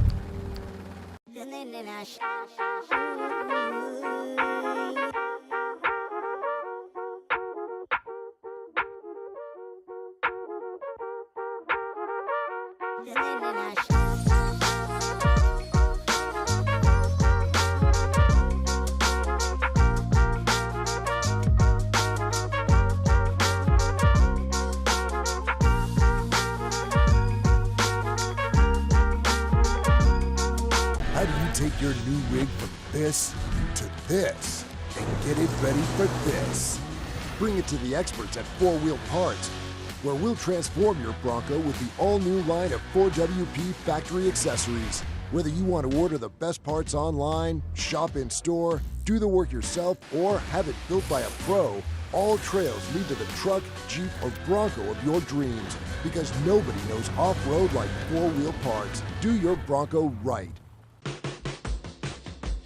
With the most user-friendly power delivery on the planet, it's no wonder our tagline is rideability. Beta offers a complete range of off-road two-stroke motorcycles to fit most riders' needs. With 5 models to choose from, including the 125 and 200, 250, and 300, or the entry-level Cross Trainer.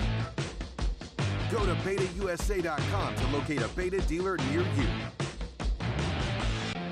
Rolling fast down I-35, through the day and past the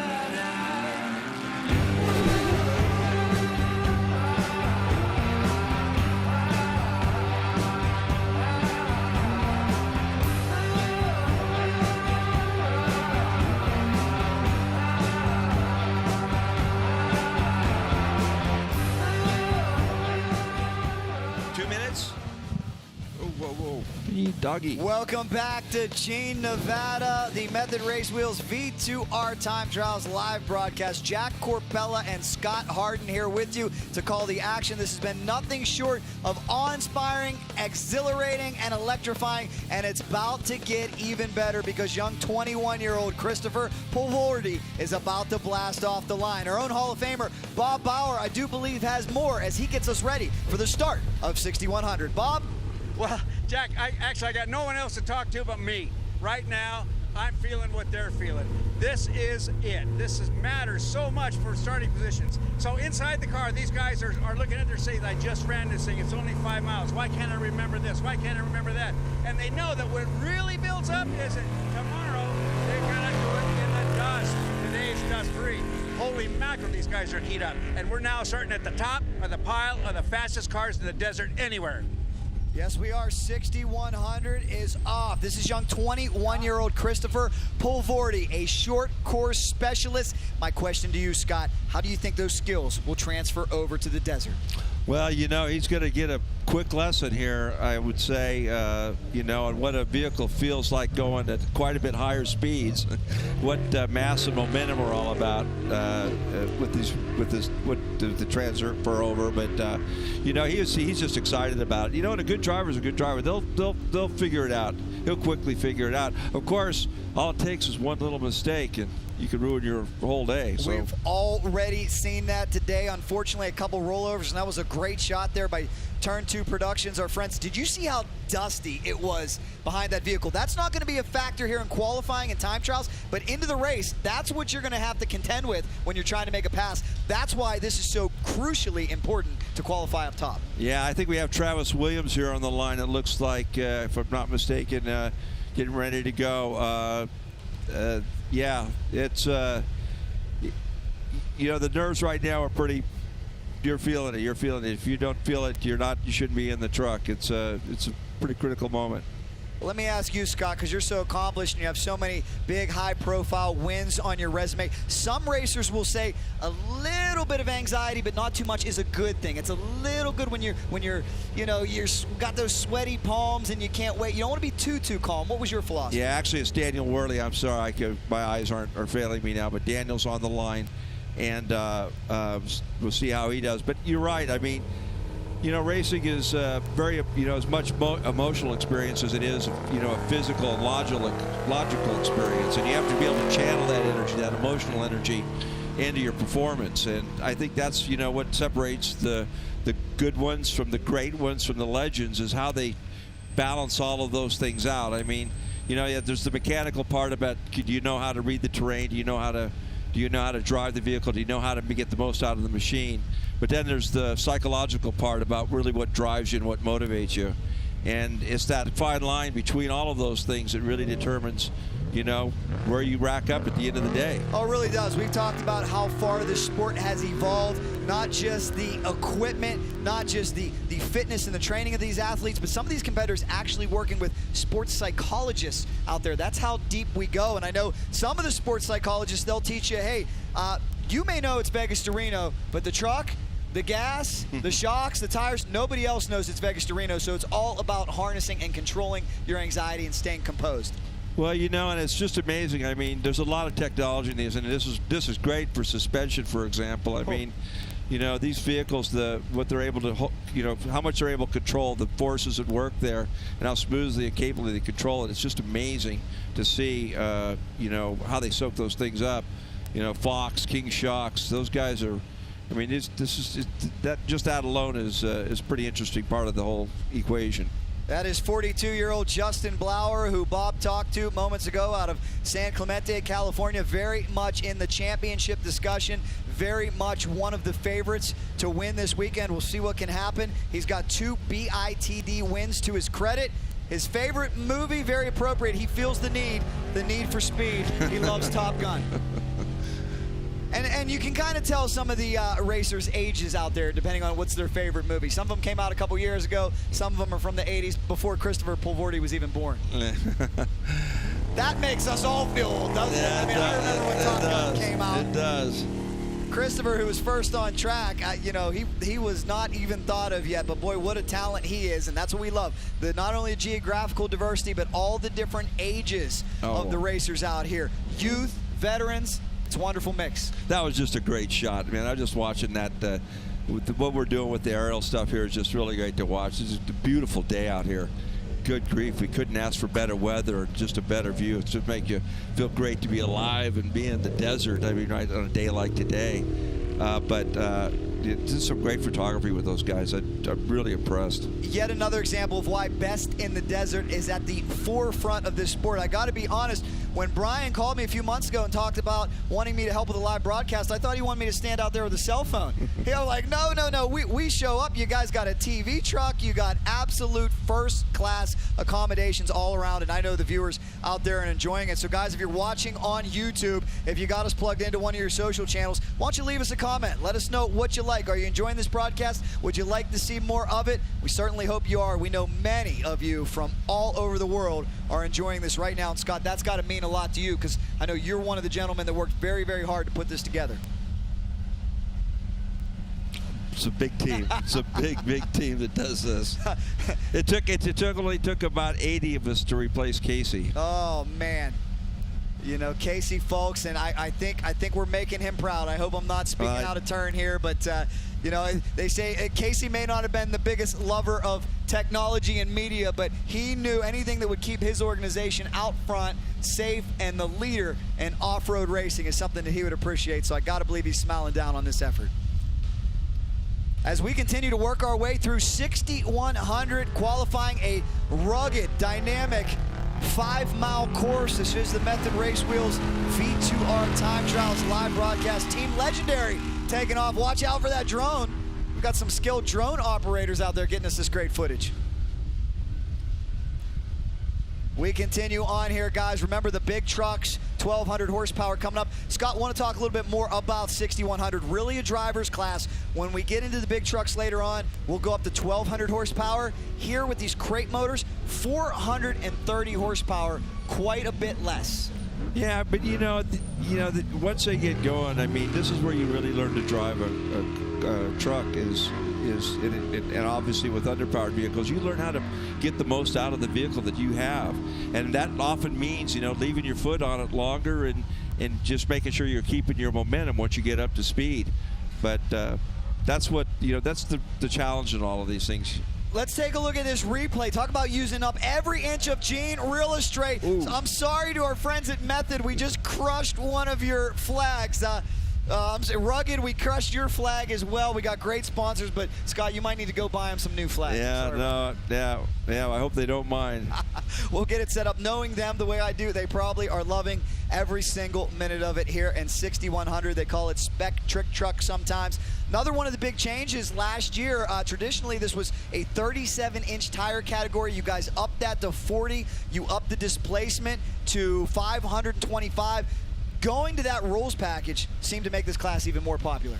Well, I think there was a lot of things that went into that. Obviously, trying to develop a more uniform standard for the class. We know that there's other associations out there people want to race. I think it's just more of a question of trying to work, to do the smartest thing to make it easy on all the racers. There were pros and cons to the move to the underdrive. There was a lot of things that went on there, but I mean, I think in balance, I think it all worked out for the best. And the 40-inch tire, I think it's just more standard. It's I don't know. I think the moves are all the right moves to make. A little bit of an adjustment to it, but the proof's in the pudding. I mean, we've got a great turnout here today. Kudos to the rules committee as 6200 is off. The aforementioned Nicholas Carolyn, who Scott told us moments ago can sometimes win the overall. Look out for him. He is off, as clearly a big difference between the 6100 trucks and the 6200 vehicles. Yeah, no, I'm really interested in this. When we earlier in the year, we were hoping that we would see a pretty good growth in that class. We are seeing some good activity. Oh, wow. Let's take you back once again. I think, unfortunately, Scott, I'm sorry, the marketing director is going to cringe. I think we just smashed another flag here. Oh, my goodness. Somebody get that flag back up in a very, very safe way.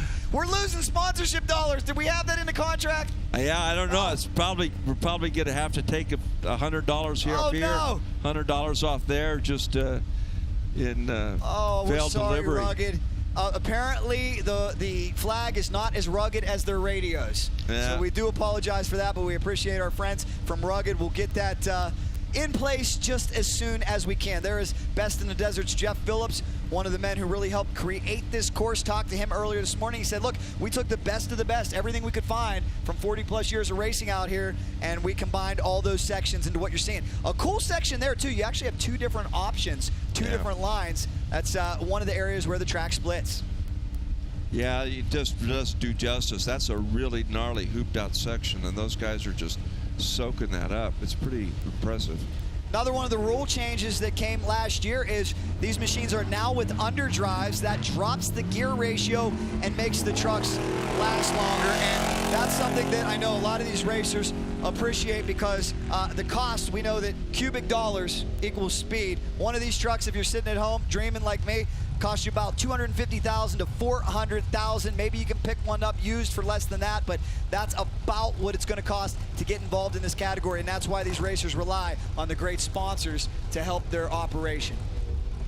Well, and there's a lot of great builders out there too. I mean, our sport, has never been richer in builders. When you look around right now, of course, you've got Jimco and just the legacy that they've created, but the Geiger brothers, the Brenthel brothers, the Herb Smith group. I mean, there's Camberg Racing. There's just a lot of great builders out there right now. I had a great conversation with Sam Baldy yesterday. He's building his own truck, and I just was impressed as heck with that. But I mean, when you look behind the scenes and see what's going on to these vehicles and stuff, and just how much interest and some of the quality and the technology that these builders have, it's pretty phenomenal.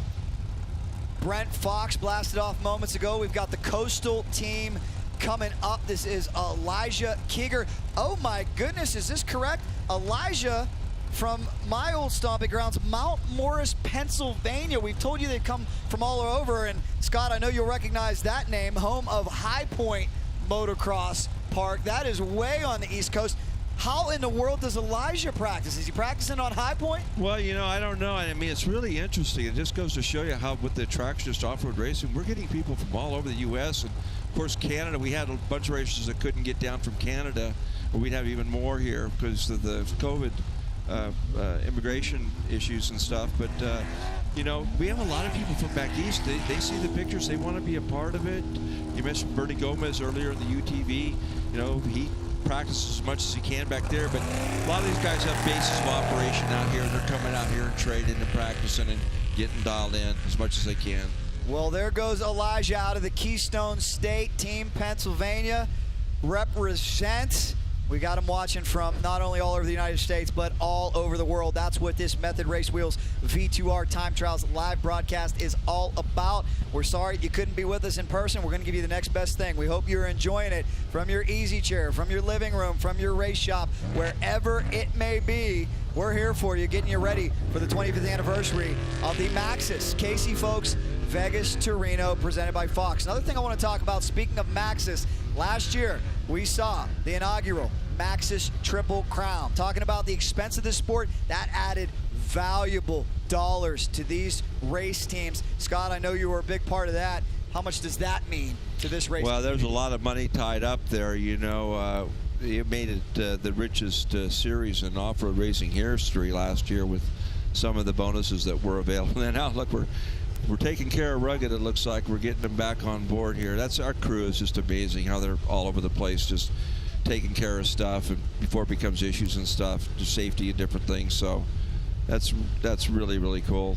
And you had the foresight to bring extra flags. I love it. So we'll get that flag replaced, and we are back underway, guys. 6,100 qualifying. This is all to see who will start up front. Vegas to Reno, that goes down Friday. We've got the big expo going down Thursday. Let's take a second look. Moments ago, a great view here. Look at the roost. Look at that sand wash, using every single inch of real estate. This is turning into a multi-line race course, that's for sure. Looks like there's a few different options out there. Suspension doing a great job. You're talking about a couple feet plus of travel, as here comes Ray Griffith, yeah, our winner from last year, looking to do it again, and it all starts right here. Yeah, he's having a great season already. You know, he's leading the points right now, although be it just by a couple over Justin Blauer, I think, with Dustin back in third, just 4 points behind after the Silver State and Parker events. But Ray has really been putting it together. He's got a good program for sure. And, you know, you don't hear much about Ray, you know, throwing it all away. You know, he stays pretty smooth and keeps that thing out the right, you know, right side up. And I think that's a big key to his success. Ray also the winner of the coveted Maxxis Triple Crown last year, backed by King Shocks, among many others, A&G Motorsports. He comes from Downey, California. 33-year-old with a promising future. He seems to get better each and every time out. Now, something I want to touch on too, if you're new to the sport, take a look at all that equipment back there in the truck. Hopefully no problems here, because a problem here would kill your qualifying effort. But when we get into the 489-mile showdown, Scott, they're equipped with just about everything they need to get out of the desert if a flat tire would happen. They have different A-arms. They have different components, everything they would need to help survive the Nevada desert. Yeah, you know, they're, you know, obviously tires is the big thing that they need to take care of, but they'll try to fit everything on board there that they could use if it was possible to fix it out in the desert. You know, they'll have something to try to get the thing going. One of our great sponsors is up next, Jerry Hurling. We really appreciate Joe and Jerry Hurling, everything that they have done with this broadcast for sure. They come out of California, very, very accomplished. 56 years young. I told you it's all different ages out here as he blasts off the line representing Hurley Racing in the 6100 category. So it has to be a crate motor, but we've got the battle of the manufacturers there. Yeah. If you had to say, what is the crate motor of choice? Yeah, I don't know. A lot of guys are running the Chevy, I believe, you know, for the most part. Some guys are still running the Ford, I think, but Chevy's really kind of dominated the market, from what I understand, over most, you know, over the recent years. You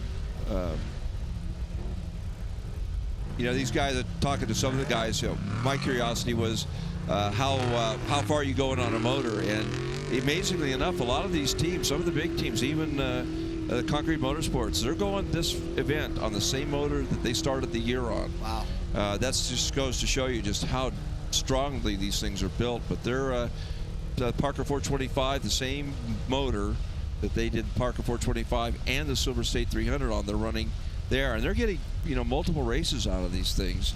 That will help the budget as we take a second look in slow motion. Look at this suspension working, out of shape, full send mode, wide open, leaving absolutely nothing behind. You can tell these racers are going for broke. They know every precious second counts when you're talking about qualifying order.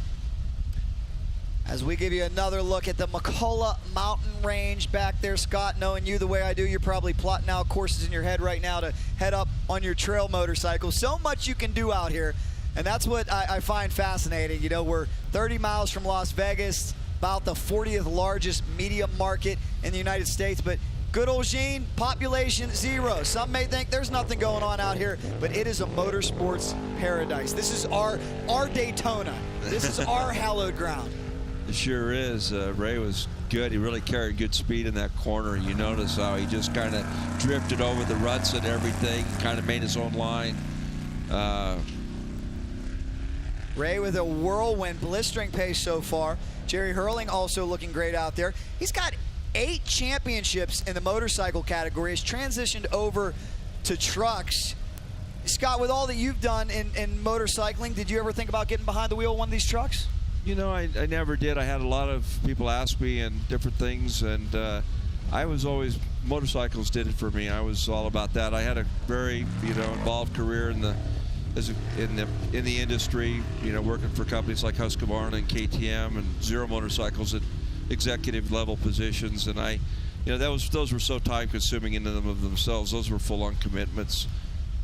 20 years with KTM and 15 with Husqvarna, and helping getting electric motorcycles up and started, you know, as a new brand, as a new opportunity. You know, I just tied up my time. I appreciated it. I've known a lot of guys. My old pal Larry Roster certainly has made a you know, fantastic career, but my brother-in-law Jack Johnson has won a few big races, transitioned over. A lot of motorcycle racers, made great car and truck drivers. You know, obviously, but you know, I'm content to sit back, and I'm really content here just to help make it possible. You know, I think that's what I'm supposed to be doing right now, is helping with the Best of Desert crew to help keep this alive and make it all possible. It's great. I mean, it's just great to see it thriving like it is right now, this moment. It really is. Record turnout. You're doing a wonderful job, as is everyone on Team BITD. We had the opportunity to stop by the Best in the Desert home offices a day ago, and man, what a great squad that you have there. What a great squad you have here with Turn 2 Productions. We're off to a wonderful start, and we're going to keep it going. LD Smith off to a wonderful start as well for the 58-year-old out of Commerce City, Colorado. Get this, his favorite food? Green chili. Now, I'm not trying to be a smart aleck or a wise guy, but I don't think you want to eat any green chili before you get in that machine for about 8-9 hours tomorrow, because no joke, I mean, here's something that I like to accentuate how hardcore these guys are. There's not any bathroom breaks, right? You better be set up. Some of these individuals will get out and swap drivers. Some of them have catheters in there for bathroom breaks.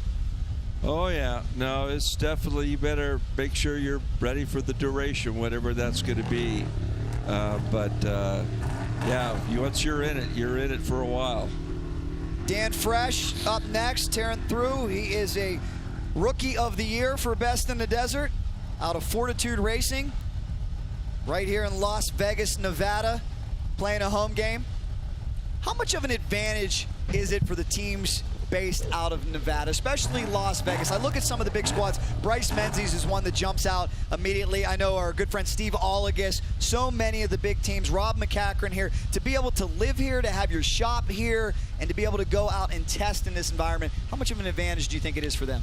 Well, you know, all these guys, obviously, the more you're familiar with it, it is. And what people maybe don't understand is there's a big difference between different areas and varieties, the type of terrain, the conditions, everything. Nevada desert has always been slightly different than the California desert or Baja in terms of its consistency and what it's made up. So obviously, the more time you spend up here, you know, in this environment, the bigger advantage you have. But, you know, a good driver at the end of the day is a good driver, and a great driver is a great driver. They'll figure it all out, and they'll excel, you know, in every area. But It does. More than anything, just the opportunity to test. You can come out and test consistently and get feedback and stuff because it's not that hard or far away to go do. You live in Southern California, you're going out to the desert. It's a 2 or 3 hour drive.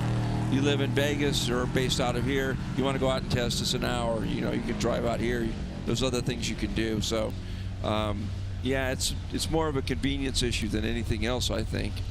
Well, what is so critically important in any form of motorsports? Seat time. You nailed it. This is Tyler Thomas.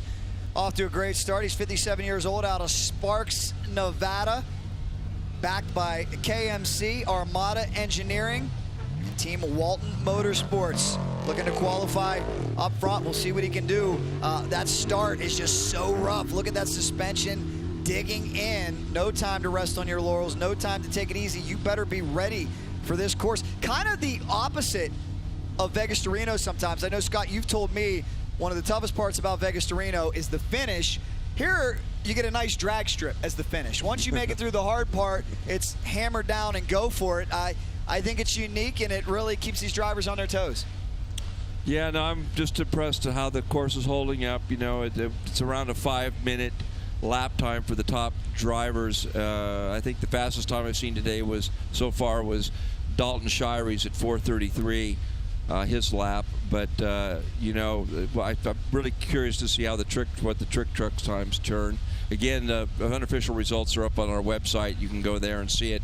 We'll have 6,100 up just as soon as it's over. You'll be able to check it out. But 1,000's up, motorcycles are up, the turbo productions are up. So you can go there and see the results. But yeah, it's really curious to see how these guys, what their actual times are when they get done. So we'll get another just invaluable slow motion replay, watching that 35 to 40 inches of suspension, travel, kick in and work. Look at how deep we're getting carved out. I'll tell you, once you get past mile marker 3, it's like a bobsled course. You don't want to go too far offline. That's why this course really has a lot of variety. As Nick Eisenhower blasts off here, he's out of El Cajun, California, looking for a solid effort. And man, the technology just continues to evolve. I know we talked about your debut back in 1973. Forget the fact that we're doing a live stream right now. Scott, did you ever think you'd see a day where we pull in and guys are making jetting changes with a laptop? No more getting fuel on your hands to make a jetting change. No, they're just, the degree of sophistication and the electronic systems on all of the vehicles, obviously the management systems on them are really the biggest change in racing in a long time, and the ability to control different functions of the vehicle, whether it's power or suspension or braking or whatever. That's the big thing that's really pushing the sport farther forward, I think, more than anything, is electronics. It really is, and I can tell you who has one of the toughest jobs out there, because during Expo Day last year I was able to talk to some of your transmission manufacturers, and they said, look, these tires and shocks and electronics are advancing so fast. We're doing the best job we can, but it's hard for the transmissions to keep up. It is going to be the weak link of a race vehicle no matter how strong we make them. Yeah, historically it's always been the drivetrain. It's the part that you have to protect for the most, the demands these things put on. You think of the horsepower they're putting up and the traction and the forces and the G-forces, the loads that are being, on the tires. And it's amazing. It's amazing that they hold up. A huge cloud of dust as we continue to work our way to a finish here. An amazing turnout, 35+ spec trophy trucks here in the 6100 category. It is the 25th anniversary of the Maxxis Tires Casey Folks Vegas to Reno, presented by Fox. Starts here with the Method Race Wheels V2R Time Trials live broadcast. Scott, I got to ask you this. I know just from hearing the tone of your voice, the way you refer to the great Casey Folks, how close you were with him. You told me when I first met you, this was Casey's favorite race. Why was this Casey's favorite race? Well, we represented a lot for him. He was the best motorcycle race promoter in the world, and when he switched to cars and trucks, there were some people that weren't ready to embrace him, to be quite honest. And he really put his heart and his soul on the line to have this race. In 1996 at the Vegas to Reno that was held, the first one. He put it in. His mentor was Walt Lott. He looked up to Walt Lott like a lost long lost father, the legendary Walt Lott of Snore and HDRA fame. And for him to finally put on an off-road race, in his mind at least, put him closer to Walt, who he really, this is my opinion. And in any case, and then just get 60, we had some 60-odd vehicles at that first race, and it exceeded his expectations. But more importantly, all those people that came, 60 or 70 cars and trucks. Of course, he had 150 motorcycles at it. They all supported it. But it was those 60 or 70 people that came back and said, hey, that was a hell of a race. That guy is putting on a good, is really into it. They had a great time. And it just took him that one time to kind of get the thing going, and people started buying into what he was doing, so just an amazing story. It really is the legacy of the late, great Casey, folks, being felt here as it is for every off-road race we contest with Best in the Desert, a series that thrives and a series that continues to grow. And I'll tell you what, if you are a racer sitting at home and you missed this thing, you made a huge, huge mistake. We better see you out at the next one. We know not many have missed it because you got a record turnout, but there's a few who unfortunately couldn't be here. And I know I've talked to a few of them. They said, man, we can't wait to get back out to Best in the Desert. A lot of people are having some issues with parts availability and different things. Lead times and motor parts and stuff are becoming more consequential. So there's some challenges out there, especially for guys that are trying to do a full season of racing. Yeah, a lot of things on back order. I've talked to a lot of manufacturers who say normally we're a few days out getting parts. We're 6-7 months out. The pandemic has really created some weird situations that we didn't foresee, but hey, we got through it. Yeah, this is a good looking truck. Yes, it is. Fusion Off-Road, one of our great sponsors, digging in, doing a great job. That is Joseph Hurling. And what can you say about that squad? They're so passionate about this, and I know that they got with you, and as soon as they heard we were doing a live broadcast, they wanted to be a part of it and support it, and we can't tell them how much we thank them for that. Big cloud of smoke, a big cloud of dust as we continue to work our way through this Method Race Wheels V2R Time Trials live broadcast. Here you have to really know how to make this vehicle last when we get into the race on Friday. You can abuse it a little bit more here, but I'll tell you, even here in this 5-mile loop, get a little too carried away. We've seen it already today. We've seen a few flipped over. We've seen a few over berms. We've seen a few take out flags. It's such a fine line between going fast and over driving. Yeah, no doubt about it. I mean, it looks, but today we haven't had many incidents, have we? I mean, these guys are, keeping the big picture in mind, it seems like. Of course, the trick truck guys haven't got out there yet and oh my goodness, I can't wait. Crazy. I can't wait for that. Well, here comes another one of our championship contenders. It is Dustin Grabowski, the 6172. He comes from Alta Loma, California, 24 years of age. He's a 4-time winner in the Best in the Desert series, and he's got the luxury of coming in as a past Vegas to Reno winner. Scott, that's something you can speak on when you go to a Baja, you go to a Dakar, and everybody kind of shines that spotlight on you. Here's one of the individuals who's won here before. That cachet, that prestige. How much confidence does that give you when people look at you as the guy to beat? Well, Dustin, he's a competitor. At the end of every race, you go up to him, and if he's was second or third, you could just see it in his eyes that he was still trying hard right to the very end. He wants to win in the worst way, and that's why he's always up front. I've got a lot of respect for Dustin. I think it's going to be interesting to see how he does in this thing. I mean, there's so many good drivers right now in that class, but Dustin always finds a way to get into the mix near the end, and he's going to make you work for it, if not win it overall. Great. If you look at that whoop section, tell me that doesn't look like Anaheim Supercross right there. I mean, just unbelievable. Right before turn 2 as we head into the shock therapy section, letting it all hang out. That truck really hooking up. Looks like he may have nailed the suspension tune-up dead on. It's going to be tight qualifying here. We saw the last class separated by just a couple seconds. I expect more of the same here in 6100. Oh, there's a Rugged Radios flag that has not yet been tanked out. Thank you very much for that.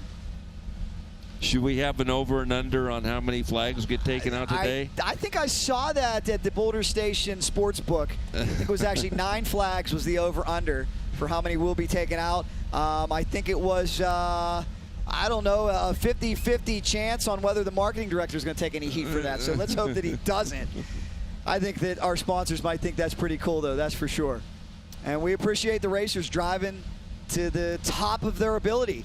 Scott, did you have a chance to get out there and run this course at all? Yeah, I went around it the first time I got here, and you know, I think Jeff and the crew did an awesome job with the terrain out here that they had to work with, and I think it's just a good test. You know, it's just a good test, and it gives the guys a chance to at least fight for their starting position, and that part is just invaluable.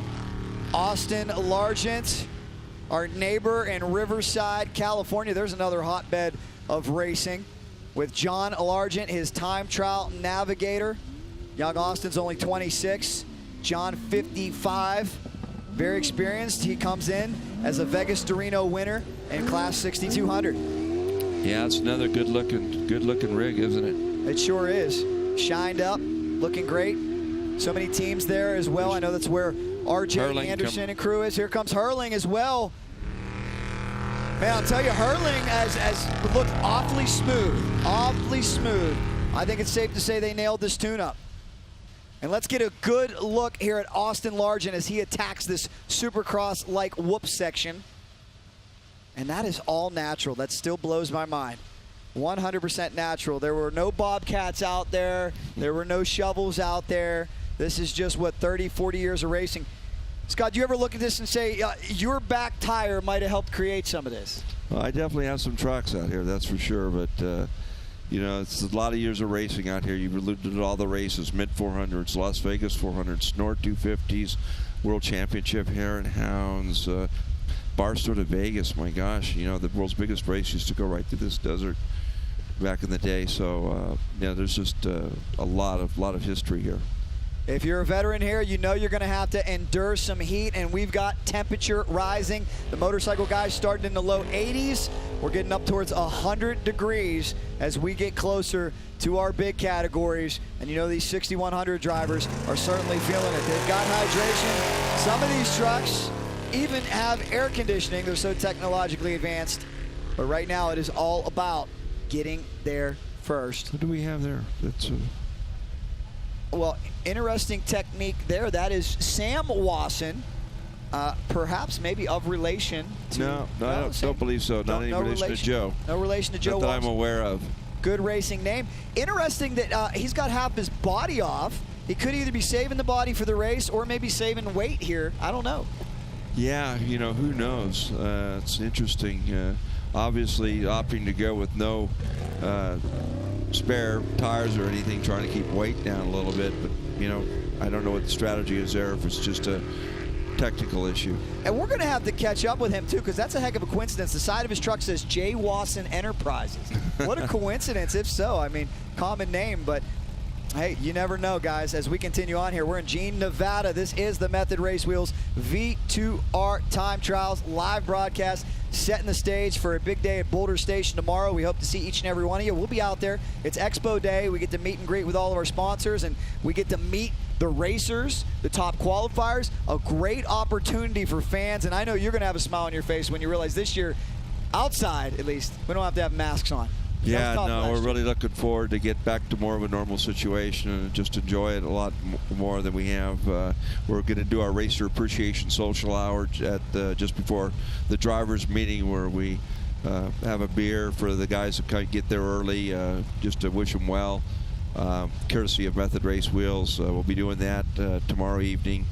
But, yeah, it'll be great to see all these guys come to quite a spectacle. We have a great turnout of exhibitors. So it should make for a great day. Such a wonderful presentation you guys have. I've worked for a lot of different race series, been around a lot of different events.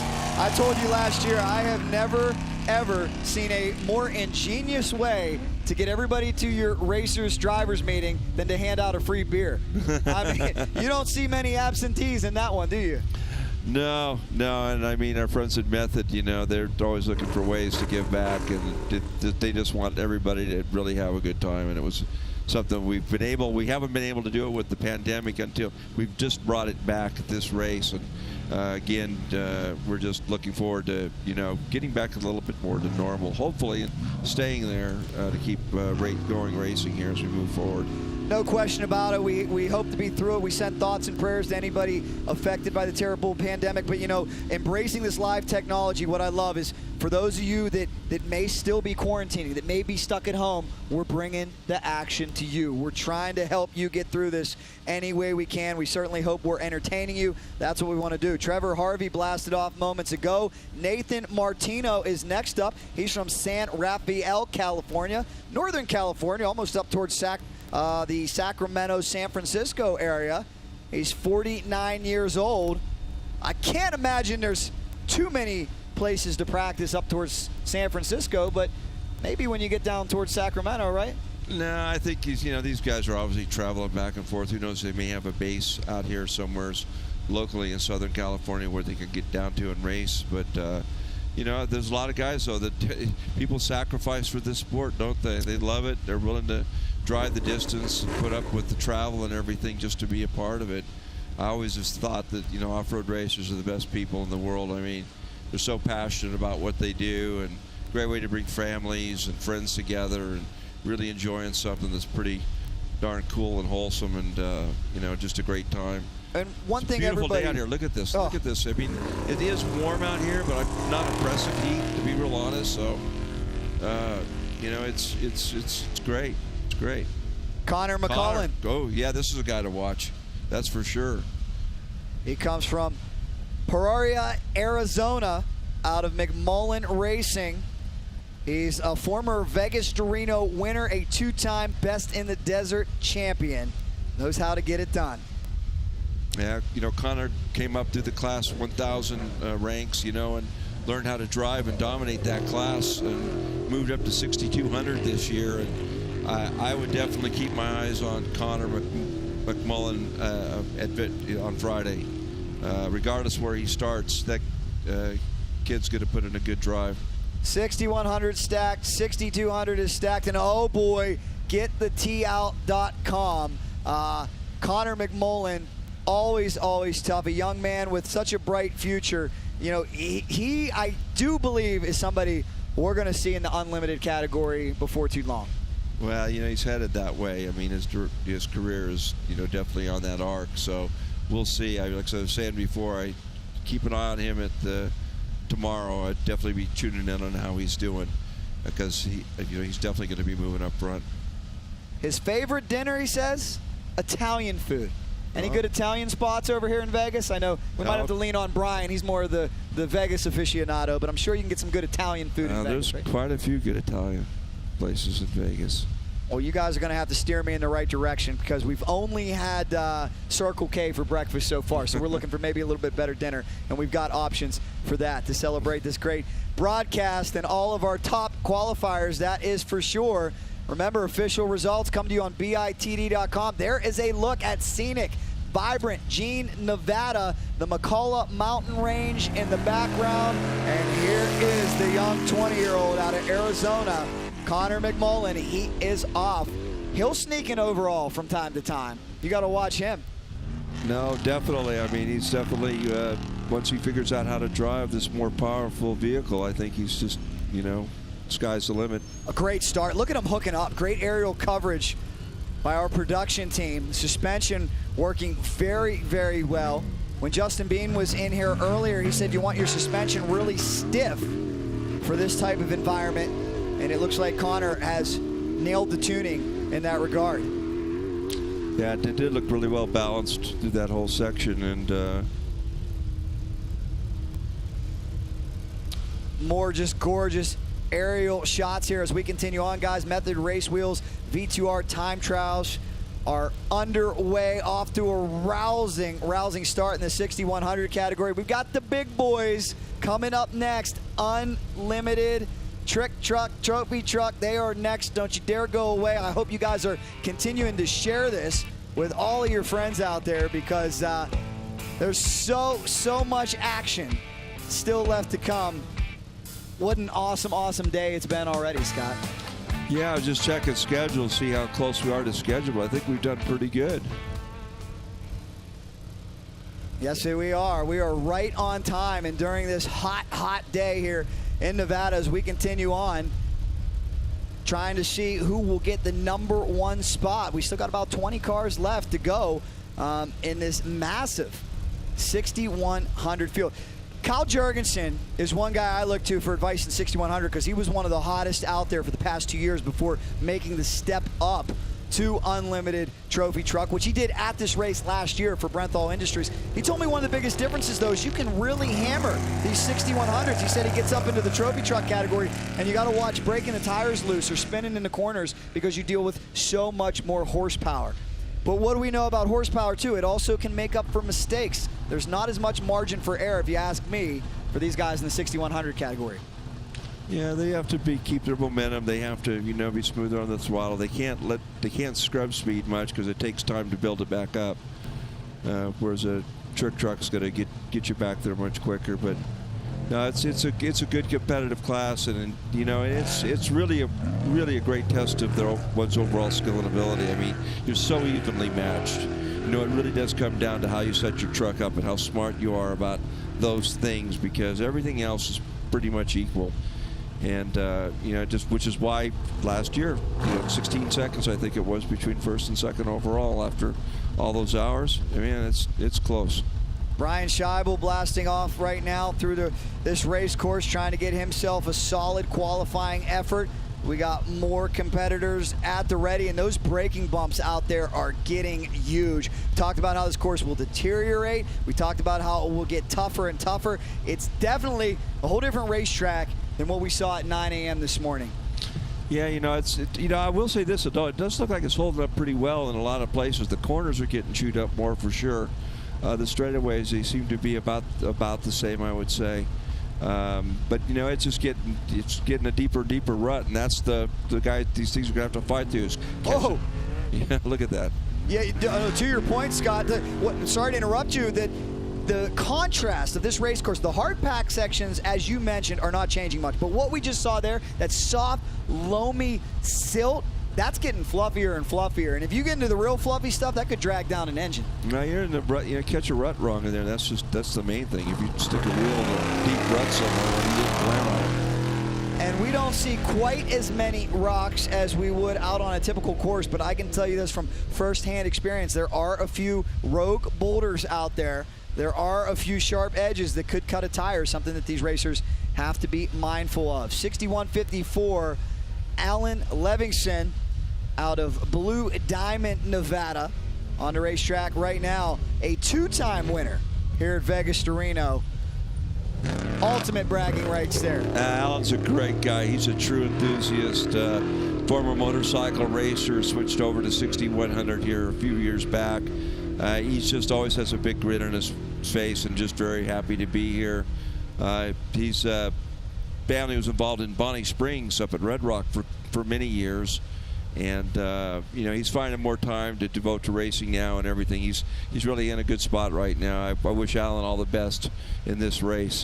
He's a good guy to have, as part of your customer base. He's just a really good guy. Looks to have a really solid and smooth run going. Again, we'll give you official results in this broadcast. You can also follow live on bitd.com. So glad you guys are watching with us as we continue to see who will get the pole position here in the 6100 category. Experience is vital, and with a 5-mile sprint, any mistake at all will ruin your chances.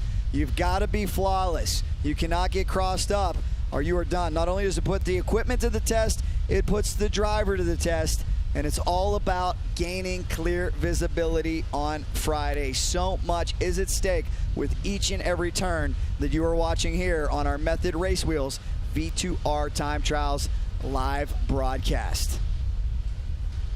This 6100 class is stacked. I keep thinking we're getting to the end, and we watch some of the other shots here. We've got Patrick Witt, we've got Herbst, we've got Brenthal, we've got Terry Householder. I mean, we've got quite a few guys, fast guys here still to go. All of them are potential threats for the class win, I should say. Patrick Witt just off the line. He's 47 years old, out of Bayfield, Colorado. His co-driver, 52 years old, Eric Pavolka. He comes from Arizona. Doing a great job out there. You can see all the equipment these guys are carrying. Like I said, that will come into play on Friday everything they would need to get out of a disastrous situation. Tires, tools, upper links, alternators, starters, every component they could possibly need. And in the chase trucks that we'll see during the race, they carry everything. They've told me, look, you think we got a lot in the truck? In these chase trucks, we got enough to build another truck if we had to. That's how serious we are.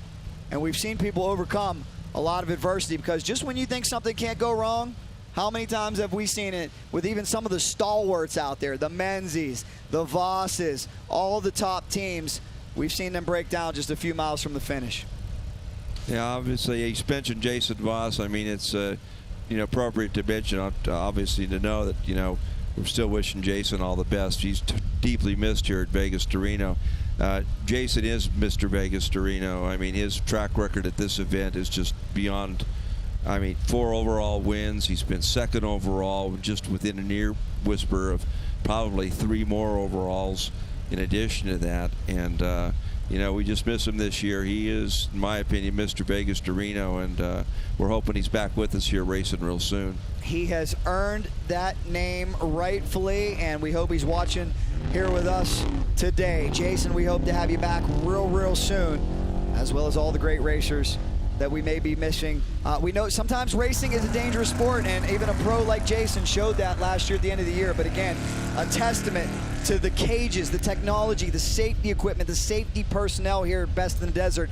You guys continually talk about how Casey Folks' #1 concern, #1 priority was safety. And I know as a racer, Scott, you know about this. When you have faith in the medical crew and the safety crew around you, you have confidence to lay it all out there. Yeah, no, it can definitely bite you at times, and one of the downsides of the sport. But when you think of all the miles logged and all the different things that have gone on, it's remarkable how safe it really is. So,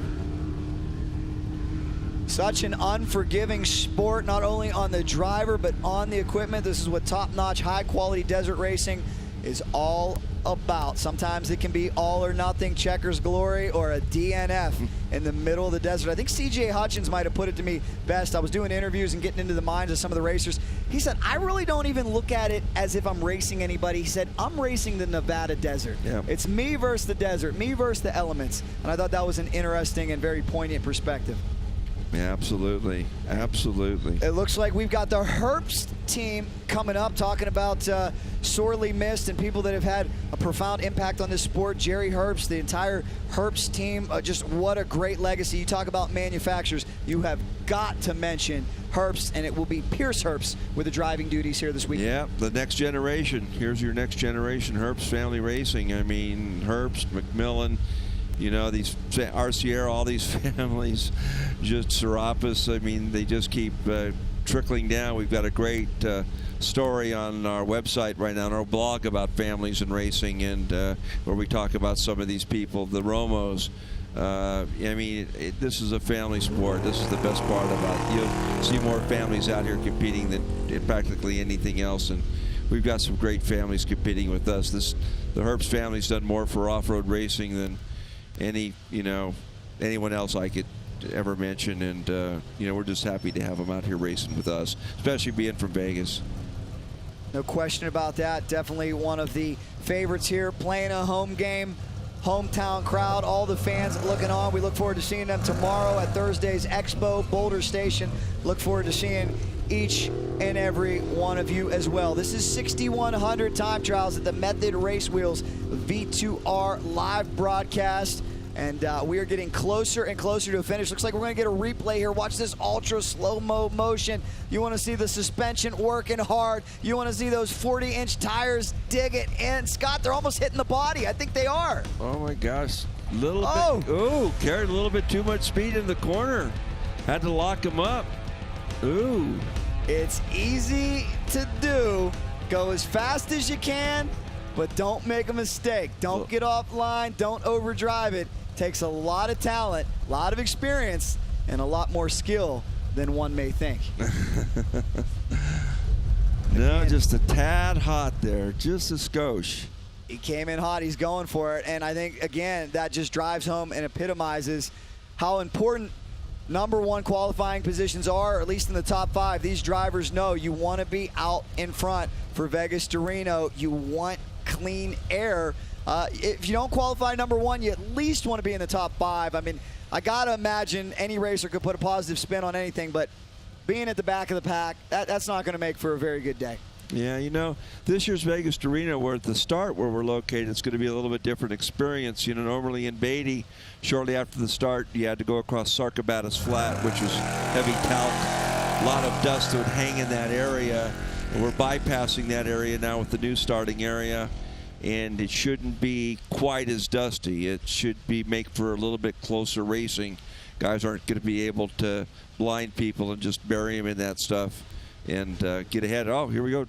Brenthel Racing. Brenthel Racing, yes, another truck that we recognize well. Sean Kroll will be the driver of record here this weekend. Of course, it is Jordan Brenthal, Brenthal Industries. I do believe this is the same truck that Kyle Jurgensen found great success in. I mean, he was the hottest driver in 6100 for so long. I'm surprised they took him out of 6100, but they said, go up to the unlimited category. We want to see what you can do there, and his skill set has transferred right over. But this weekend, Sean Kroll's going to try to get it done for them.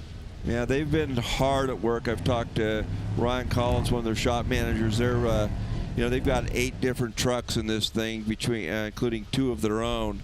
You know, the hot rumor was they were going to break out their new rumored all-wheel drive vehicle for this race, and there's been a lot of scuttlebutt about that, and you know, it looks like they just couldn't quite pull it together from what I can tell, but they're going with their standard units. But they've been busy. They've got a lot on the line. You know, again, one of the big manufacturers out there. A lot of people rely on them for support and stuff. It'd be interesting to see how they do. I see another perennial powerhouse at the ready. Terry Householder ready to blast off. Adam Householder, another great racing family. They are a threat to win any race that they compete in, as we watch the Herbst team really hooking up a smooth run for 61-64 so far. Let's see how he handles this Loamy corner. This corner's been giving some gentlemen some fits. Gets through there with no problem whatsoever. Seemed to take more of an inside line. Didn't get in the real thick stuff. Here goes Terry. And here comes Terry. Let's see what he can do. Massive turnout this weekend. 25th anniversary of the Maxxis Tires Casey Folks Vegas to Reno, presented to you by Fox. This is a ruthless and punishing and demanding qualifying course here. Scott, I don't know if you can add any insight on this or not, but I love qualifying. I'm so intrigued how you guys continue to mix it up. We were at Apex not long ago. We were at Buffalo Bills. Why did they choose this particular area to come back to Jean for the 25th anniversary? There's just a lot of factors. You know, a lot of it has to do with BLM and permitting and some of the challenges in this day and age. Private property owners like you have down at the Buffalo Bills are all under a little bit different I don't know, pressures and demands as far as what they're doing with their properties and stuff. You know, we wanted to try to do something new and fresh, you know, to be real honest, and something that kind of out of the ordinary that had it. And we wanted to do something with a nice, beautiful background. And this is just a perfect setting for that. You know, we have the McCullough Mountains around us, Jean Dry Lake down below. It's a beautiful day. It's just a good place to kind of come up and do it without a bunch of buildings and, you know, wires and other things. It gives you more of a sense that being out of a true off-road race. He says as a power line pops in the background, but nevertheless, you know, this is wanted to do a little bit something different. It's very challenging. I think came up with a great solution here. Really stoked with it and how it's turned out. So, you know, putting on off-road races gets more challenging the further we go here, the times we live in, and COVID certainly hasn't helped much, but you know, nevertheless, you know, I think I'm really happy where we end up. I mean, just look at that. Look at that. This is beautiful. Look at the Brenthal truck hooking up, gets through that. Whoa, maybe I spoke too soon. I said get through smooth. He found one of those hidden ruts, just broncoed it, sent a whole bunch of dust in the air. Luckily for him, the suspension was dialed in enough that he didn't take a tumble and was able to keep it on 4 wheels, although up on the bike there for a second. Scott, to your point, beautiful, picturesque. Coming in, I was astounded at all the different campers and work and plays in the surrounding area, and I said, this is vacation for so many. A lot of people go camp out at the beach. A lot of people go to the woods. Some people love parking the RV right here in the beautiful desert and just staying for a few days. It's that pretty. Yeah, it's got a lot going for it. And it is the perfect backdrop for the Method Race Wheels V2R Time Trials live broadcast. 6100 as we continue on through this massive field. Shelton digging in, looking strong. Let's get a look from high above as the 40-inch tires, the 525 cubic inch engine doing its job. Suspension hooking up and working. Little blustery, starting to get a little windy, as you can tell by our flags. That'll help clear the dust out of here quick. The racers will appreciate it if it's anything like that on Friday. There's not many forms of motorsports where they welcome wind. Here, they love it because it clears the dust out really, really quickly. Hey, here's a news flash for you. I'm just looking at unofficial results for the class so far. Our newcomer, Chris Pulvardi's in first place with a time of 4:54. Living in Pennsylvania, man, is doing him good, huh? Doing us good. And then another guy that's just transferred over, Brent Fox, 4:55, just a second, less than a second behind. Then Nick Eisenhower in third. Ray Griffith right in there at fourth with a 5:01. Dustin Grabowski with a 5:01 at 4:37. 0.02 of a second behind Griffith. Justin Blauer with a 5:02 so far. Alan Levinson with a great time of 5:03. Pierce Hurst a 5:05. This class is, I mean, there's less than 2 seconds between the top 10 vehicles, or 3 seconds between the top 10 vehicles so far. Very, very interesting. Again, available on our website at bestinthedesert.com. The unofficial results. Christopher. Hey, hats off to Christopher. And if you look at the spelling of Christopher's name, it's easy to butcher it and call him all kind of different things. And I butcher things as an announcer. You know how they got me to say his name right? They said, it's Pulvardi, because we're going to be on the pole. They told me that last year, and he's on the pole right now, isn't he? #1 spot, Chris Pulvardi. Those short course skills transferring right over. But the big question is, okay, it's 5 miles here today, 489 on Friday. Quite a bit of difference, isn't it? Well, I'm sure he's feeling fairly confident, but man, he's got a lot of heat on his back. I'm sorry, I got to laugh. Adam Householder, he's pinning it, but I've seen him, Terry Householder, I've seen him run over about 6 or 7 bushes. He's clearing some new trails for you guys. Maybe getting a little bit loose out there, or maybe just the anticipation and the thrill of competition has got him all revved up, overdriving a tad. Who knows? Car setup, so much. It means so much. You got to nail it. Here comes Team Line X coming up here in just a little bit. Yeah, we're getting down to the last couple vehicles here. To be real honest, we're just about at the end of the class here. Again, 36, looks like 36 in time trials. Strong, healthy class. 6,100 time trials coming to a close here. The Method Race Wheels V2R live broadcast. Groundbreaking, guys. Best in the Desert is live. We hope to continue to do this. We appreciate the support of each and every one of our sponsors out there. You guys are awesome. We told you, media's changing. The world's changing. Best in the Desert has listened to its fan base, has listened to its sponsors. What have you guys said?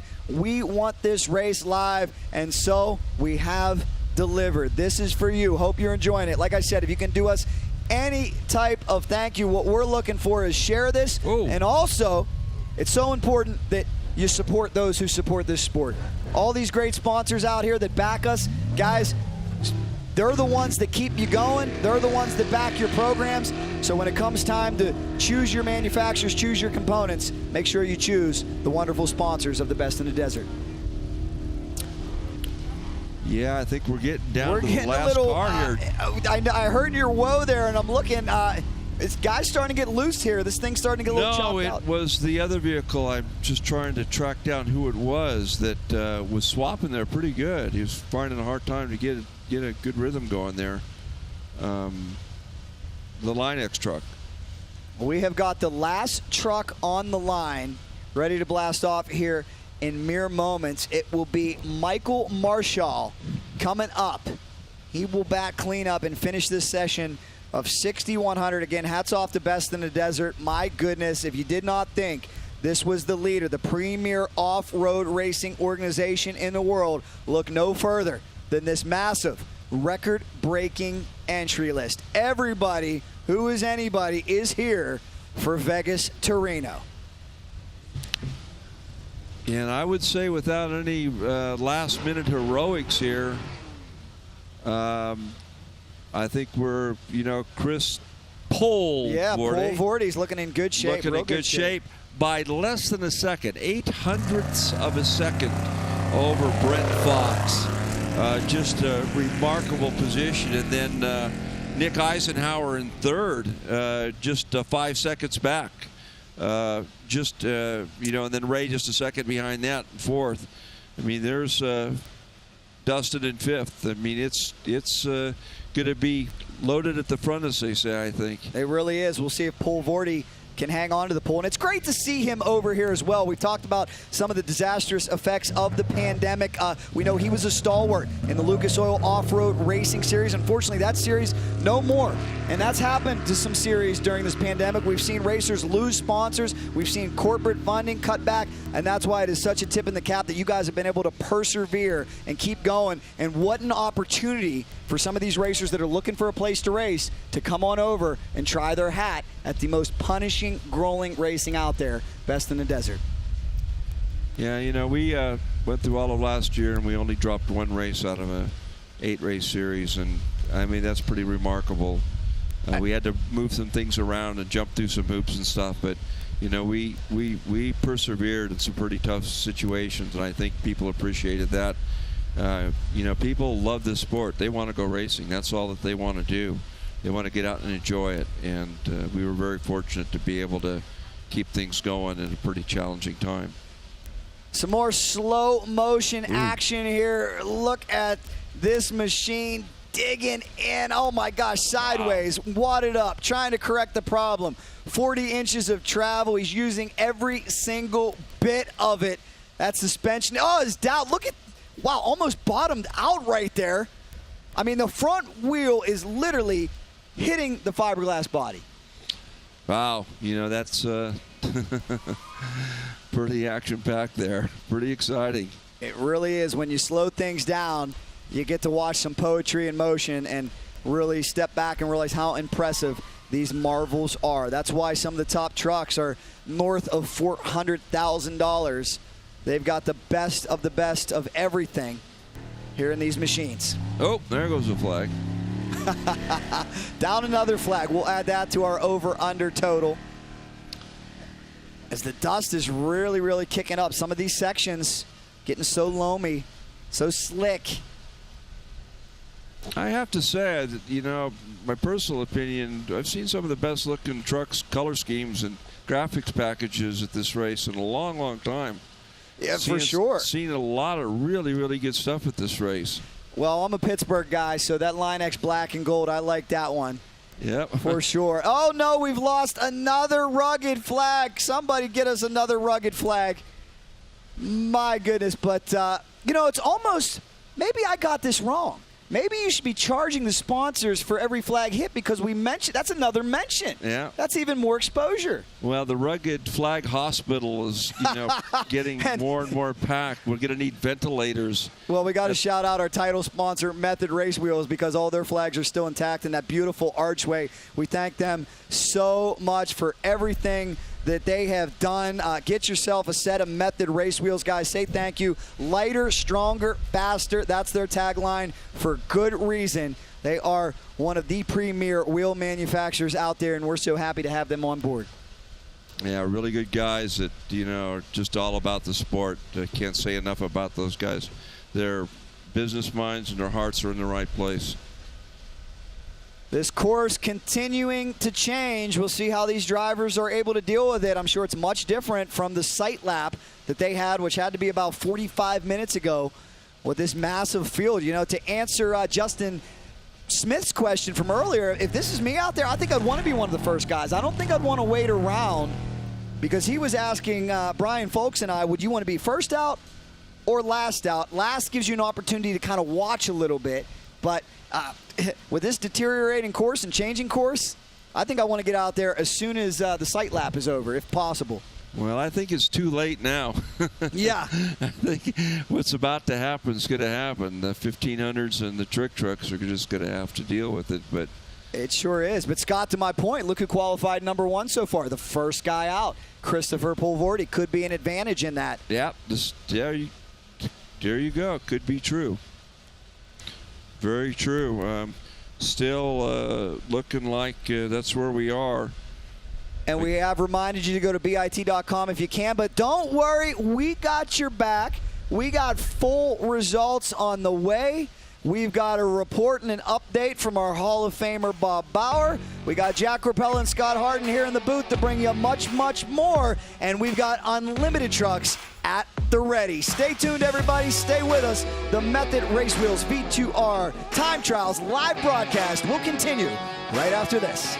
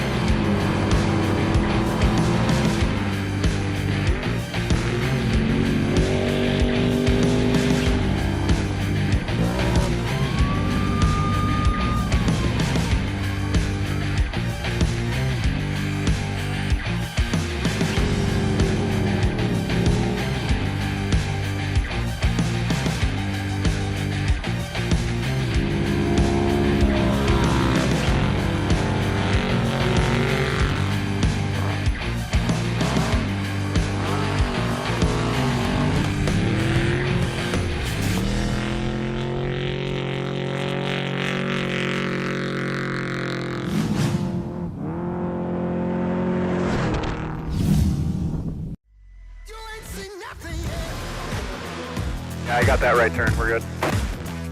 Let's meet up at the compound group up. At 10-4. Yeah, for sure, dog. Good little driver, straight on through.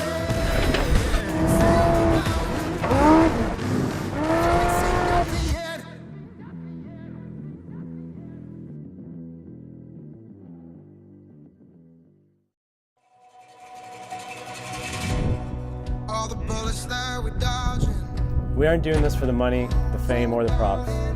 We do it because we love it.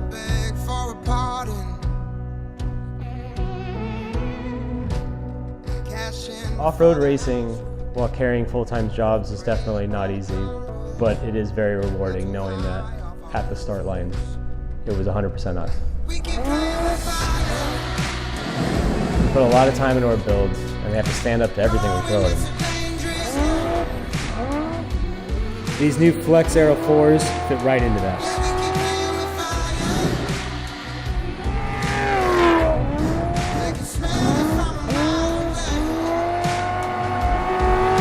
Can't go wrong with something that took 50 years to make. See you in the desert.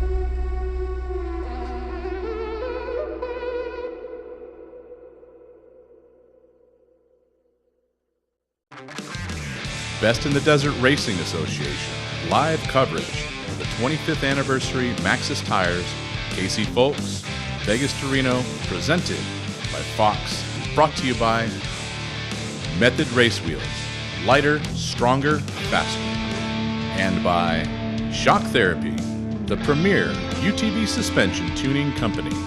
We put you first. And by Rugged Radios, communications for all environments. And by Beta Motorcycles, rideability and by Hurling Racing and Fusion Off-Road. It's a family thing.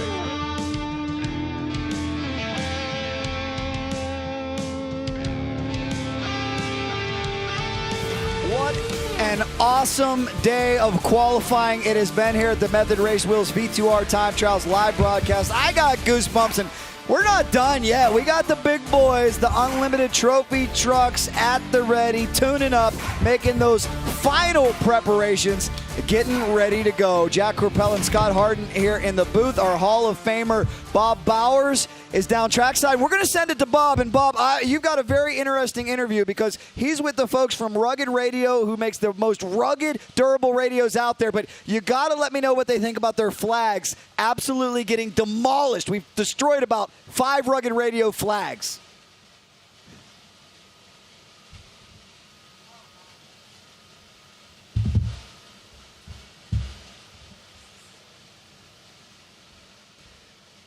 All right, we're going to try to get the audio from Bob. I think somebody might have run over the audio line, just like they ran over that flag line there. Unfortunately, we will catch back up with Bob momentarily, and we will catch in with the folks from Rugged. As you can see, all the flags back up. Look at your staff here, Scott. Amazing. They've already set up the broken flags. It is a marketing man's oasis. What a picture-perfect scene for Rugged.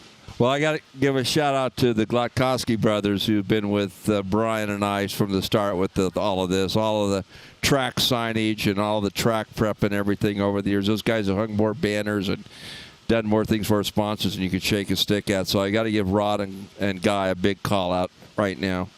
So we're getting ready to get into the Unlimited Trophy Truck category. So many storylines. The biggest one, can Bryce Mckenzies pull off the three-peat? We're going to talk more about that in just a little bit. But first, let's check back in with Bob. I do believe we have Bob this time. No, we do not have Bob. That's okay, guys. We're going to keep rolling with it. Let's continue on with the storylines here in the Unlimited category. Bryce Mckenzies won the thing 2 years in a row. Can he pull off the three-peat? Because he's probably going to face the toughest field he's faced yet. Yeah, I mean, just think of all the miles that would be like 1,500 miles of just perfect driving and racing it in order to do that against a pretty good field. I mean, you know, the Concrete Motorsports guys, Harley and Kevin, have really they've put it together. They've got the right combination of speed, of reliability, of consistency, and everything. They're a force to be reckoned with for sure. But, you know, there's guys like Adam Householder, and there's, you know, Tracy Graff, a former winner. You know, Tracy, you know, just by the time you think Tracy's not in the picture anymore, there he is winning it overall. So, there's some interesting things that are going on there. And, of course, Kyle Jurgensen. I mean, Jordan, the Brethel Racing team, have put a lot of faith in this guy. He's dominated 6,100. He's been lurking there all through the start of the year, as you've noticed. You know, just right there, you know, close to the overall. At the Parker 425, he raced his trick truck, but yet with the spec motor in it. Not many people don't know. So he was right there. It's going to be interesting to see what happens here. It's a good field. Of course, 1,500, too. I mean, 1,500, we have a big class, a big field. I think 10, 12 entries there. That's going to be interesting to see how it turns out. That's for sure. Unlimited trick truck at the ready. But before that, now let's send it down to Bob Bowers. I do believe he has our friends from Rugged who have sacrificed a few flags today. Bob? Well, I tell you what, we're only 9 volts away, Jack, but here we are with Richard Holding from Rugged Radios. And, you know, this deal about the flags like you brought up before, I'll tell you what, those Rugged Radio flags are just as tough and just as rugged as the Rugged Radios are. Richard, you're a technical guy, aren't you? Yes, sir, I am. Well, what does that mean to the guys putting your radios in their cars? What we do is we provide technical assistance to all the racers out at the events and races. You know, radio matters so much, and it's one of the most overlooked things. I've been kind of hanging around today, and I can't tell you how many times I've heard, we got it working now. Communication is key. You can't win a race if you can't talk to your crew. It's also a lifeline. I mean, this is a race. I tell you, Jack, this is a race that goes from, we'll be at sea level or below because we skirt across the Death Valley, and we'll be at places over 9,000 foot high. Yes, sir. And what the problem we have here is distance. It's A to B. So they have to stagger their crews. and have communications like a complete course. Rugged Radios builds radios. What makes them different than Ajax radios, whoever they are? All the people at Rugged Radios have put in all the effort to design and manufacture the quality products that we put out. I can tell you, I can speak for a lot of races they've seen come up. They depend on the radios that you guys. And frankly, the look of excitement and peaceful happiness, they come up when they come here and say, you found my problem. I couldn't use it before. Now, and I mean, how do you find these problems? What's going on with most of these folks' radios? Most of the time it's our training that goes back through a protocol of what we're going to find in each and every car. You just follow the line till you find the problem. Follow the basics. Yes, sir. Do the simple stuff. Yes, sir. Always got to start at the top. Start at the top. Well, you know, as we embark on this race, 420, what is it, 89 miles or something on Friday, you know, they're going to be depending on the radios. But it isn't just the race teams that depend on the radios. It's the race families that are on the highways. It's all the friends and everybody else, because that tends to be the only way you can get the information while you're on the road in the race. And those are the ones that want to know, especially when a race car just sort of disappears for a while. That's when radio is your lifeline. Rugged Radios, the way to go. Number one. Today, pushing all the buttons back home.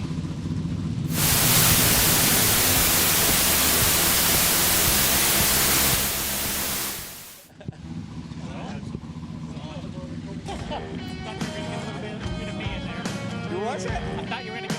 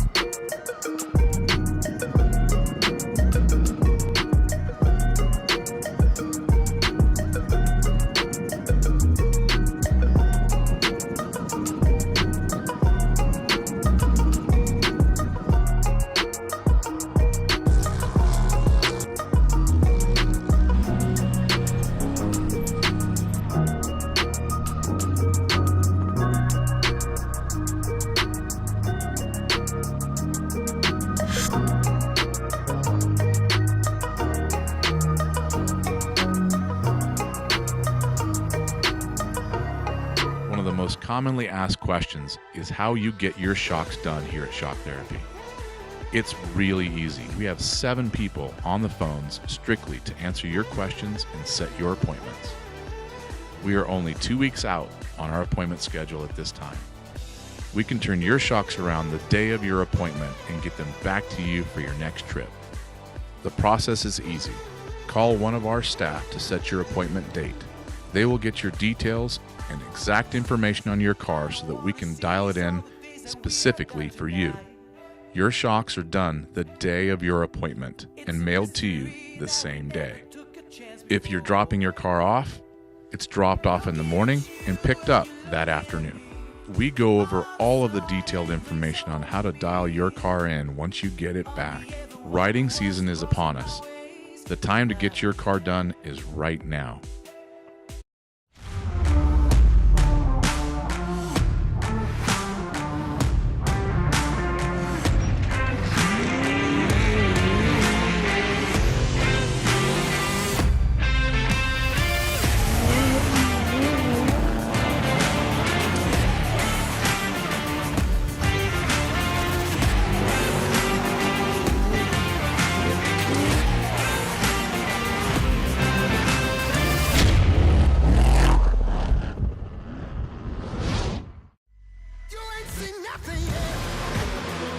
I got that right turn. We're good. meet up at the compound group up. At 10-4. Yeah, for sure, dog. Good little driver, straight on through.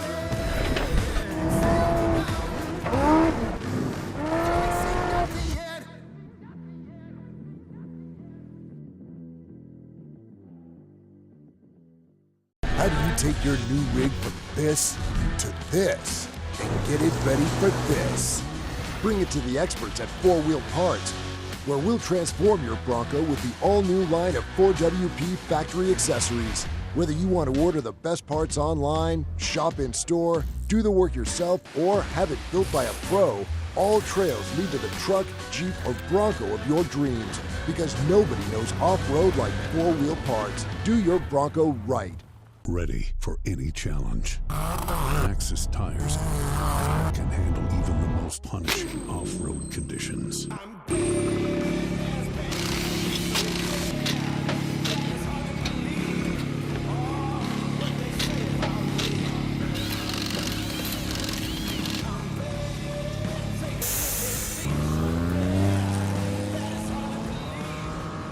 Maxxis Tires. Tread victoriously. Shock Therapy, the premier UTV suspension tuning company. We test daily with the leading manufacturers in the industry to perfect our shock tunes and race-proven components for all UTVs. Whether it's high-speed racing or slower trails, we have a suspension tune that is perfect for your driving style.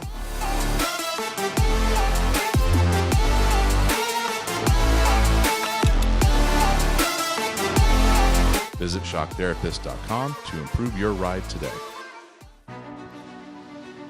It is the Method Race Wheels V2R Time Trials live broadcast, and it is time for our main event. The big boys, unlimited trick truck, ready to blast off. In the corner of your screen, you get a glimpse of Bryce Mckenzies. He's looking for the three-peat, but look at this hungry, competitive, gung-ho field behind him. They've all got one thing on their mind. They want the trophy at the 25th anniversary of the Maxxis Casey folks Vegas to Reno, presented by Fox. Only one can be champ, and it starts right here in qualifying with these Method Race Wheels V2R time trials. Well, I'll tell you one gentleman who is over the moon right now, and that is the young and talented Connor McMullen. We talked so much about him. He again leads the field, head of the class. A flawless job of driving out there for him. His 6200 time was phenomenal, 4:46. It's the second fastest time we've had today, other than the motorcycle of Dalton Shire. Yeah, excuse me, 4:33 for Dalton, 4:46 for Connor. I mean, I think the first 6100 was right at 4:57, 4:58, so we're quite a bit ahead of that. You know, Connor's on the gas. He's got that thing figured out. Pretty interesting development. So currently, Connor is, starting in front of the 6100s. And to your point from earlier on, mentioning the motorcycle and truck buggy rivalry, neck and neck right there. We've got so far low elapsed time, Dalton, Connor, and what's to come with this field of unlimited trucks coming up? Will somebody steal the best time overall? Well, it's going to be hard to bet against the trick trucks, that's for sure. Or the 1500s. The guys are going to be on the gas there. There's a lot of talent there. It'll be interesting to see how Ken Block does. I don't know if I think Jax is maybe doing the qualifying lap. I'm not really sure.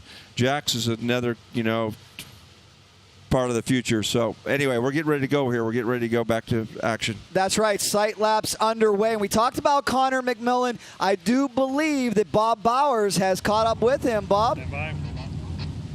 Well, we have. We caught up with Connor McMullen, and I tell you what, under 5 minutes on this lap. That is smoking. Connor, how did you get that pulled off so well?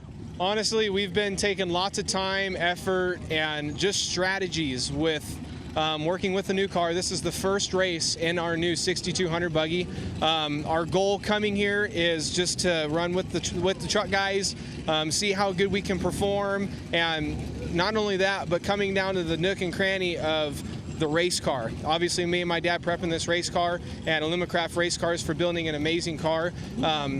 without all these guys and their support, there's no way we can be out here doing what we're doing. But like I said, just the nook and cranny of the car, paying attention to everything, making sure it's picture perfect, and just going over everything and making sure that we have a smart mindset and we have a smooth qualifying run, and it looks like that we pulled it off pretty great.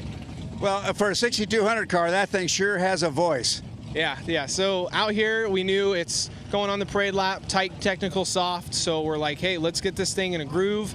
We know this is our course, and let's put our thinking caps on and just, make a solid, strong, smooth, and fast run.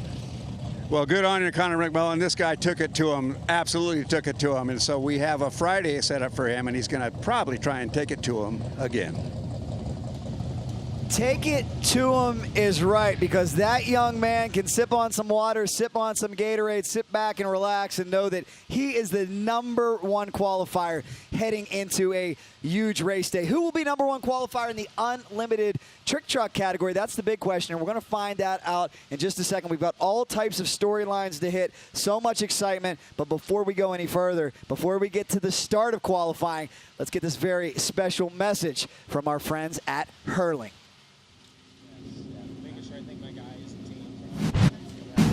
That's the order? Okay. Thank you.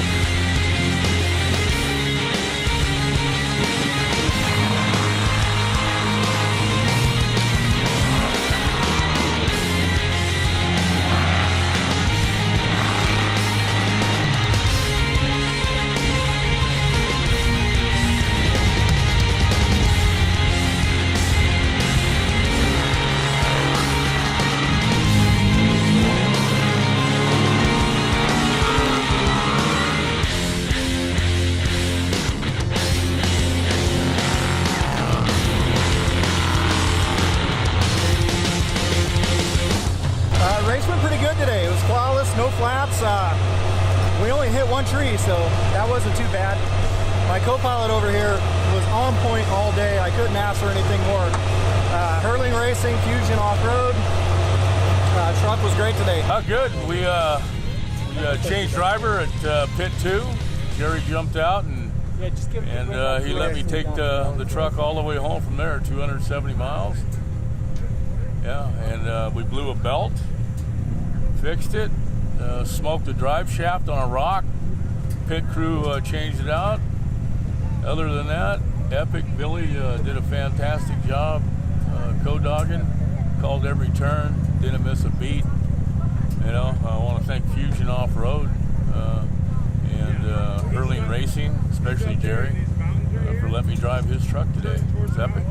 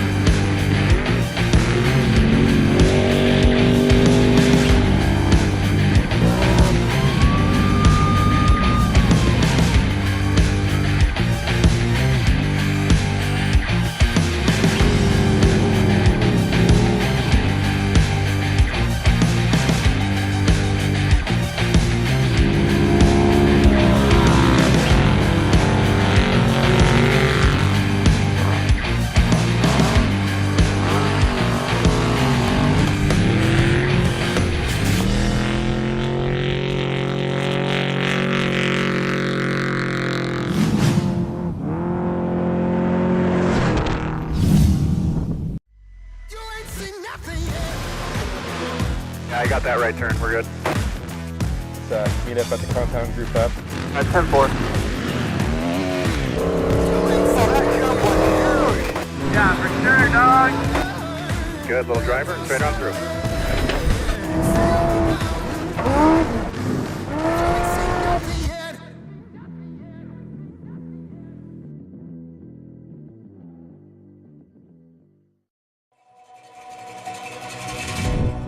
All the bullets that we're dodging.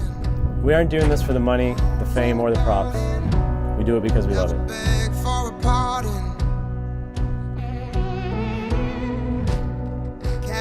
Off-road racing, while carrying full-time jobs, is definitely not easy, but it is very rewarding knowing that at the start line, it was 100% us.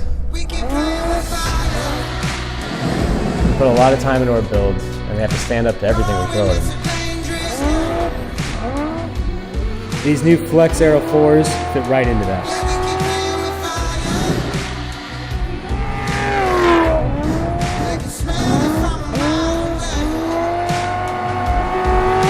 Can't go wrong with something that took 50 years to make.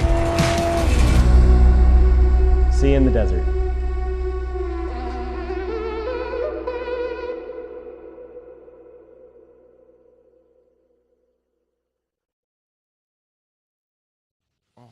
I'm sorry. Welcome back, everybody, to the Method Race Wheels V2R Time Trials live broadcast. It is time for our main event, the Unlimited Trick Trucks, where the big question is, can Bryce Menzies make it a three-peat? Along with Scott Harden, Brian Folks, I'm Jack Rapello. We've got so much to talk about. Before we go any further, let's catch up with the fourth member of our broadcast team, Hall of Famer Bob Bauer, who is standing by with Mr. two-time winner himself, Bryce Menzies. Well, you know what? Let's just go ahead and ask Mr. Menzies, Mr. Two-Time, if he can do it again. Can you? That's always the plan. This is probably one of my favorite races, Vegas to Reno.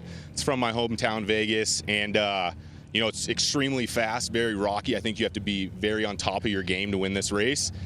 We've done it the last 2 years, so we're going to go for a three-peat, hopefully. You know, you talk about how rocky it is and things like that, but it's also swoopy fast. That might favor this machine. Yeah, I think this course, it's high-speed graded roads, very slippery, and if you slide off the road, you're getting a flat no matter what. So with this all-wheel drive truck that Mason Motorsports has built, I think it gives us that advantage to hang onto the road a little bit more. But you know, it's 500 miles, anything can happen, and you got to be smart all the way to the end. So kind of our game plan that's been the last 2 years is get to race mile 400, and then see where we're at and try to push that last 100 miles. That's really fun, and I like that section. How many stops are you going to make? Hopefully we could do it on 2 was our plan. Fuel and tires, just keep running, hopefully no downtime, and I think that's what wins these races nowadays. The competition is insane who's behind me, and hopefully we qualify first and keep them behind us all day. One last thing, Bryce. You just did your parade lap to figure out what's what. There's got to be like maybe 2 things that interlock say, oh, remember, remember, remember. For sure, the course is getting so torn up. The ruts, it's really sandy, so the ruts are getting massive. So there's a couple corners out there where if you go in a little too hot, you're going to have some big mistakes. So just got to be smart. It's hard to do that when you put your helmet on. I always say that now, but then I jump in the truck and sometimes things change. So hopefully I keep it calm and cool and put this in the top spot for Vegas to Reno on Friday. How much is that secret weapon in the right seat going to help you in this little run? Oh, it's huge, man. We've been running together for a couple years now, me and Orrin, and he's the best guy out there. He really gives me a lot of confidence to go fast. I trust him. He trusts me. So great duo we got, and this is it. Three-peat. Let's do it.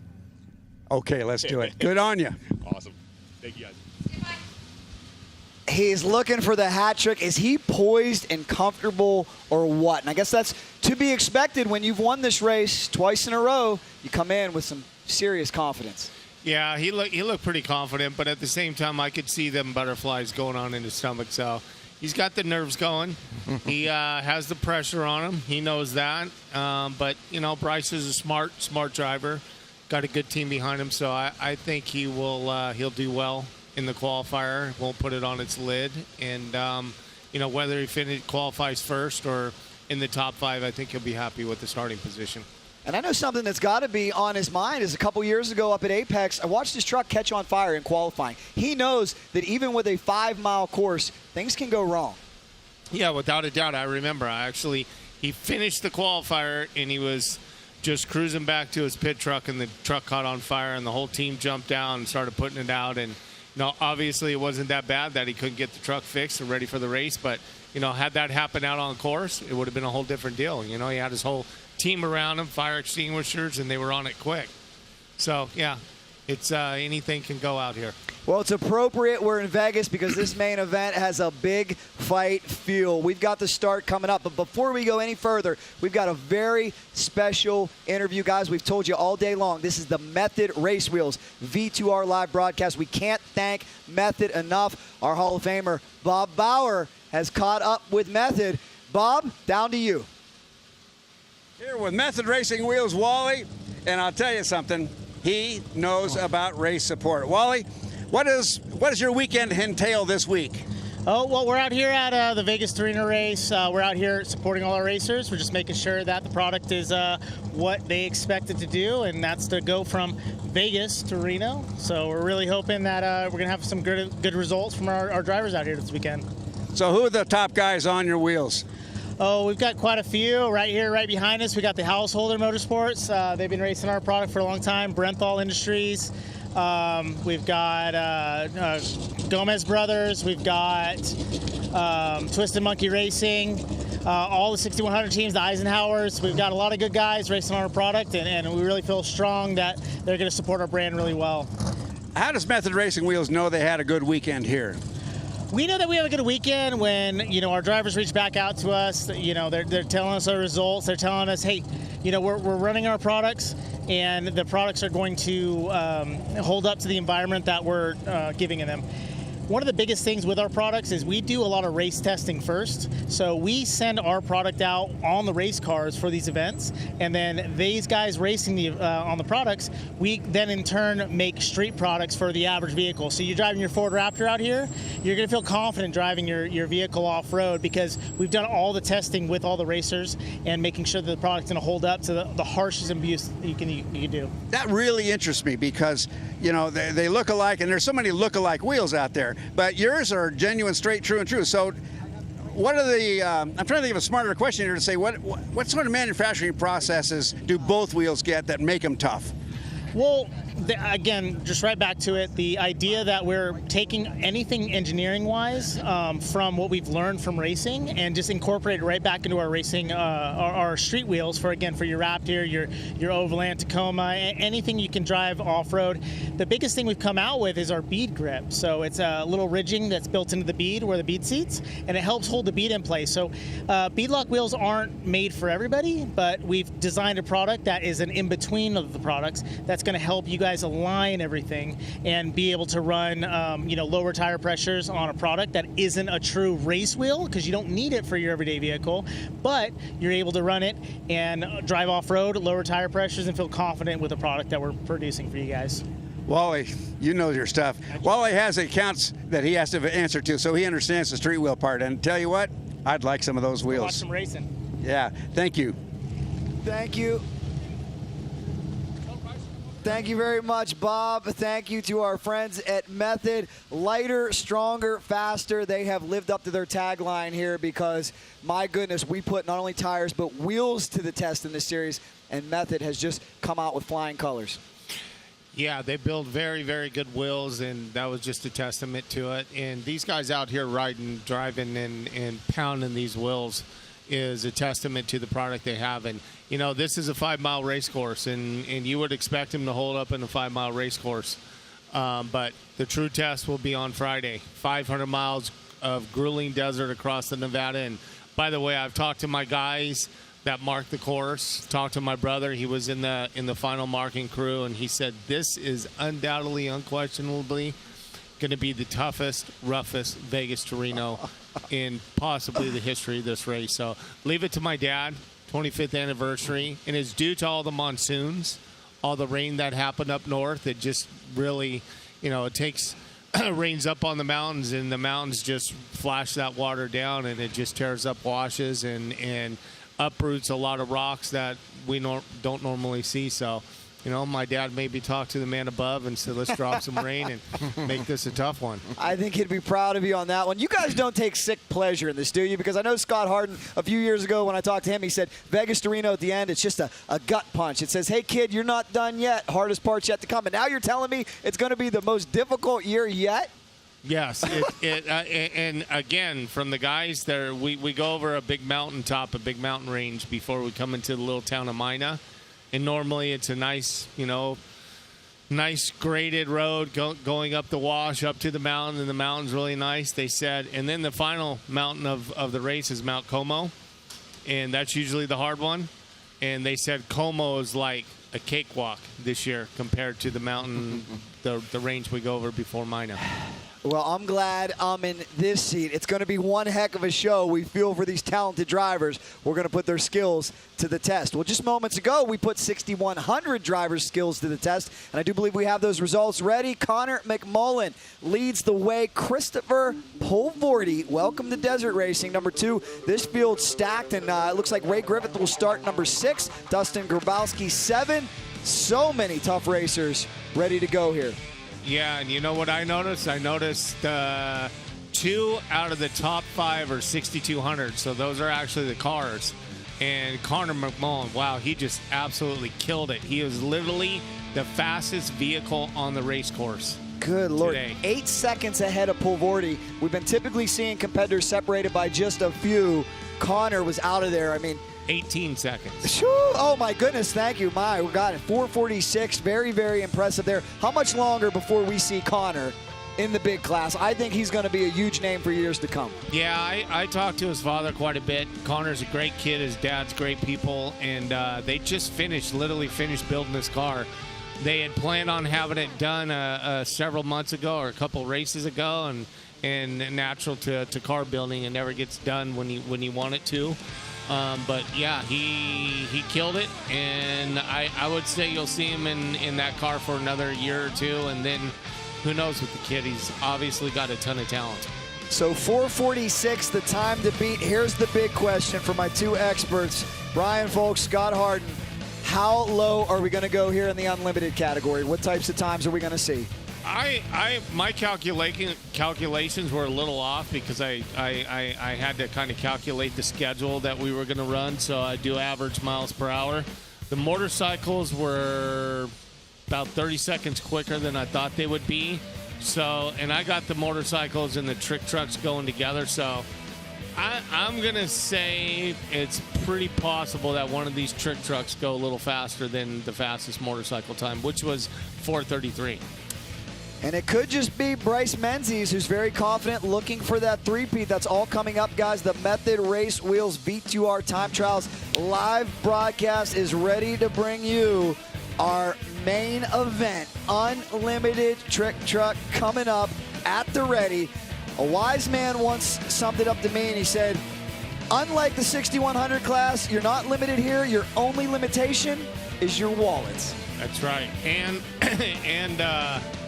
how heavy you want to put your foot down. We understand Bob Bauer standing by. He's been a busy man. I hope he's staying cool. Bob, what do you have for us? Well, I know you're throwing it to me, but I can't hear a word you're saying. This is going to be the noise. The voice of these trick trucks out there in the desert is what gives us all goosebumps. But they've got to do a fine, tidy job of doing a 5-mile loop with 0 mistakes, 0 errors, and 0 surprises. Will they make it? We don't know. We just had a 6100 or 6200 go under 5 minutes. I don't know what the trick truck's going to go, but it's probably going to be 4.5, maybe. Okay, so when they go by, you realize there's 2-wheel drive vehicles and 4-wheel drive. Bryce Menzies, who's won it before, is an all-wheel drive vehicle, and they've had issues with reliability in the past years, but it's getting there all the time now. So if he can take care of the vehicle, it's like he's got to be the favorite for the races, sitting on top of 2 wins. Behind him will be Harley Lettner, we figure, in the qualifying in the number 10 car. Harley will do a bizarre, spectacular, exciting lap. Get the camera on him if you can. Maybe behind them, I don't know. I won't go any further than that, but we are about to see the top of the sport get absolutely with it. When they drop the hammer and they go, it's going to be quite exciting. I'm out of breath. I'm having a hard time breathing. He's going to leave any second. Bob, we share your enthusiasm. Somebody get him a cold lemonade and get him ready to go, and you take your seat because, guys, it is main event time. Congratulations, gentlemen. We have made it. The first ever live qualifying time trial broadcast brought to you by Method has been a huge success, and the main event just getting ready to blast off the line. Here we go. Yep, here we go with B.J. Baldwin, hometown hero, hometown favorite. He's got a lot of wins under his belt for the first time. He switched teams this year. He used to be Monster. Now he's with the Black Rifle Coffee Company, Toyo Tires. And BJ will put it down. Hey, and don't forget Class 1500. They're in the race here, too. I mean, 1500 is going to be going for it as well. And we are off to a start. The Unlimited Trick Trucks in 1500 is underway, ladies and gentlemen. Who will go low? Who will get down to laps time? I'll do about 4.5 minutes here on this back-breaking, crushing, taxing course. We've heard drivers say already, it's getting more and more choppy as the day goes on. And here comes Bryce Menzies. Bob touched on something, and I'd like to get both of your reaction. I talked to Bryce Menzies' crew. They said all-wheel drive is the way to go. I said, are you surprised more competitors aren't following suit? They said, yeah. They said, talking to Bryce, we think this is the way to win Vegas to Reno, all-wheel drive. I think the all-wheel drive, the biggest holdback from that is the dollar figure to it. That's right. Not everybody's got the huge budget, but Bryce Menzies, one of the most talented drivers out there. He's been behind the wheel since he was 12 years of age, a longtime Red Bull athlete. That's a 582 cubic inch Dugan Ford ready to roar, the hometown boy, Bryce Menzies. Can he make it a three-peat? Undoubtedly, he will face the stiffest competition of the last 2 years right here in this record-breaking turnout this weekend for the 25th anniversary of the Maxxis Casey Folks Vegas to Reno, presented by Fox. Gentlemen, we're in Vegas. Place your bets. Is Bryce going low, or will it be somebody else? Yeah, I think, we're going on 2-minute intervals now. We've bumped up the intervals just to make sure that dust is not an issue for these guys. We want to give everybody a fair shot at it. That's an important point to make. But, it's balancing that thing. You want a good time, but you don't want to throw it all away here. You got to keep your eye on the big picture, so it'll be interesting to see. Moments ago when we were in that break, I peeked my head into Bryce. He lifted the visor. I said, what are your thoughts? Because I know he's been watching the Best in the Desert YouTube channel the last several hours. He said, boy, I'm excited. But he said, I know I can't overdrive in those sand washes. It's real easy to make a mistake there, especially this late in the day.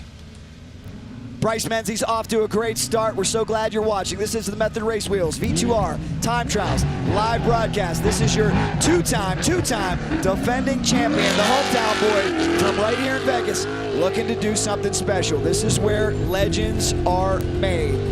The great Casey Folks always said, live your adventure. Bryce is doing just that. He's living his adventure. Wow. Let's watch now through the whoop section. Our first chance to see an unlimited truck attack the whoops. Great suspension setup thus far for Bryce. He looks smooth. Oh. But this is where he gets into the sand wash section that he talked about. This is where he knows he's got to be cautious. He can't overdrive. He's got 3 overall Best in the Desert wins. 4 Vegas to Reno wins overall, 2 of them consecutive. Told me his all-time favorite food, how about this? Chicken fingers with ranch. There we go. Gotta love it. Here we go with BJ coming into that rugged turn. BJ Baldwin, age 41, also here from Las Vegas, Nevada, out of Baldwin Motorsports. Comes into this race, number 9 in your point standings. And look at that thick dust. Again, a precursor of what we will see on Friday. Great move by Best in the Desert to space the intervals out 2 minutes. That will give these drivers some clear track and some clear visibility, especially with the wind kicking up. But you're not going to be out there on Friday separating these trucks when they get 400 miles in. Nope, and that's exactly why they're putting the hammer down at qualifying. They want to get out in front of that guy. And here comes our first 1500 competitor off the line. Scott, you talked about the big rivalry between motorcycles and four-wheeled vehicles. There's a big rivalry between the buggies and the trucks as well.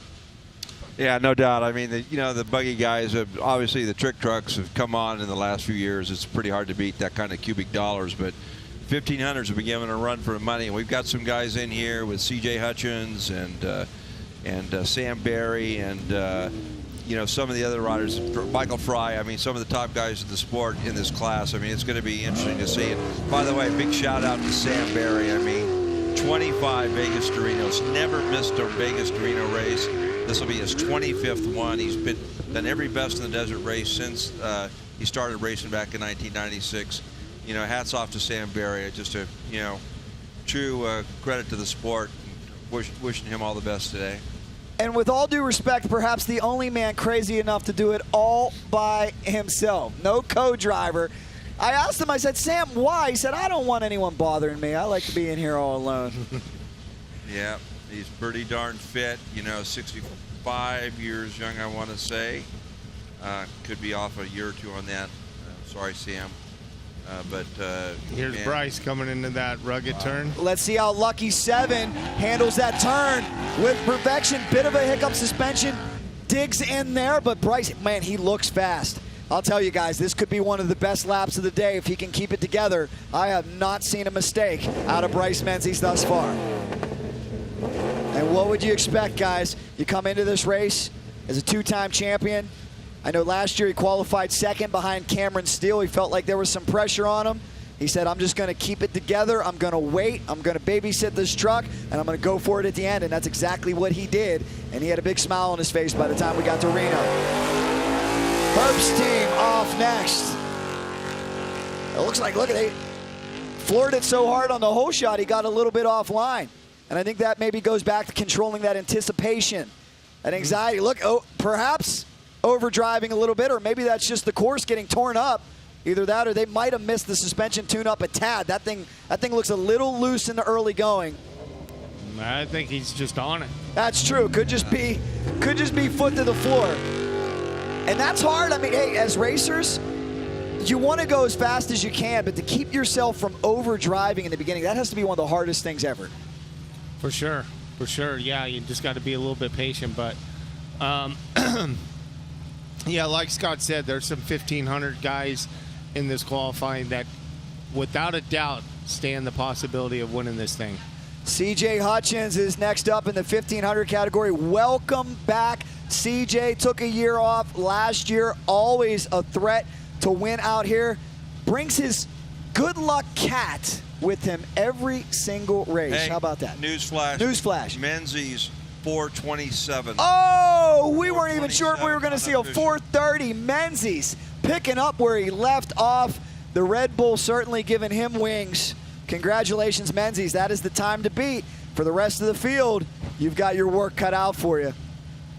Yeah, we have a BJ in at a 435, so you can kind of see where there's kind of stacking up. But 427, man, that's a darn good time. Go to Pat Dean doing a great job out there. Team Herbst. Pat Dean, another one of the perennial powerhouses here in the series. Somebody who always is a threat to win a race. As our 1,500 competitor, Don Hatch, has a good run. Let's see how Don Hatch takes this corner. Not bad. You can see the different movements. That all comes down to tire choice. That comes down to suspension setup. And here's CJ Hutchins. The man with I asked him, was his good luck cat here? He said yes. Now be careful around that cat, though. It looks cute. It will bite you. It will scratch you. I found out firsthand. Don't want to go much further into it than that, but I will say his cat is good luck. So keep bringing it. CJ really has not lost any momentum at all. He was gunning for a championship before the pandemic hit, decided to take last year off, hit select events, and he is back in the thick of things this year. A beautiful look over Jean, Nevada. We certainly hope you're enjoying our live coverage here of the Method Race Wheels V2R Time Trials live broadcast. It has been awesome, and guys, we're just getting started with the 25th anniversary weekend here at the Maxxis Tires Casey Folks Vegas to Reno, presented by Fox. That goes down Friday, Expo Day. Tomorrow, Boulder Station. We'll all be out there. We want to see you. Come on, get a close look at these marvels of engineering. Meet and greet with some of our sponsors. Get yourself some swag.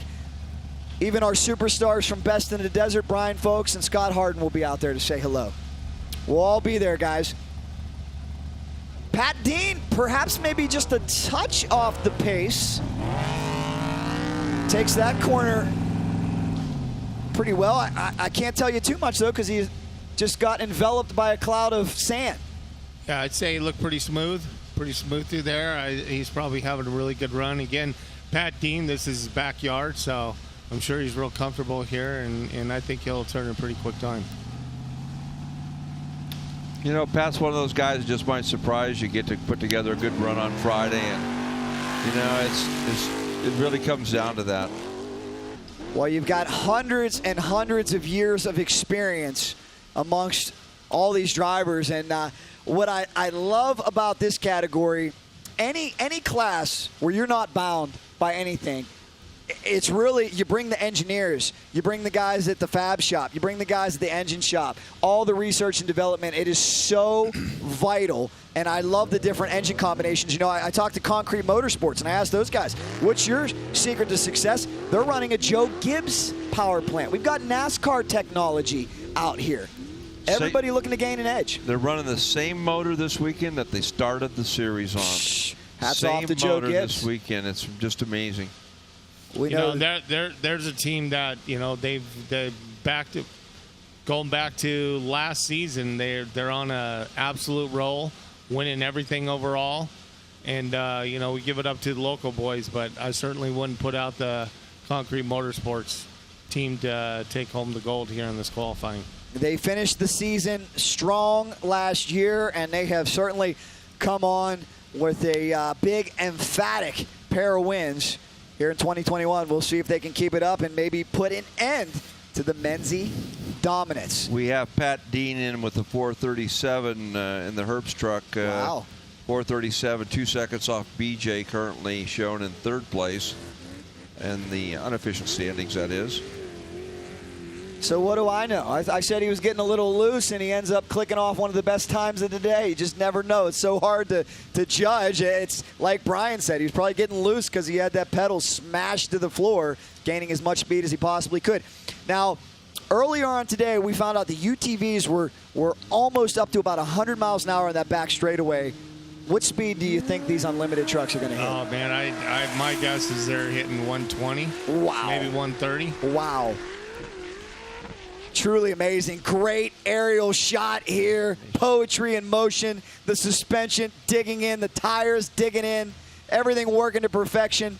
And I can tell you this, having pre-run this course, some of these shots don't do justice to how carved out, how gnarly, how just absolutely dangerous some of these sections are. No, they're not. If you remember watching the UTVs going in there, they were almost going down all the way into the hoops. These guys are just skipping off the top. Dave Mason Jr., eBay Motors, another talented driver. He was teamed up with Stronghold Motorsports, had a great run last year in the short course series, and that success has carried over right here to Best in the Desert. Look at him attack the whoop section with perfection. Nailed the setup. Absolutely flawless run. But I don't know if anybody can dip into the 420s like Bryce did. That's the question. 427, the time to beat. Everybody's got their work cut out for them. And guys, do you know, how did we determine start order here for this session? Absolute draw. Absolute draw. Yep. And Bryce ended up pulling a number 2. Yeah. So yeah. he's got Lady Luck on his side too. Oh my gosh. Remind me to take Bryce to the tables tonight if I got any money left. I'm gonna have to get him for good luck because he's certainly got the mojo working here in Sin City. Love that section as well right there. 2 different options. We've seen racers use both of them. Guess it's just a feel thing. It's a setup thing, which line you want to take. Oh, and I love this corner, too. It's getting so soft, so loamy. Oh, I think we might have almost sacrificed a couple flags there. We got through unscathed with this very diverse terrain, and now Alex Wacker takes off. Number 91, all the way from the great state of Texas. Yeah. Decatur, Texas. Oh, no. His favorite food, you're never going to guess this one. Humble pie. Yeah, that's cool. I seen that. Some of these guys out here don't eat humble pie. That's right. Based on the swagger and the strut and the stroll. But they've earned it. He comes out of Twisted Monkey Racing. He is backed by our friends at Method Race Wheels. And look at those Method Race Wheels. Digging in. They are lighter, stronger, faster. What a great job. What I think is ultimately cool is the trophy that Method is handing out. How neat is that? Yeah, that's really cool. I've seen them do things like that before, and you know, they take a wheel and carve it up and make it special, and definitely something that would be cool sitting on hanging on your wall or sitting on your mantle. Let's see how those Method Race Wheels do through this unforgiving, punishing, crushing whoop section, which just seems to be getting higher and higher as we go through the shock therapy section. That's turn number 2. Found it so interesting here. You go a whole mile with only 2 turns. It really is a fast, choppy start. Yeah, it is. Dust kicking up. We're so happy you guys are watching us. Jack Crapella, Brian Folks, and Scott Harden here with you. Bob Bauer trackside. This is the Method Race Wheels V2R Time Trials live broadcast as we get you ready for a huge 25th anniversary weekend, and it all starts here with qualifying. It's been an exciting day thus far. The question right now, can anybody beat Bryce Mckenzies? 427. Dave Mason Jr., eBay Motors, Team Stronghold, digging in, doing a great job.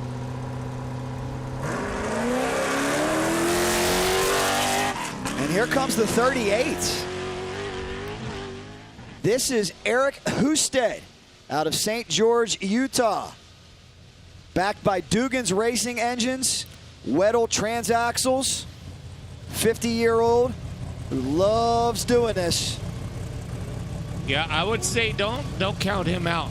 Eric's a really fast driver. Oh! See right there, he was putting it down. He is putting it down. He's taking it serious. I don't have a clock on these guys, so what do I know? Sometimes I see that and I say overdriving, but I said that before and it was one of the best times of the day. So we'll see when he crosses the line. So, newsflash, Class 1500, C.J. Hutchins laid down a 4:39. Wow. Yeah, just 2 seconds. That would put him fourth in the trick trucks that have gone so far, right behind Herbst. But a 4:39, pretty impressive. Pretty darn good time. CJ picking up right where he left off. It's going to be an epic battle on Friday. And, with what we were touching on moments ago, with this being the most difficult, punishing Vegas to Reno that we've ever seen, I got to believe, I don't want to wish any bad luck on anybody, but we may see some broken down vehicles towards the end. Another reason to qualify up front and get away from that. Yeah, without a doubt. You want to, the further you start back, the more dust you're in, the more people you got to pass, the more chances and opportunities it is to catch a rock in the dust or, have to switch lines, try to get by a slower vehicle and then get out and catch a rock and bust a front end, all kinds of stuff that you can do with the bad starting spot.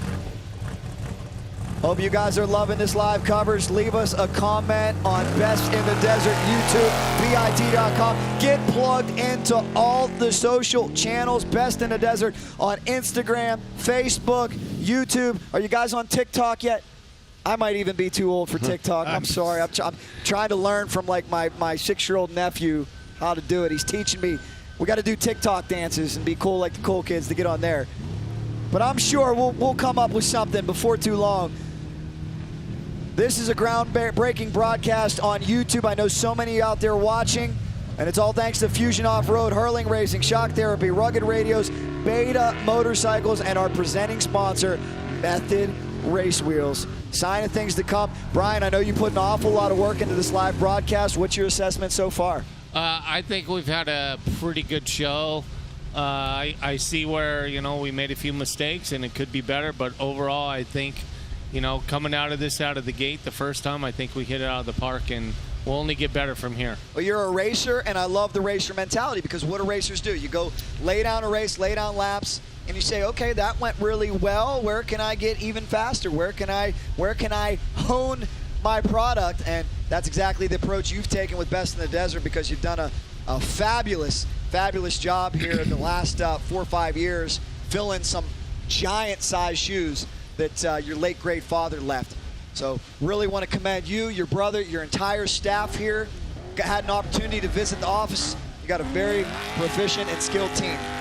Yeah, we knew right out of the gate that there is no replacing my dad. It was just an impossible thing to do. So what we did is we rallied, and we felt like if we put together a solid inner crew of about 5 people, then the 5 of us might be able to equal one Casey. And you know what I really, really admire is I can tell you in motorsports, it's all about that personal touch. I'm sure Scott will agree with me. This industry is built on relationships. And sometimes you hear from these racers in big series, NASCAR, NHRA, sometimes they feel like a number, right? What did Casey Folks do after every race? He was shaking hands, congratulating, talking. He had a personal relationship with everybody who competed in his series, and that means a lot. He did. My dad was quite the spokesperson, and he was great at PR, and he was good. He was good. Every single racer here that knew him liked him, and at least at minimum respected him. And you're right, he was good at talking to all the racers, all the teams. He was just a great promoter.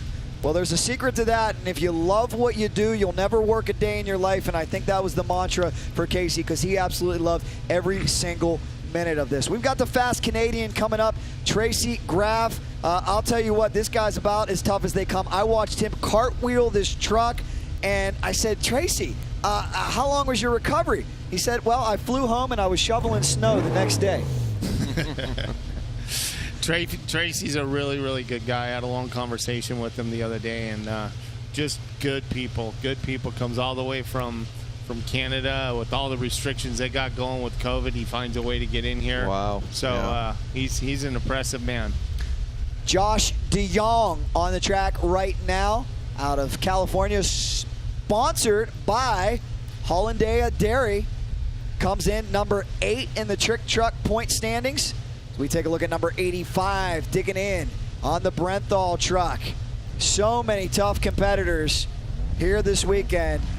It will be a war of attrition on Friday. Whose equipment can go the distance? Who can avoid that big costly mistake? That is the question. That's what it's going to take to win the 25th anniversary of the Maxxis Tires. Casey, folks, Vegas to Reno, presented by Fox. There goes Tracy. He's also powered by that big, beefy 582 Dugan race motor. You know, Scott, I know you said your favorite smell is rain in the desert. I think one of my favorite sounds is one of those big block engines roaring through the desert. No, these things sound great, and just the way that they're all put together, the way that everything works together in unison is just amazing. Tracy, again, he's just he's always right there. You can't count him out. The former winner of this event, he's definitely going to be there and keep you honest all day. Like I said, I'd hate to be an odds maker here.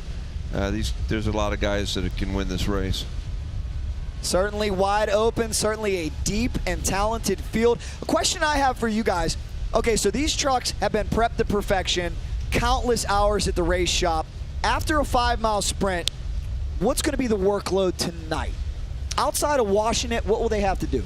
I think washing it, maybe, depending, they might have put a spare set of wheels on just for the time trials. They might pull off the wheels and put a fresh set of wheels for the start. But other than that, probably not too much. That's the way you want to be. Get the truck prepped and relax and get ready. Take part in tomorrow's expo and get ready for the big showdown going down on Friday. And covering all forms of motorsports, again, I give the utmost respect to these racers because any form of racing is difficult. It costs a lot of money. But here, what I've noticed about your guys, the amount of miles you will... Oh! Hold on! We got one on its side.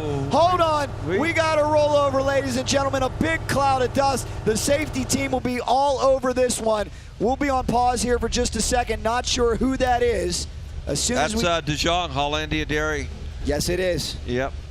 As soon as we get some information. We've already got a driver out. That's great news. Safety crew.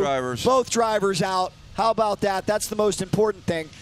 Oh, my goodness. Well, Scott and Brian, I hope I didn't jinx anybody because they're probably going to be doing a little bit more than washing that truck tonight. Well, I was just going to say after that speech Brian gave, I'd hate to be the guy that had to go back to his crew instead of saying, hey, we're going to go to the Racer Appreciation Hour and chug down a couple of beers, that we're going to have to go out in the parking lot and rebuild the truck. Let's take a second look. It's Calamity Corner that claims one once again. Oh. Look at that tire dig in that rut, get deep up on the bike, and he has a total, utter yard sale. Thank goodness.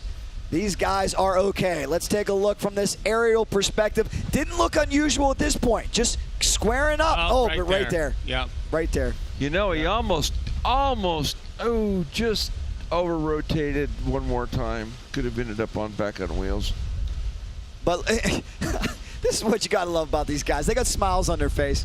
Maybe a little emphatic. Not maybe I shouldn't say smiles there. Yeah. At least one guy has a smile on his face. Co-driver does. Oh, they've got some work to do, but I'm sure they're set up with everything they need to get that truck back in competition. Oh, yeah. Let me ask you guys this. If you DNF qualifying, start at the back of the pack? Absolutely. Okay. Just go to the back. But so it is not a requirement to finish qualifying. Nope. That's good news for them. Bad news is that they'll be at the back of the pack. There may be some choice words going down. If I had to guess, oh, darn, gee willikers shucks, maybe something like that. But unfortunately, this is part of it, guys. What did we tell you? This wasn't hyperbole. I wasn't exaggerating when I said drivers like Bryce Menzies told us It doesn't take much to overdrive. It doesn't take much to make a mistake. They've just made it look very easy. Okay, so what?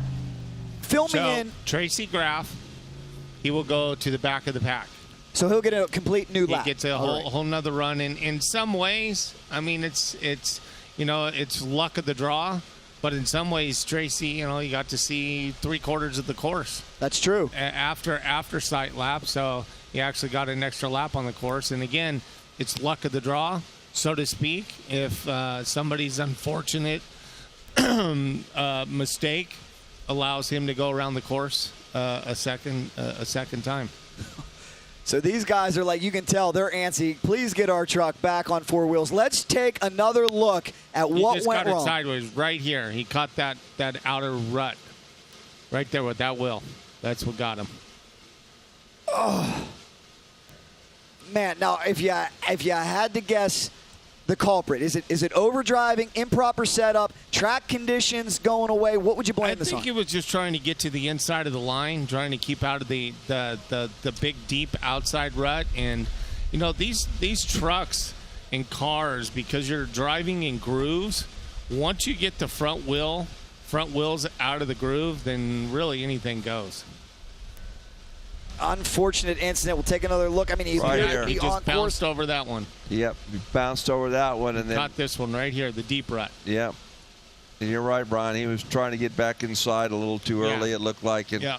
And instead of just going with the corner, a lot of times you try to get inside to get back on the gas and get straightened up and back down the straightaway instead of letting it just drift through the corner. And sometimes this is what happens. Rescue 11 right on top of it once again. We'll get these guys safely off the race course. Hopefully they've escaped with minimal damage. Sometimes we see this happen in short course and the guys fire right back up, a bunch of smoke because the oil that comes out, but nothing happened to the truck. Let's hope that's the case there with how well these cages are built. Yeah, my guess is they'll fire right up. Doesn't look like the body sustained too much damage either. Now, what they don't like to do is when they're upside down like that, all the oil goes to the opposite side of the engine, and sometimes they don't want to start it. Yeah, we've seen that. I can tell you, if they try to fire this thing, you probably will see a big cloud of smoke. As looks like Rescue 11 struggling to get this machine up a little bit. We're going to try again. Almost there. I think we got it. We got her. Okay. Big round of applause from our crew up here. That's good news.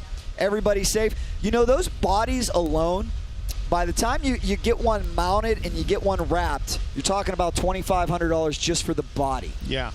Yep. And look at that. We're getting a replay of Rescue 11 showing off some Ford power. Scott, you didn't know you were going to get a Ford commercial in there. Well, Motorsport Safety Solution. This is a commercial for these guys and their skill and technical ability. There's Dave Nerboss there, kind of right in the middle of it all as usual. But, I mean, these guys are professionals. They've done this once or twice before. Know the most efficient. Nope. You guys, somebody better tell those drivers we've got the head honchos up here watching you on camera. Turn 2 has got you zoomed in. We see that cigarette out there. That is not recommended. Yep. He may need to calm his nerves, but not endorsed by Best in the Desert. Maybe it was a toothpick or something. Well, it's a live show. Well, notice Dave there with the extinguisher when they go to start this thing up, just in case. I mean, he's always thinking ahead. What can go wrong. And he's having a talk with himself. You can see he's very, very unhappy and upset that he was just able to make that minor mistake. That's racing for you guys. You guys have both been there. You're cruising along. You got a smooth ride, and you make that one unintended mistake. What's that feeling like? A lot of disappointment.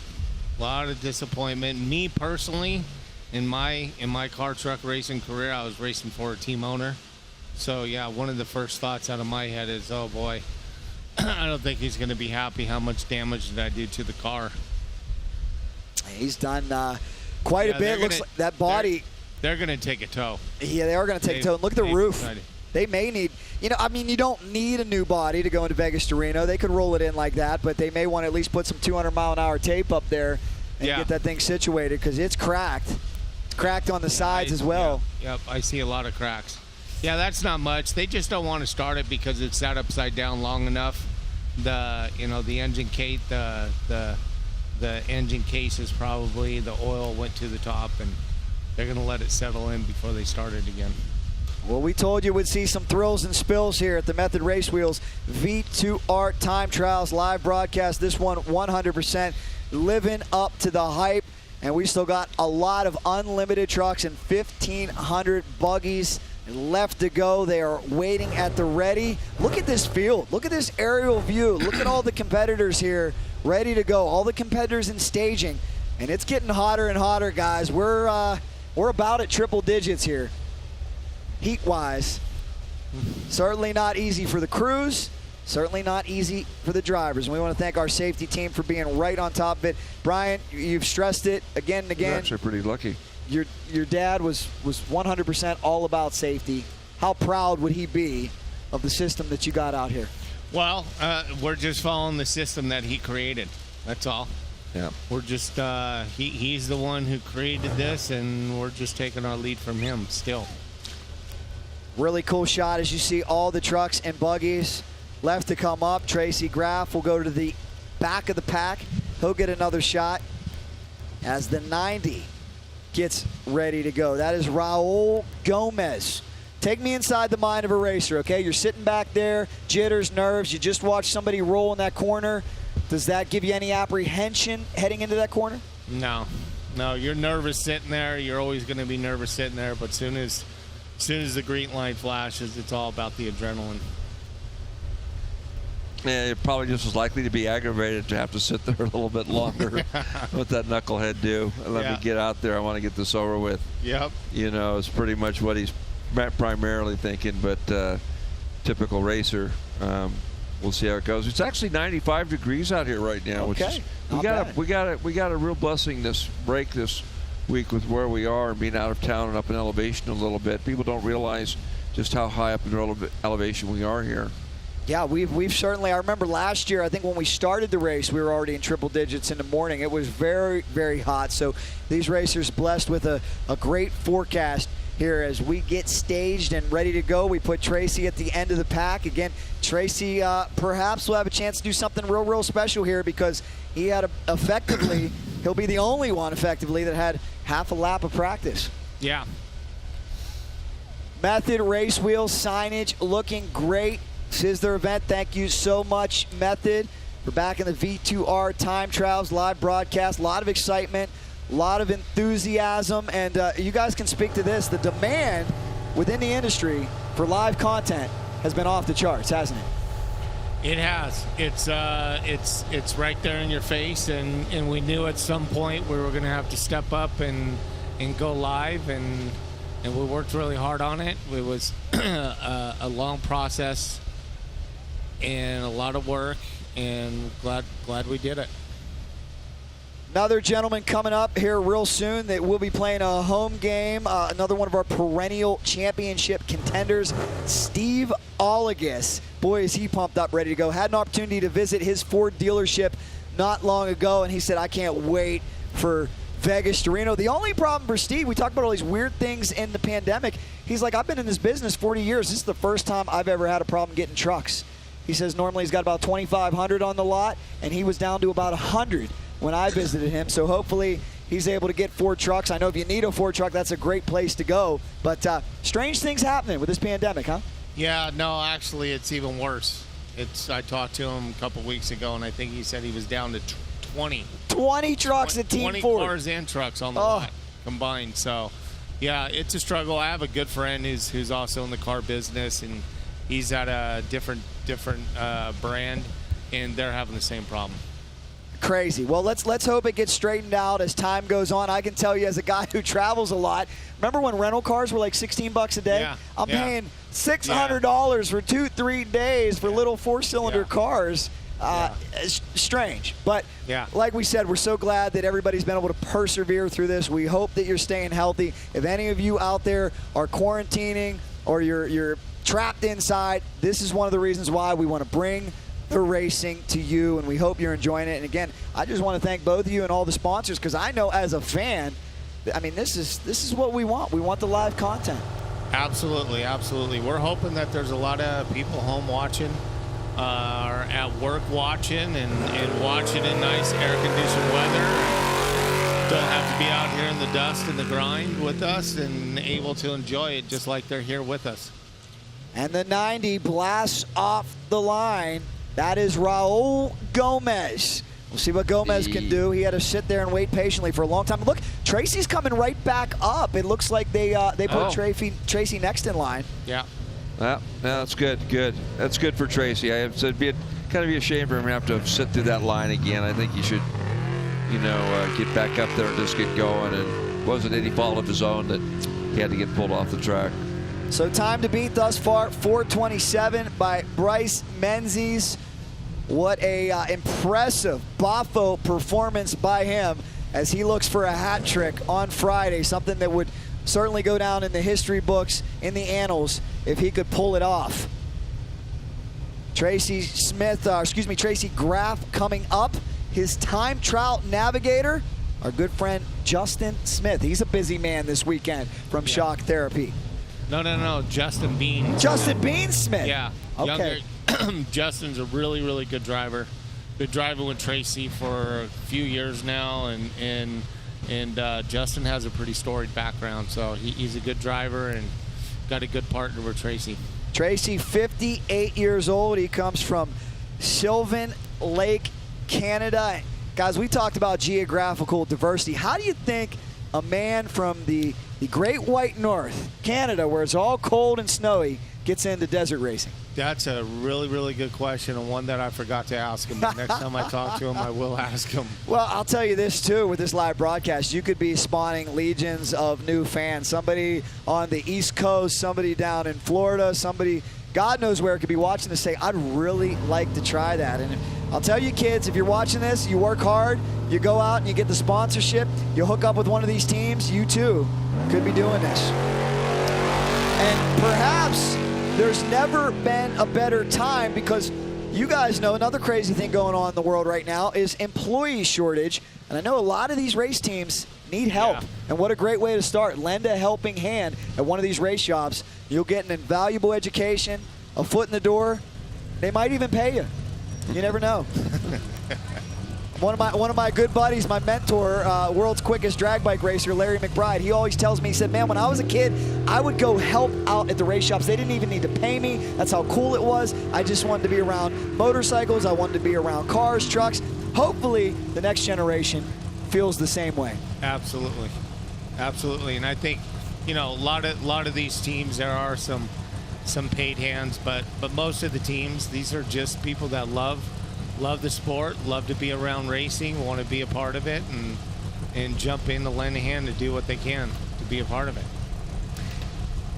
Yeah, we've got Wade Porter coming up to the line here, and boy, like I said before, we got some clean-looking trucks out there. I'm really impressed with the graphics packages at this event. I like them. I like a good-looking truck, and I've seen quite a few of them here on the grid here today. Yeah, great liveries. I can tell you some of the top rap guys are in high demand, especially when they beat up and destroy the bodies. They're just constantly re-wrapping these things. And when you find a good designer, when you find a good rap guy, you want to hang on to him. And that is clearly evident that we got a lot of artistic talent, as Scott pointed out moments ago. And Harley Lettner's just two vehicles away, gang. Oh, just 2 more vehicles till we get to the concrete motorsports. So. And hey, don't forget, we got Kyle Jurgensen coming up. Yeah. We got Ken Block making his Ken debut. Block, the rally legend. Ryan Arciero, Adam Householder. We got some big names yet to come. Yes, we do. It's great to see different drivers from all walks of motorsports. I really got an education a few years ago. I remember I asked these guys, I said, look, motorsports, you live and die on exposure. We're out here in 110-degree heat. There's no fans. What is the main reason you do this? And they pointed to Jenson Button, and they said, that man's an F1 star. He's here for one reason. This is the most fun he has ever had behind the wheel. Yes. Yep. And it is.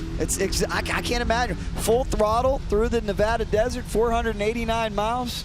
Whoops, sand washes.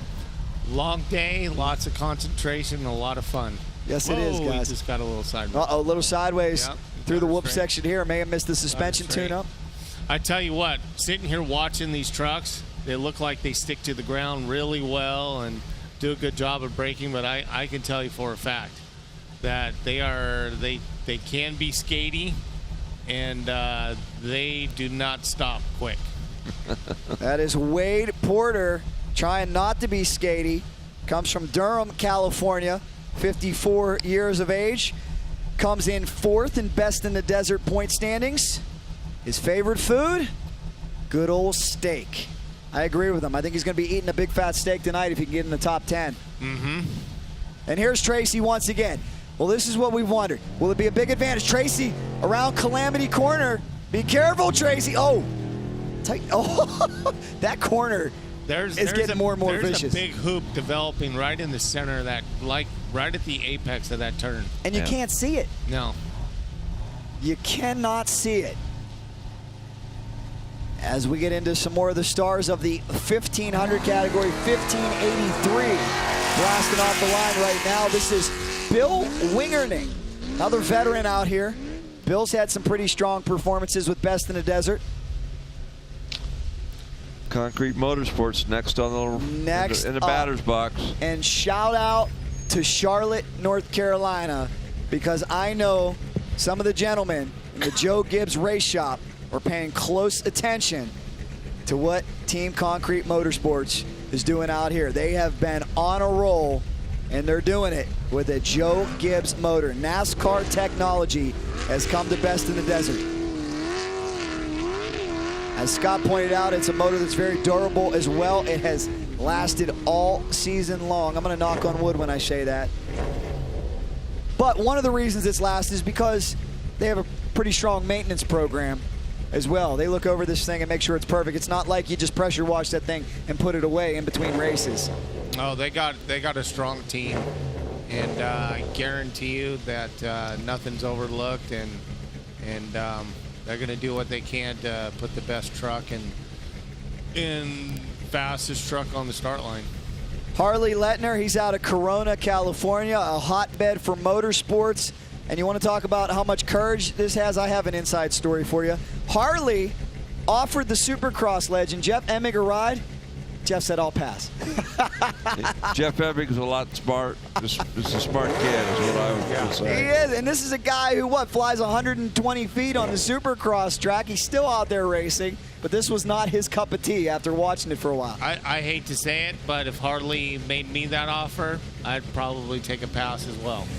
You know, Harley and Kevin have made a great team, don't you think, Brian? I mean, they've really found each other, and they have different skills and talents, but the way they put them two together, you know, is pretty an interesting story.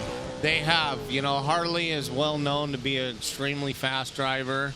He's had some really good runs prior to joining Concrete Motorsports, but just seemed to never really put it all together. At least maybe some wins here and there. Just never put together a full season. And then he joined forces with Kevin. I'm sure Kevin brought him in for a skill set. And holy mackerel! My goodness, a cloud of dust. Did we get out unscathed? We did. I thought we might have rolled one there.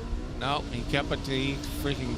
Okay, guys, so to drive home what we're talking about, imagine you were following that truck on Friday. That's the vision you will receive, the shot that we were just gifted. What do you do when the lights go out? My goodness. Oh, my gosh. Look at Harley. Yeah, he's putting it down. He is a little bit of body work.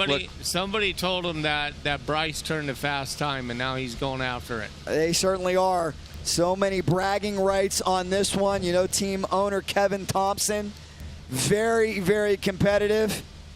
If you've ever seen him, you know he spends an awful lot of time in the gym. Probably one of the most buff, in-shape drivers out there that we've ever seen.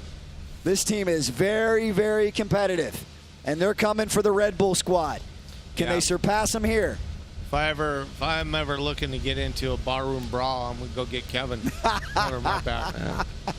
I was going to say, if anybody told Harley just to lay off, just take it easy, he wasn't hearing him much taking that advice. I don't think that's in Harley's vernacular.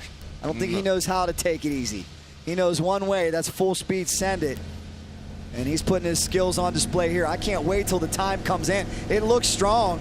I mean, you gotta think they're working on a 430, maybe even a sub 430 run. There goes Baldy. There's a good family. Oh my God, the custom-built truck in their shop.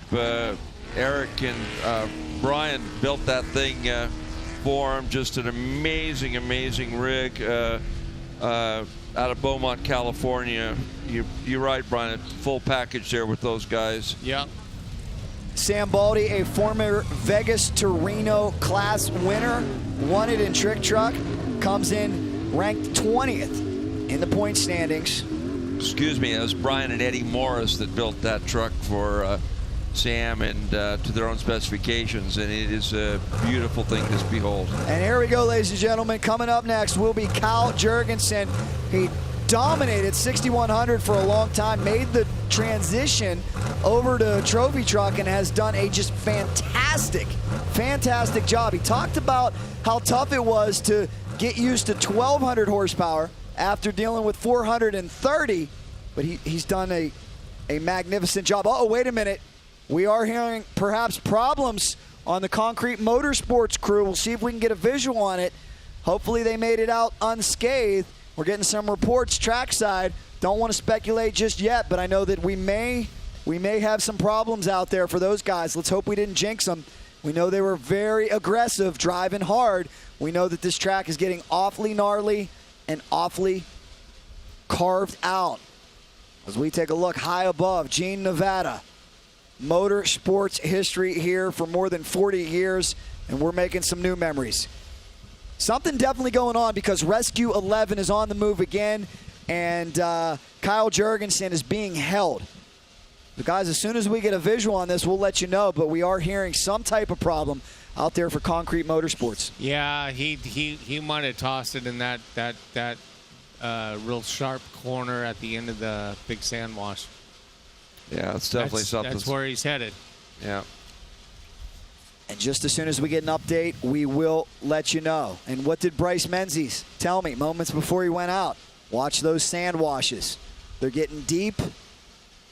They're getting loamy here late in the day. Some sneaky ruts developing, some big braking bumps developing.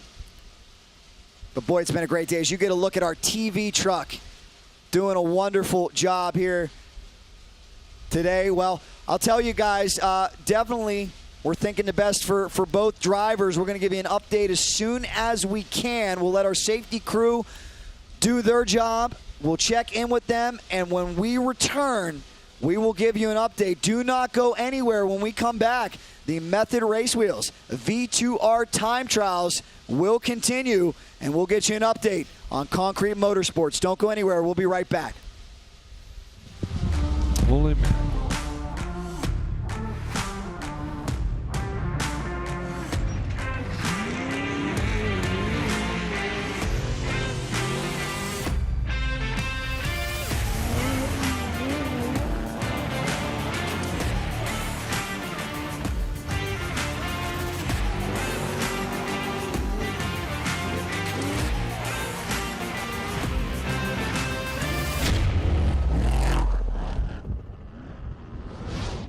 To race off-road, it takes teams of people considering every detail. We go hard, break it, go back again. We learn from it. Sweat and sweat some more. Push hard, then harder. Victory is elusive. Success is what you make of it. At Fox, we've tasted victory and defeat. We've learned and become the leading choice of off-road racers everywhere. Earning the right to say, the best run Fox.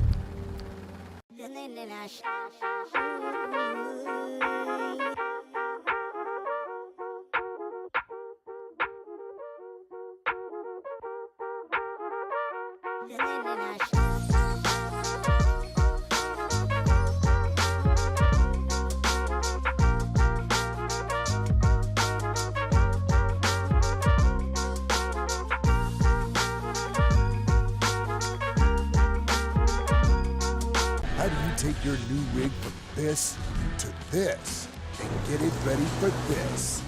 Bring it to the experts at 4 Wheel Parts, where we'll transform your Bronco with the all-new line of 4WP factory accessories. Whether you want to order the best parts online, shop in store, do the work yourself, or have it built by a pro, all trails lead to the truck, Jeep, or Bronco of your dreams, because nobody knows off-road like 4 Wheel Parts. Do your Bronco right.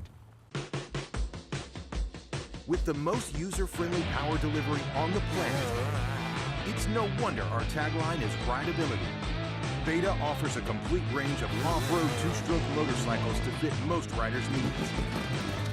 With 5 models to choose from, including the 125 and 200, 250, and 300, or the entry-level cross trainer. Go to betausa.com to locate a Beta dealer near you. Rolling fast down I-35, through the day and past the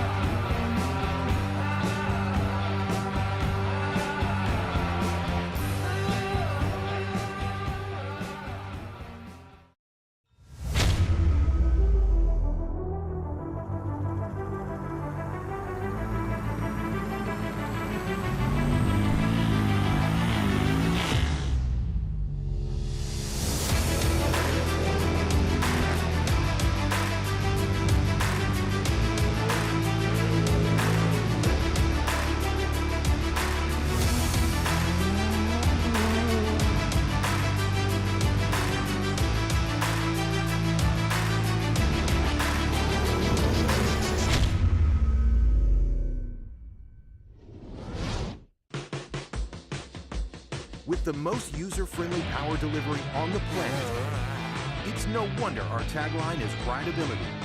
Beta offers a complete range of off-road two-stroke motorcycles to fit most riders' needs. With 5 models to choose from, including the 125 and 200, 250, and 300, or the entry-level cross trainer. Go to betausa.com to locate a Beta dealer near you.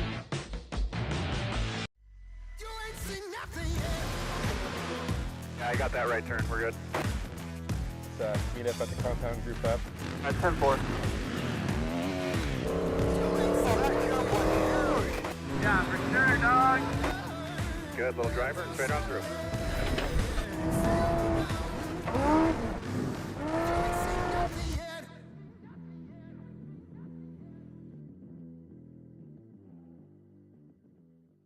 Shock Therapy, the premier UTV suspension tuning company. We test daily with the leading manufacturers in the industry to perfect our shock tunes and race-proven components for all UTVs. Whether it's high-speed racing or slower trails, we have a suspension tune that is perfect for your driving style.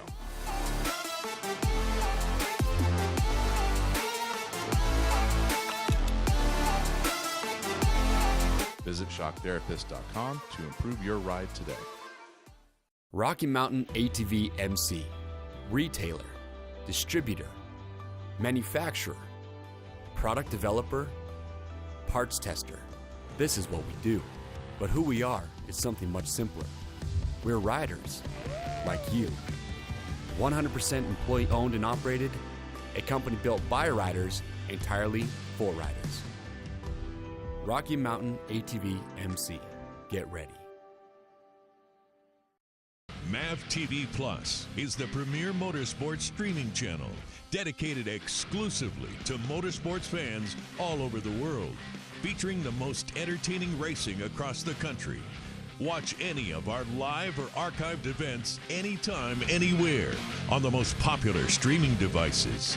MAV TV Plus, unlimited, exclusive, on demand, live. Find out more at mavtvplus.com. We welcome you back to the Method Race Wheels V2R Time Trials live broadcast. We are right in the middle of our main event. It is qualifying for the unlimited trick truck category and also the 1500 buggy category. Bad news moments ago as Team Concrete Motorsports. We talked about how they have been red hot, but we've also talked about how this course can be imposing, taxing, and unforgiving. And unfortunately, we're hearing an incident. We're still gathering information, trying to make sure the drivers are okay. The good news is we know we have the best safety crew out there. So as we get information, we will pass it on. But we're hearing a serious incident involving Concrete Motorsports. Yeah, I don't know that it's serious in terms of injury, but it sounds like he tossed the corner. And I know the corner, it's in the very back of the course. You're coming off of a really, really fast road, and it's a real tight corner. And, we just talked about it. If it's Harley in the car that was driving the time trials, I'm not sure if it was him or Kevin, but if it was Harley, I guarantee he was on the ragged edge. He's trying to get out front and turn the fastest time so he could start first on course. And, that's what you get sometimes when you're pushing it hard and you're trying to turn that fastest time. You're on that that ragged edge. You really are. It's high stakes, high demand desert racing, and we've talked about that all day long, but I can say some of these talented drivers have made it look maybe easier than it should be. A guy like Bryce Menzies, who cruised through there with a 427, easy peasy. Well, there's a lot of holes out there, and they're getting bigger as the day goes on. Yeah, we call it easy peasy, but I guarantee it wasn't. He was on the ragged edges. He just didn't throw it away. Looks like we're going back racing here in 1 minute. We are going back in 1 minute, but guys, we got a real treat. We told you it's a who's who out there. Joining us here this weekend, the icon, the rally racing legend, Mr. DC Shoes, Ken Block, and Bob has caught up with him. Bob, take it away. Well, I tell you, Jack, what a pleasure for me to stand next to a guy who has made his career of using his door as his leading edge. It's amazing. Ken Block, you're here for a desert race. Yeah, I see that. It's hot out. There's lots of bumps ahead of me, but yeah, I'm very stoked to be here. I'm about to go into basically my first competition part of any off-road race in a trophy truck ever, so I'm actually really happy to be here. With all your driving experience, I reckon that the kind of desert driving we're doing here is a little bit on the fringe, like with takeoffs and landings. No, I grew up in Southern California, so I grew up going to Ocotillo Wells, to Glamis, and even since I've been a race car driver, I've been driving for Can-Am and been doing some fun stuff, in the Utah deserts, and I've really, really enjoyed it. And this is just basically the most expensive and best way to race a desert vehicle there is, so that's why I'm here. And we're going to let you get to it. Good luck. Yeah, thank you. Well, how cool is it to have Ken Block out here? I talked about Jenson Button moments ago. I talked about all these big names in motorsports. Talking about one of the biggest names ever in rally racing deciding to come over here and try Vegas to Reno. That's how big and prestigious this race is. Everybody wants to give it a shot. Yeah, no, we're real honored to have Ken come and race with us. It's his first off-road race ever, and it's with Best in the Desert, and we couldn't be more happy and honored to have him come race with us, and wish him all the luck. We hope he has a great qualifying, hope he has a great race day, and it's going to make him want to keep coming back. And he's in with one heck of a team, that's for sure. You saw Ampudia on the side of that. You saw Redline on the side of that. Some very, very impressive individuals as we take you high above Gene, Nevada, site of today's Method Race Wheels V2R time trials. This live broadcast, what a ton of fun it has been, getting us ready for Friday's big 25th anniversary of the Maxxis Casey Folks Vegas to Reno, presented by Fox. And how about a look at the Cops buggy out there? What's the story on this? Yeah, Mr. Langley, unfortunately we lost Mr. Langley couple 3 or 4 months ago, but obviously his boys are going to continue to carry the torch and keep on racing, doing what they love to do. God bless. We miss them, and bad boys. Here we go. What you going to do? Kyle Jurgensen, we'll see what he's going to do. He was one of the hottest drivers in 6100, stepped up to Unlimited for Brenthal Industries, and he is on it, guys. Look at this start. Yeah, he's got, I believe, back-to-back second and third overalls in the last couple of races. So he's been on the box, and now he wants to make his way to the top of the box. And one thing I've observed about some of the most talented drivers out there is their demeanor is always the same. They're calm. They don't get too excited. Kyle Jurgensen is one of those individuals. You can go talk to him after he just won a race. He's very calm, very poised, doesn't get too excited. but he stays so even kill, and sometimes I think that's a quality that helps these drivers. No, you know, Kyle's gone from team to team and just kept climbing the ladder, and I think he did it just because he's a really, really good driver. And if you talk to him, you figure out in a big hurry that Kyle, he's another guy who has a high racing IQ. He won Vegas to Reno in 6100 category. He's got 6 overall wins with BITD. He is a lunch pail, hard work, get it done kind of guy, an avid beach volleyball player. I talked to him. He doesn't mind the heat because he pours concrete in the hot California sun. He's used to this stuff. Maybe one of his advantages. And he's on one heck of a run out there for sure. Kyle Jurgensen out of Temecula, California. A lot of people watching back home, rooting him on. I can tell you in Riverside, California, the lovely ladies from Webb Camshafts are right down the street from me. Their favorite driver, Kyle Jurgensen. Kyle Jurgensen. He's got legions and legions of fans, practices in Barstow quite often, and it looks like he is on a near flawless run so far. Oh, Baldy's getting another go too. So Baldy will have an opportunity after about a half lap of practice. Remember, this is what happens if we have an incident out there, if a driver rolls and they have to slow down one of the trucks, like a caution lap, they'll give him a whole new lap, and that's the case here for Sam Baldy. So we'll see how that works out. Worked out pretty well for Tracy Graff. Baldy Brothers Racing on it once again. Kyle Jurgensen out there on the track. And the legendary Cops machine is on deck. Morgan Langley returning to action. A lot of sentimental favorites here this weekend. A lot of great stories. A lot of passion. It is a tight-knit group as we watch this vehicle blitz the whoops. Baldy's looking great through that whoop section. Yep. He was putting it down real well. I think this is Kyle coming up here. Or did he already go through? No. No, I don't think he's been through, Brian. He's still on his loop. Yeah, this is him right here. Yeah, he should be coming into the rugged radio corner. Well, I must say the Unlimited trucks are doing a much better job not taking out the rugged radio flags. They've been able to stay far enough away. But speaking of that corner, the Calamity corner, here it comes. We'll see if Jurgensen can get through cleanly. This has caused a lot of problems. He takes an inside line into that deep hole. Watch out. Suspension sucks it right up. Yeah. No problem. He was clean, smooth. But we've still got Sam Baldy to get through there. And that section is getting worse by the minute. Another aspect of this sport that makes these guys so hardcore. I love all forms of motorsports, that's for sure. But how many forms out there do you have a track grooming crew? There's no track grooming in desert racing. It's good luck.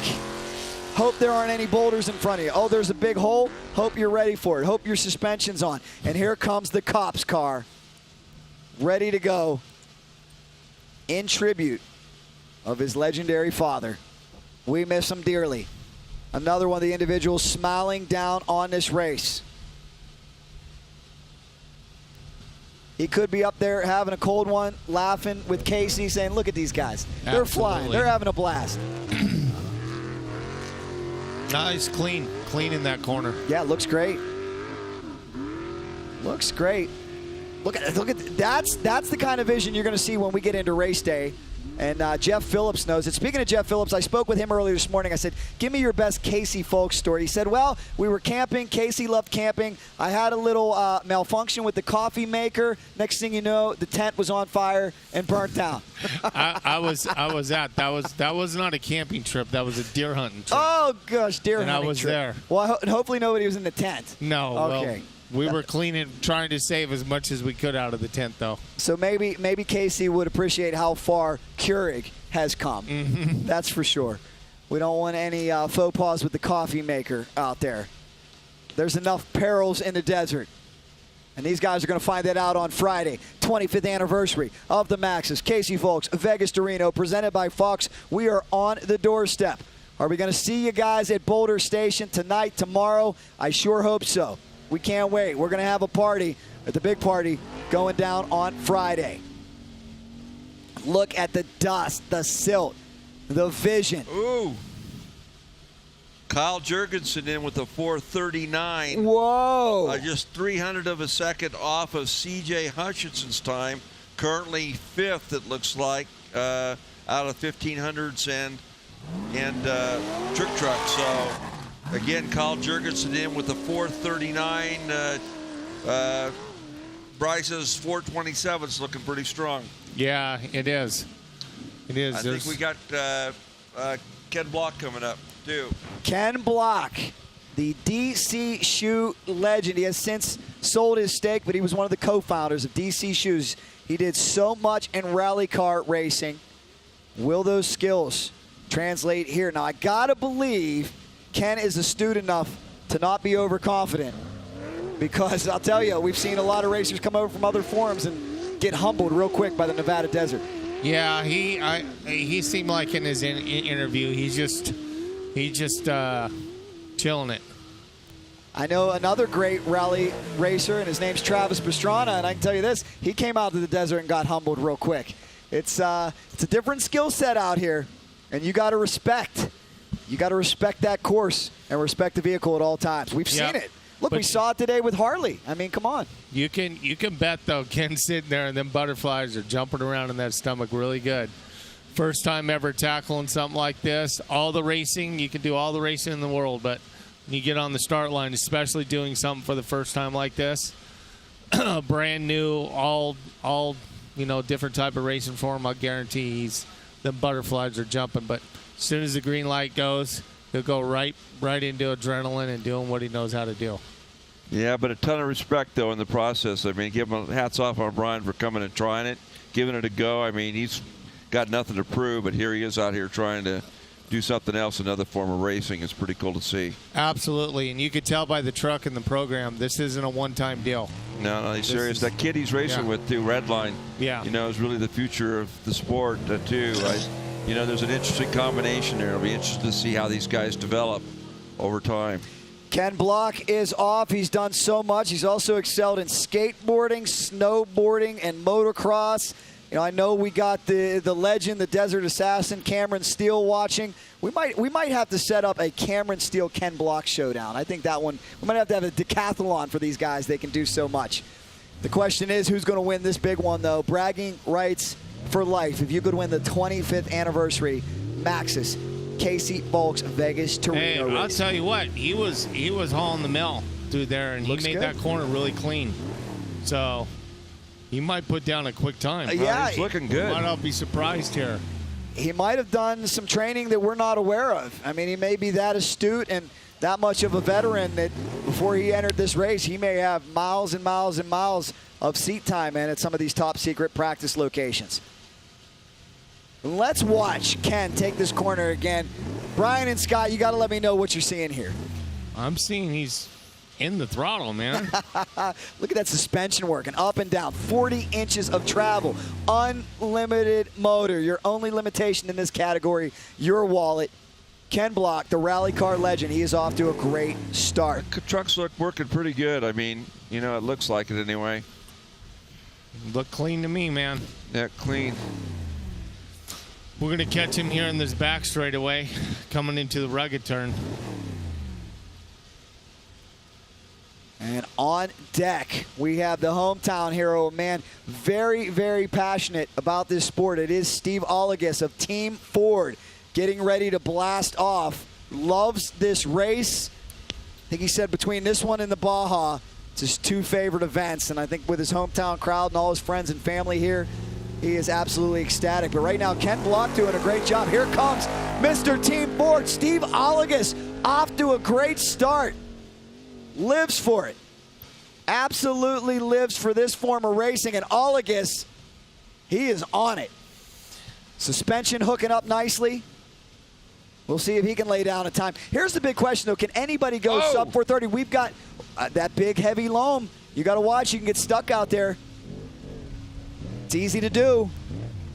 It'd be Steve's dream to win this race one day. His best friend was your dad, Brian. I mean, he really thought the world of Casey, and they're very close. And he's, winning this race would be a dream come true for him.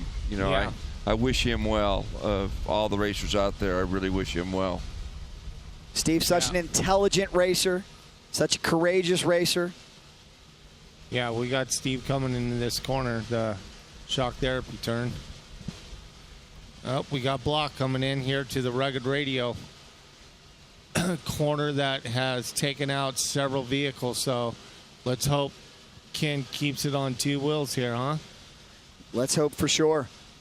Ken Block, though, I got to say, having a very impressive debut performance here at Vegas to Reno. Looks a lot more like a veteran. We've told you those well-rounded racers, those skills carry over. He's done it on the motocross track. He's done it in a rally car. And he's out here. How will he handle Calamity Corner? Be careful, Ken. There's a big hole out there. Oh, look at that. He hucks it. Can he correct it? He does. He keeps it on 4 wheels. Good job, Ken. Whew, that corner is getting rough. Rough and nasty is for sure. It's got a hole developing, like you said, Brian, right in the rut there. Yeah. You know, about 3/4 of the way into the 2/3 of the way into the turn, and it's definitely just ready to grab that front wheel. Take another look. Welcome to Desert Racing, right Ken here, Block. right there.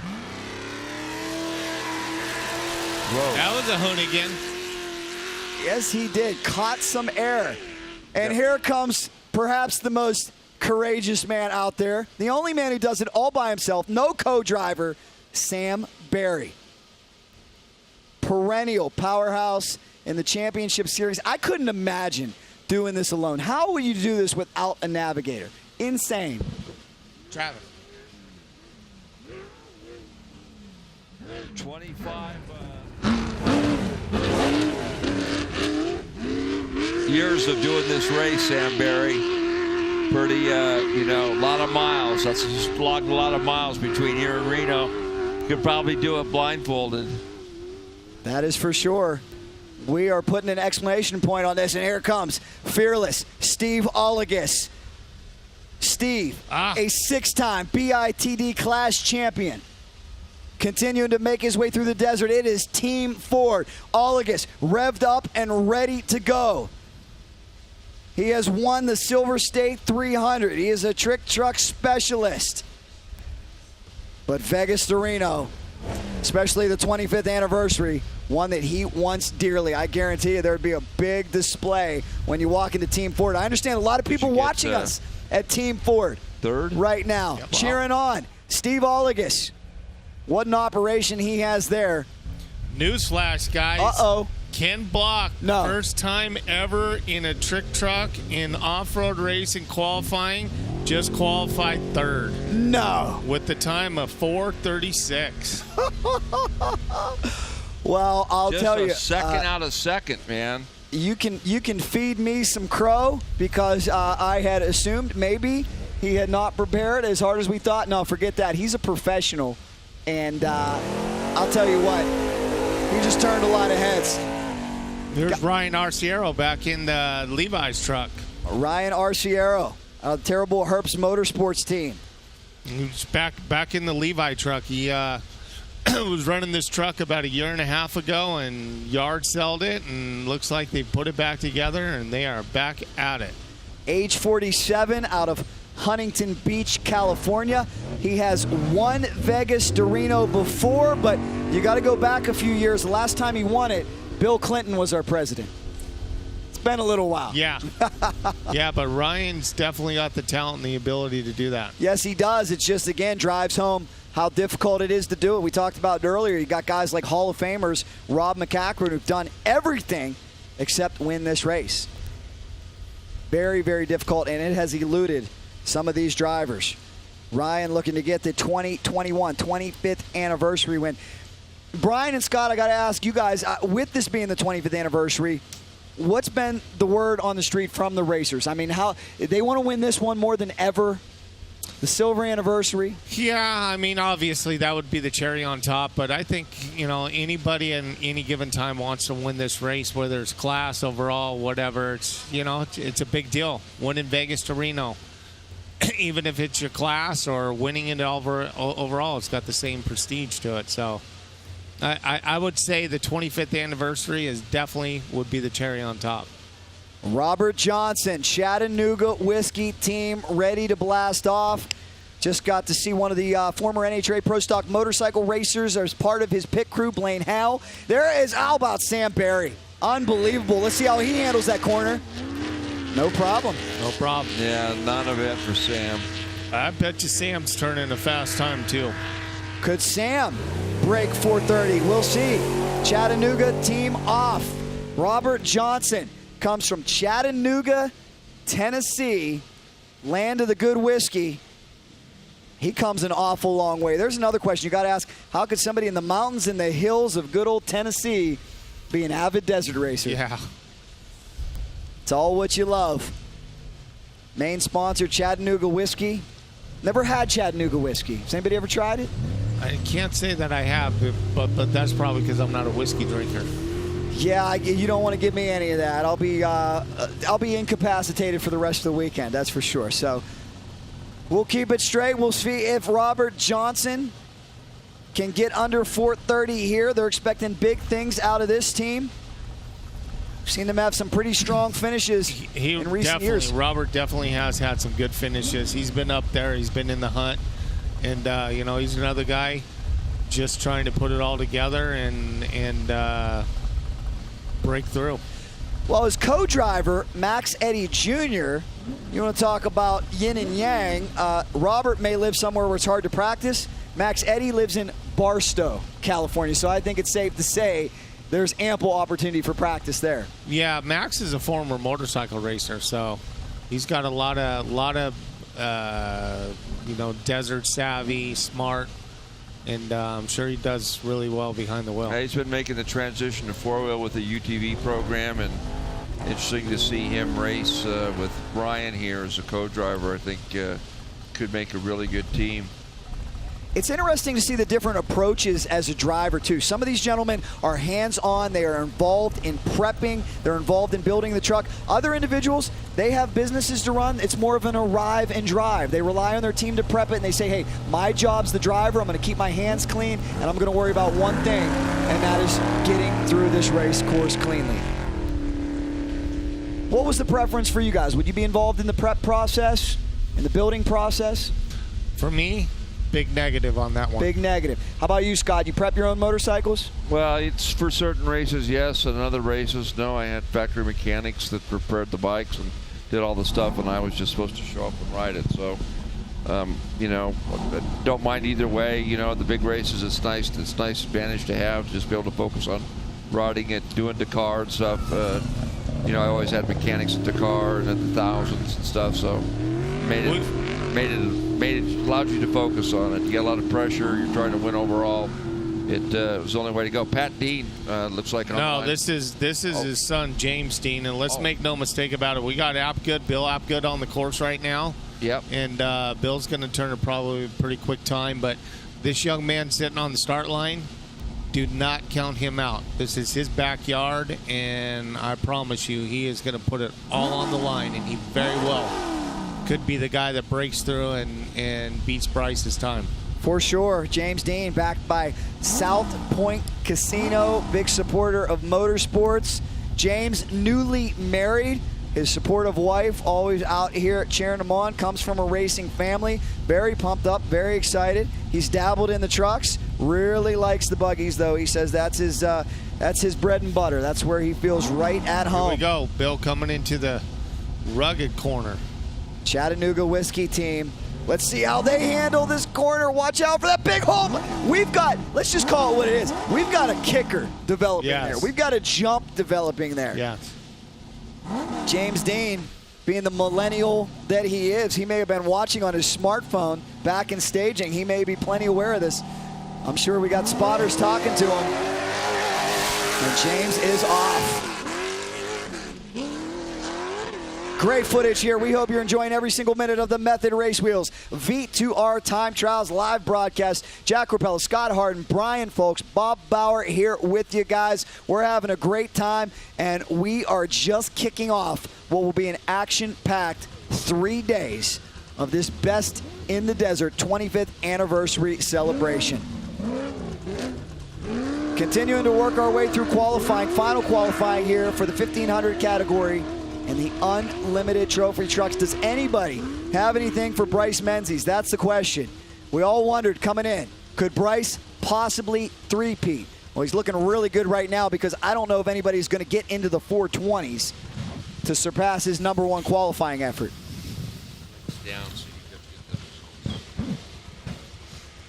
Continuing to make their way through this race course. Yeah, we got Householder on the start line, and Adams, he's been known to run some pretty quick time. So yes, he has. Don't sleep on the 2-4. Adam Householder, always one of the tough racers out here. Yeah, he's right in there in the points championship. I mean, yeah, he's going to be there every race.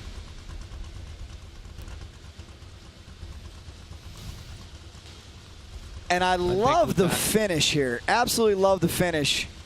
It is a long, graded road. These drivers will reach 120 miles an hour plus. The finish, probably the easiest, most enjoyable part. Now, when we get to Friday, what we've been told by our astute crew, the finish is the most imposing, wicked, ferocious, menacing part of the course. You guys got to like inflicting pain. They got to go 480 miles and you give them that gut punch at the end? Yeah. What happened to the nice power line road, cruise it on home? That's off-road racing, baby. Oh, well, we'll see. I know we'll see some very strategic driver changes tomorrow. And let's watch Adam Householder. Adam, he's putting it down. He's hauling the mail here. He looks like he has somewheres to go. Yeah, in a big hurry. Yeah. Suspension working well. Looks like perhaps maybe on the softer side. Smooth. Very smooth. Very smooth. And a cloud of dust behind him. Well, the Householders have put on a first-rate program from day one. You know, they're always right in there. They don't do stupid stuff. They take care of their equipment. They know how to get the most out of it. They know when to race for an overall and just when things aren't going to happen that day and just get get points. They're a smart team, really smart team. Yeah, they are. We got young man James Dean coming in hot to the rugged turn. All right, so let's hope. I don't want to jinx him here because James is very fast. He's known for his aggression. Let's hope he doesn't get too aggressive with his turn. I'm sure his father, his crew, I'm sure they've told him, watch out on Calamity Corner. That is the new name of this place. Again, 40 years of motorsports history. They've been hitting this thing for decades, and here we go. Into a corner that's caused a whole lot of problems. And James gets out of there unscathed. Good job, James. So we give you a look high above. Adam Householder also doing a great job out there. The BFG Method Wheels King's Shock back machine. He comes in third in the trick truck category.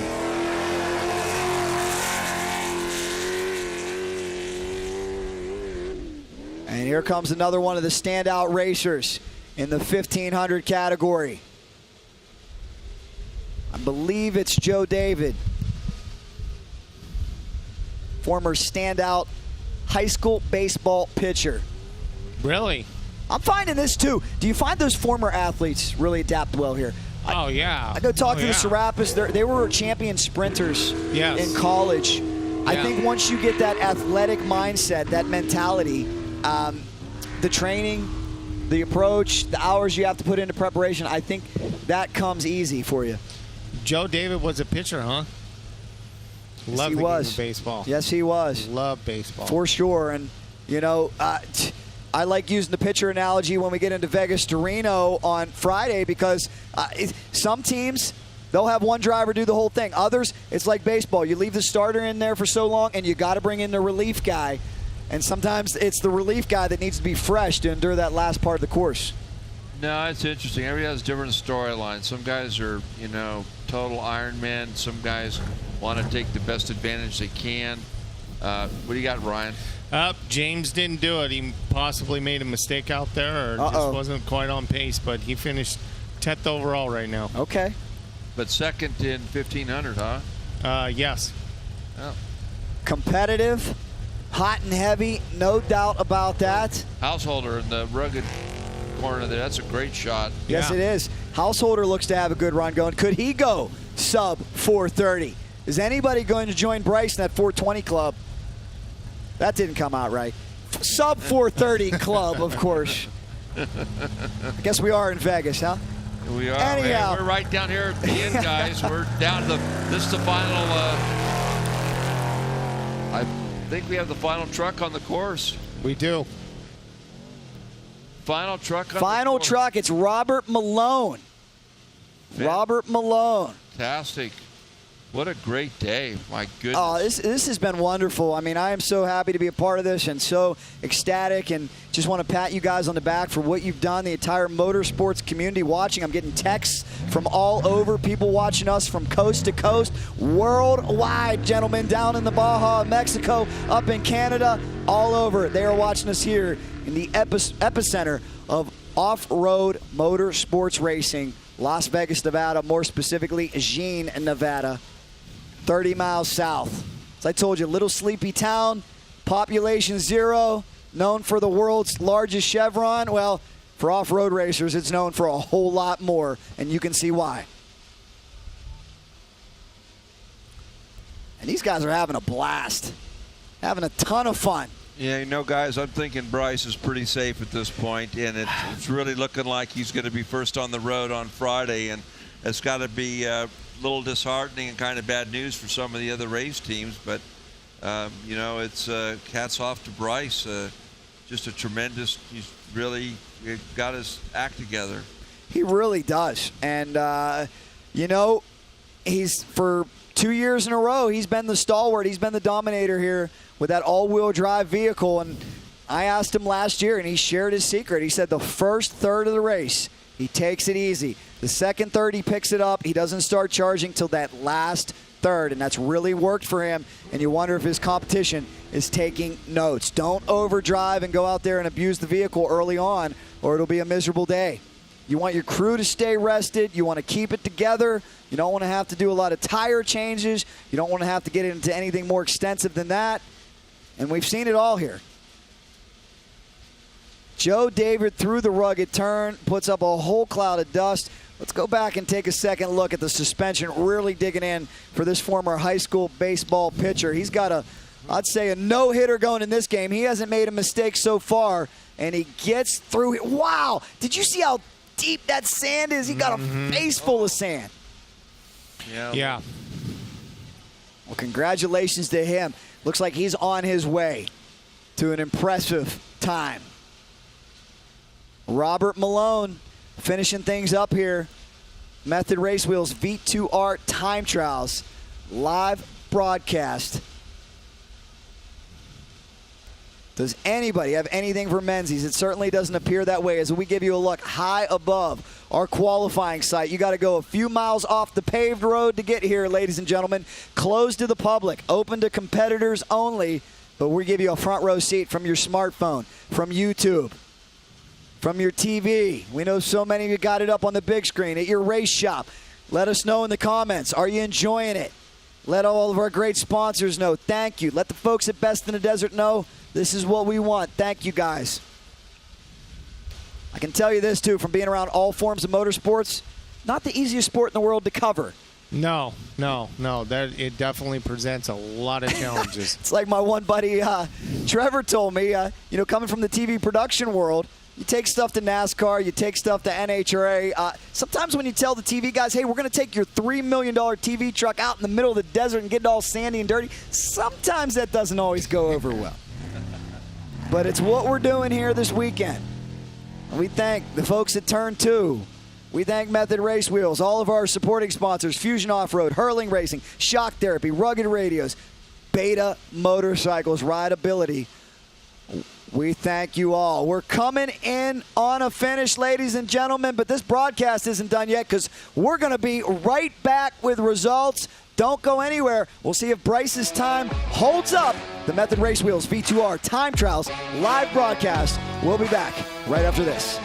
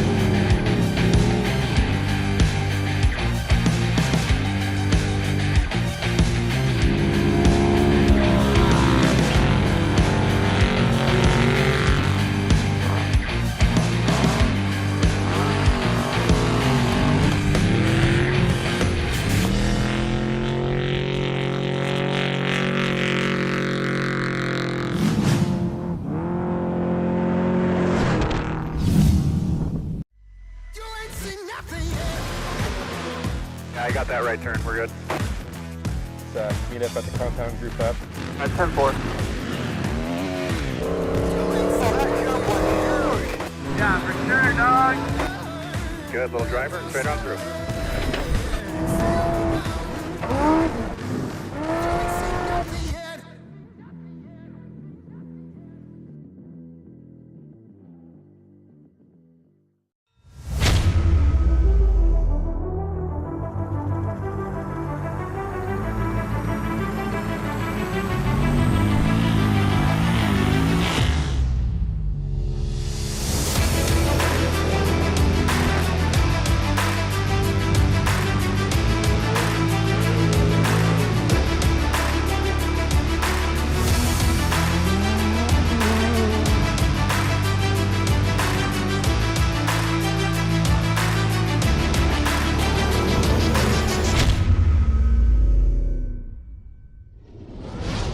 How do you take your new rig from this to this and get it ready for this? Bring it to the experts at 4-Wheel Parts, where we'll transform your Bronco with the all-new line of 4WP factory accessories. Whether you want to order the best parts online, shop in store, do the work yourself, or have it built by a pro, all trails lead to the truck, Jeep, or Bronco of your dreams, because nobody knows off-road like 4-Wheel Parts. Do your Bronco right. Ready for any challenge. Maxxis Tires can handle even the most punishing off-road conditions.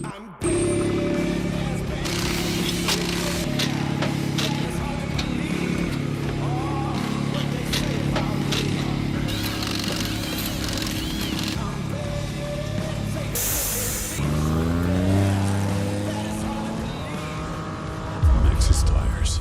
Tread victoriously. Welcome back to the Method Race Wheels V2R Time Trials live broadcast. This has been awesome. Jack Corpella, Brian Vokes, Scott Harden with you. Before we go any further, let's check in with our fourth member of the broadcast team. He's been enduring the hot sun. He's dirty, filthy, but I know there's no place he'd rather be. Bob Bowers, how's it going, Bob? Jack, you got that so right. I'm so happy to be in the dust, the dirt, the sun, the noise, the race cars, the tension, the excitement. What a day I've had. What a day I've had with all of you. What a great team to put together. This has been a historic event for me. So, you know, I'll tell you what, I've always heard that the best goodbyes are the short goodbyes. So let me leave you with these thoughts, Off-Road America. Life is a one-lap race. Wow, we're getting deep and profound there. Anytime a Hall of Famer speaks, I listen. Great words. Enjoy every single moment, and that's why we're going to enjoy this weekend. Guys, before we go any further and get the closing thoughts, though, let's get some results, and let's see if anybody had anything for the top spot, because we do have official results coming in that we're going to show you here in just a second. Bryce Menzies, 427. He is the only one sub 430. Tons of guys in the 430 zone, but Bryce on rails again. Yeah, impressive, really impressive. I know before the Trick Truck 1500s, what we talked about, if we thought anybody was going to turn a faster lap than that motorcycle. And, you know, I was on the bubble, and Bryce pulled it off. BJ Baldwin, the number 2 spot. Young Jack's Red Line 3. Tim Herbst, Eric Husted. CJ Hutchins, welcome back. He's not missing a step. Kyle Jurgensen, the number 7 spot. Look at this field, just stacked. Rounding out the top 10, Steve Olagus trying to pull off a sentimental victory for all of his friends and family here at Team Ford. I will tell you this, whoever reaches the finish line in Reno in the shortest amount of time is gonna have to earn it, because this field absolutely stacked. You guys have done it once again. I just want to, again, commend you, and I want to know what it means. The best in the desert, again, showing why you are the preeminent, the foremost off-road racing organization in the world. All the top drivers are here, and they're here for good reason. If you build it, they will come. And you guys have continued to build upon the great legacy of Casey Folks. What does this mean to you, this turnout? Turnout is amazing. As of yesterday, we had 400 entries, which is our biggest turnout ever. I think it's, you know, it's what my dad built. and we've been fortunate enough to keep it moving forward. And at the end of the day, for these racers, they just want to come win Vegas to Reno. I mean, it's a prestigious event, if not the most prestigious event in North America, and they want to put their name on top of the box. So, you know, that's why they're coming. And as long as they're coming, we're going to keep putting it together and make sure they have a place to go and they can come do this race, and we love it. Scott, how about for you? I'll just wrap it up. This has been a fantastic day. I want to commend you. I want Brian, everybody in the crew that put the show on. Really historic day. I want to thank all the racers, all the sponsors, everybody that's been out here to support us. We couldn't have asked for a better day. This has just been fantastic, and just the start of things to come. Be sure to tune in on Friday and watch us on Facebook, live coverage, plenty of stuff there to share with everybody. Come on in and come down and see us tomorrow at the Event Expo. We'll see you at Boulder Station. Yeah, it's been awesome. Gentlemen, it's been a marathon, 9 to 5. We got through it. It was exciting. As Scott said, make sure you plug in to all the BITD channels. Follow us on social. Guys, my name's Jack Corpella. It's been a pleasure. Thanks for having me. You can follow me at Cycle Drag on Instagram and Cycle Drag on YouTube. Get subscribed to the Best in the Desert YouTube channel. Get locked in. On Friday, there will be live coverage on the Best in the Desert Facebook page. Do not miss that. It's something special. We want to thank you for watching. We want to thank all of our sponsors, and we want to thank Method Race Wheels for bringing you this groundbreaking broadcast. For Scott Harden and Brian Folks, I'm Jack Corpella. Hope you guys enjoyed the Method Race Wheels V2R Time Trials Live. We'll see you at the Expo and on Friday for the 25th anniversary of the Maxxis. Casey Folks, Vegas to Reno, presented by Fox. It was rough, it was crazy, it was wild, it was punishing. The field is now set. It's time to make those final preparations and find out who will go the distance and who will earn bragging rights for a lifetime on Friday at Vegas to Reno. Thanks for watching, everybody. We'll see you Friday.